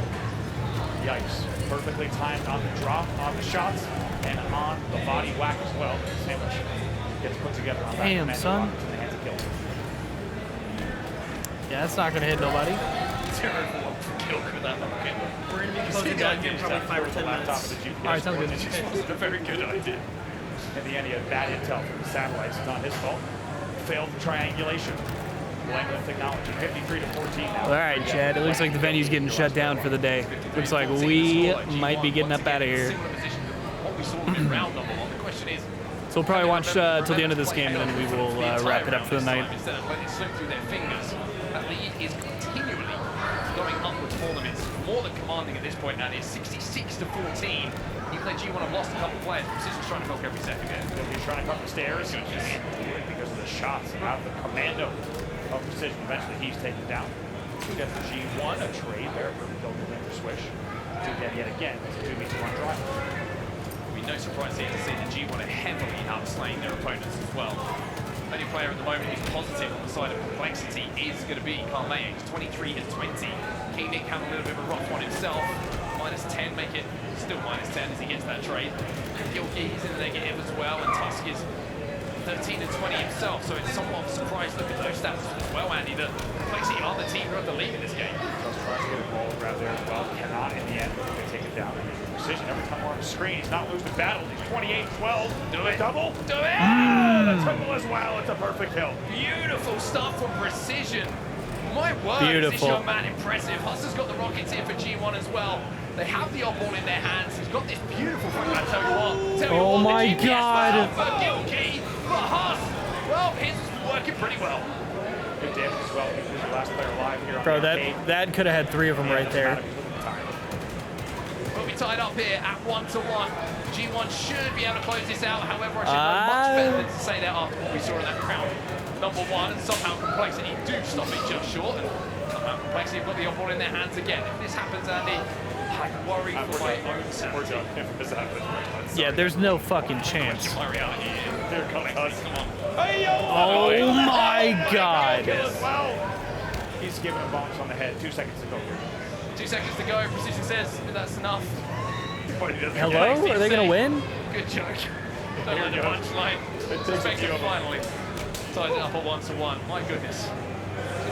G1 just really enjoy the first 99% of the rounds. They just dogpile. That's how they do it. Yeah, the dogpile works this time. We're tied up at 1-1. As you say, now the sudden death round. Taking the first game in the series not going to be easy. We've seen fantastic battles from both sides. G1, though, if we look statistically at board control, has really owned 95% of both rounds. However, they'll need to win a third round if they want to take the game. It's a reminder, we see it so many times here. G1 find themselves 3 dead off the rip here. Not many games of Halo Infinite between the best in the world and one in that first kind of 95% of the games, the last 5%. The teams are so close, and that's when your focus has to be at its best. That's what we we talk about the teams who have the ice to use inverted commas. That's where it gets won. That's where the pressure's on, and that's where the difference is made. Precision. Well, he's not made too many bad decisions so far in this game. He's currently sat at 33 and 15, and it's not like he's shirking the objective as well. He's got nearly 40 points. Yeah, bro, precision is pissing right now. These are crazy numbers, and he's got to be thinking, boys, we cannot lose this game. I swear to God, if we lose this game, there are conversations to be had, and he's going to be doing and invitations get sent out. Without a doubt, there'll be a meeting in the hotel room to discuss it. However, have taken the lead here. As he said, 34 and 15, also a very key back by Tusker yell by the way. I saw Tusker put his head back. Has he missed a bullet in this entire game? No, to answer the question. 35 and 15 now, ball time still continues. This is ridiculous. He's about to go into the lead if he overtakes Swish. He's 21 points, maybe getting ahead of himself once again, but for objective time, as well as what he's doing on the map. It's My God, dude, he's everywhere. Precision. He's last alive inside of PD. King Nick's going to go back for another piece. Oh my God, dude. Challenging Precision. Got to check what's under the patch. He is not losing his ones. 16 now, just keeps going up. Complexity though, they have something to say about that. A little bit of time back, A. Down by 3 seconds. Now we're going to see a lead change yet again. Rocket's coming up as well. 10 seconds until our weapon joins. My God, that shit looks like a horror movie. We're trading out to dead here for complexity as G1 now can take control of the tower side of the map. So important to do when those rockets are coming up, to have that line of sight, to have that height. Precision's on the hole once again, and look at this, he's got a bulldog this time. This guy spawns with secondary weapons. Nick down as well, by the way. Bulldog and rockets now. This man's been controlling the board. Now he's got 2 plays. He's got all the goodies all the time. Picks Good up rocket. Might even get out of this as well. Between Spikes and Bulldogs, you should be able to watch his own back. Between Spikes, Bulldog sounds like a terrible follow-up to Pride and Prejudice. So we're going to have to see if anyone wants to pick that up. 24 to 24 at the moment, the score on the board. With on time, Carmea going to be challenging. Doesn't win that one as well. G1 Fire and forget. Just to keep this game close, it's 2 for 2 at the moment. That is what it says on the side. You can tell with how slow this game has been scoring. Keep in mind, we were just tied at 24 for about 30 seconds to play. But neither team wants to make the mistake. They know that if they let it happen, if they let it slip, the game could run away at any point. What the hell? It's a 10-point lead for G1. I don't want to jinx Precision here, but there's a real opportunity at 50 to win this game if he plays it well and he plays it right. Tusk is trying to If you don't want to jinx, then why jinx? You fuck. Huss in front of him, who's going to be challenging alongside Swish. Huss doesn't back down, and Huss with a little tickle with that assault rifle is going to pick up another kill himself. He's 29 and 27 in this game. Everyone on G1 is doing what they need to do with the kills. There's a threat sensor to find King Nick, who once again, unfortunately, just finds himself in those situations and have one of those games where it feels like you just get called out all the time. Really well done there from Huss. Just had to isolate with the threat seeker into PD. The trade comes in. Huss may be a little thankful for that. Was 3 dead for complexity for the moment. Pace at which this game is up, by the way. Nobody willing to slow it down. It's a constant assault on both sides. G1 lose 2. Gilkey, the only player there for complexity, though they have numerical advantage on the map, but look how quickly G1 are wrapping to the back of tower. This because they want to try and put pressure on that offball. They want to make it as difficult as possible here for complexity to get their hands on it, and they're doing a pretty damn good job of it. They really are. When simulation busts us down, Complexity should have a man advantage here, an opportunity to get another pick, and it will lead to a rocket grab as well. Well, here goes 1 for Gil. We've got 2 dead, maybe 3 soon. All right, this is Complexity shot to get back in it. That's a lot fair alive. He is going to be called out. Gilky's going to have to turn his attention away. Gosh, what a smart play that is. He challenges, he pokes, he prods, and he this is so mixy, dude. to not be able to pick that off ball up. Oh, yo, nice fucking play out of Gilk, bro, to shoot the nade and get that kill right there. Finally, he gets taken down. Man, he saves some time. Nice fucking play by Gilk right there. Halo, right, from both sides. Gilky recognized that he couldn't get away with that off ball, has to challenge. Huss buys enough time for the rest of G1 to be a part of that play, but in the end, Complexity play well enough that they now get away with that off ball. So a little bit of to and fro in between the 2 teams. Nobody really made any wrong plays. It was just Complexity who took that advantage they had with the numbers and put it to work. Here comes Precision, though. He's put 43 kills to his name at the moment. At the moment, G1 are just taking their turns to pick up kills, but they need to take a turn maybe picking up the off ball as well. As that he overheated. Close between the 2 teams. Still almost got the kill. He finally gets taken down, but that gives you an idea of just how difficult to kill he's been this entire series. However, through all of that, Complexity, as you mentioned, with a lot of points on the board. Just like that, it is within 15, 59, 14, 33 left on the clock for the game. Huss is going to take down Tusk as well. That means the Stalker rifle is going to be down. Gilky knows it. Immediately flies in to clean the kill up, and now he has precision in his sight. And look at all the info. Do you see how animated Gilkey was there? He got so much info and desperately was trying to relay it to his teammates. He picks up one precision there that's good damage, to trade it though. out, but the Rockets are the focus of attention. 20 seconds, excuse me, until they come up. But Bro, this game is a fucking supreme bang out right now. Beautiful isolation from Gilkey there. He had 3 players coming from Cafe. He isolated the first 2 battles so well. This shit coming right down to the wire. He gets the second assist, and as you said, that leads to the rotate. He got absolutely juked out of his fucking shoes. That guy's not even there anymore. Transspawns coming in for complexity. Now all 8 players up. Once King Nick spawns here, precision falls. Rockets all up. Kame is going to get them, but Suspector is there. He gets the kill, he gets the trade, and now he can hunt down the final 2 players who are hiding in the back of Tram. Tusky's going to be one shot, doesn't want to use that rocket. Now has to turn and use it, and does get the kill for the killing spree. But in the meantime, it was trades elsewhere. 2v2 and everybody is flying into Tram now towards that opal. Huge 2v2. Swish is your last player alive. Hey, what's up, Joey is throwing? Where's everyone going behind me? Oh, he's got to be careful. He's got to try and stay alive. He gets one. Well, first of all, this match is in the other building. Swish! But people are walking back and forth. Can he get the trade? There's different stuff. There's the exits like over there. Last player alive though. There's booths and stuff over here, and there's more matches over there. Kame's trapped on the L at the moment. He came off respawn. It was a clear wipe from It's an interesting little venue. Thanks to Swish. All right, we got to lock in. G1 just retook the lead. 28 seconds on the game clock. Because it's true. Every time you've got to find that last player and deal with it. What a play from him as well. I think he even got help from team damage on the complexity side. On the Commando, but regardless. Absolute powerhouse plays from Commando. 2 dead here for complexity again. 2 dead. Oddball, where is it? That's the question. It's a 74-point lead to 66. Nick's going to pick that ball up here. 10 seconds game clock. Precision, 46 kills for him so far in this game. Damn, wait, they're going to get this though. Might be the most important. No, they're not. 5 seconds and that's going to be game. Until the game ends. G1 just need to keep complexity off Holy, the ball. what a bang out for game 1. That's what they do. I'll tell you what. For a bonus series at the end of the day, that was a hell of a game 1. This is delivering this series. What a game 1. I mean, what a table setter for the series, if we're honest. We knew But also, it is the end of the day, was and I think we're getting cool. kicked out of the venue here pretty soon. So. Game 1 down to the wire. But all right, yeah. Unfortunately, I think we're going to call it. I don't think we're going to be able to watch the rest of the series, unfortunately. But that was a pretty good day 1. I appreciate y'all rocking with me for day 1. We got a solid little, like 4.5 hours in. Bro, that's what I'm saying, Brandon.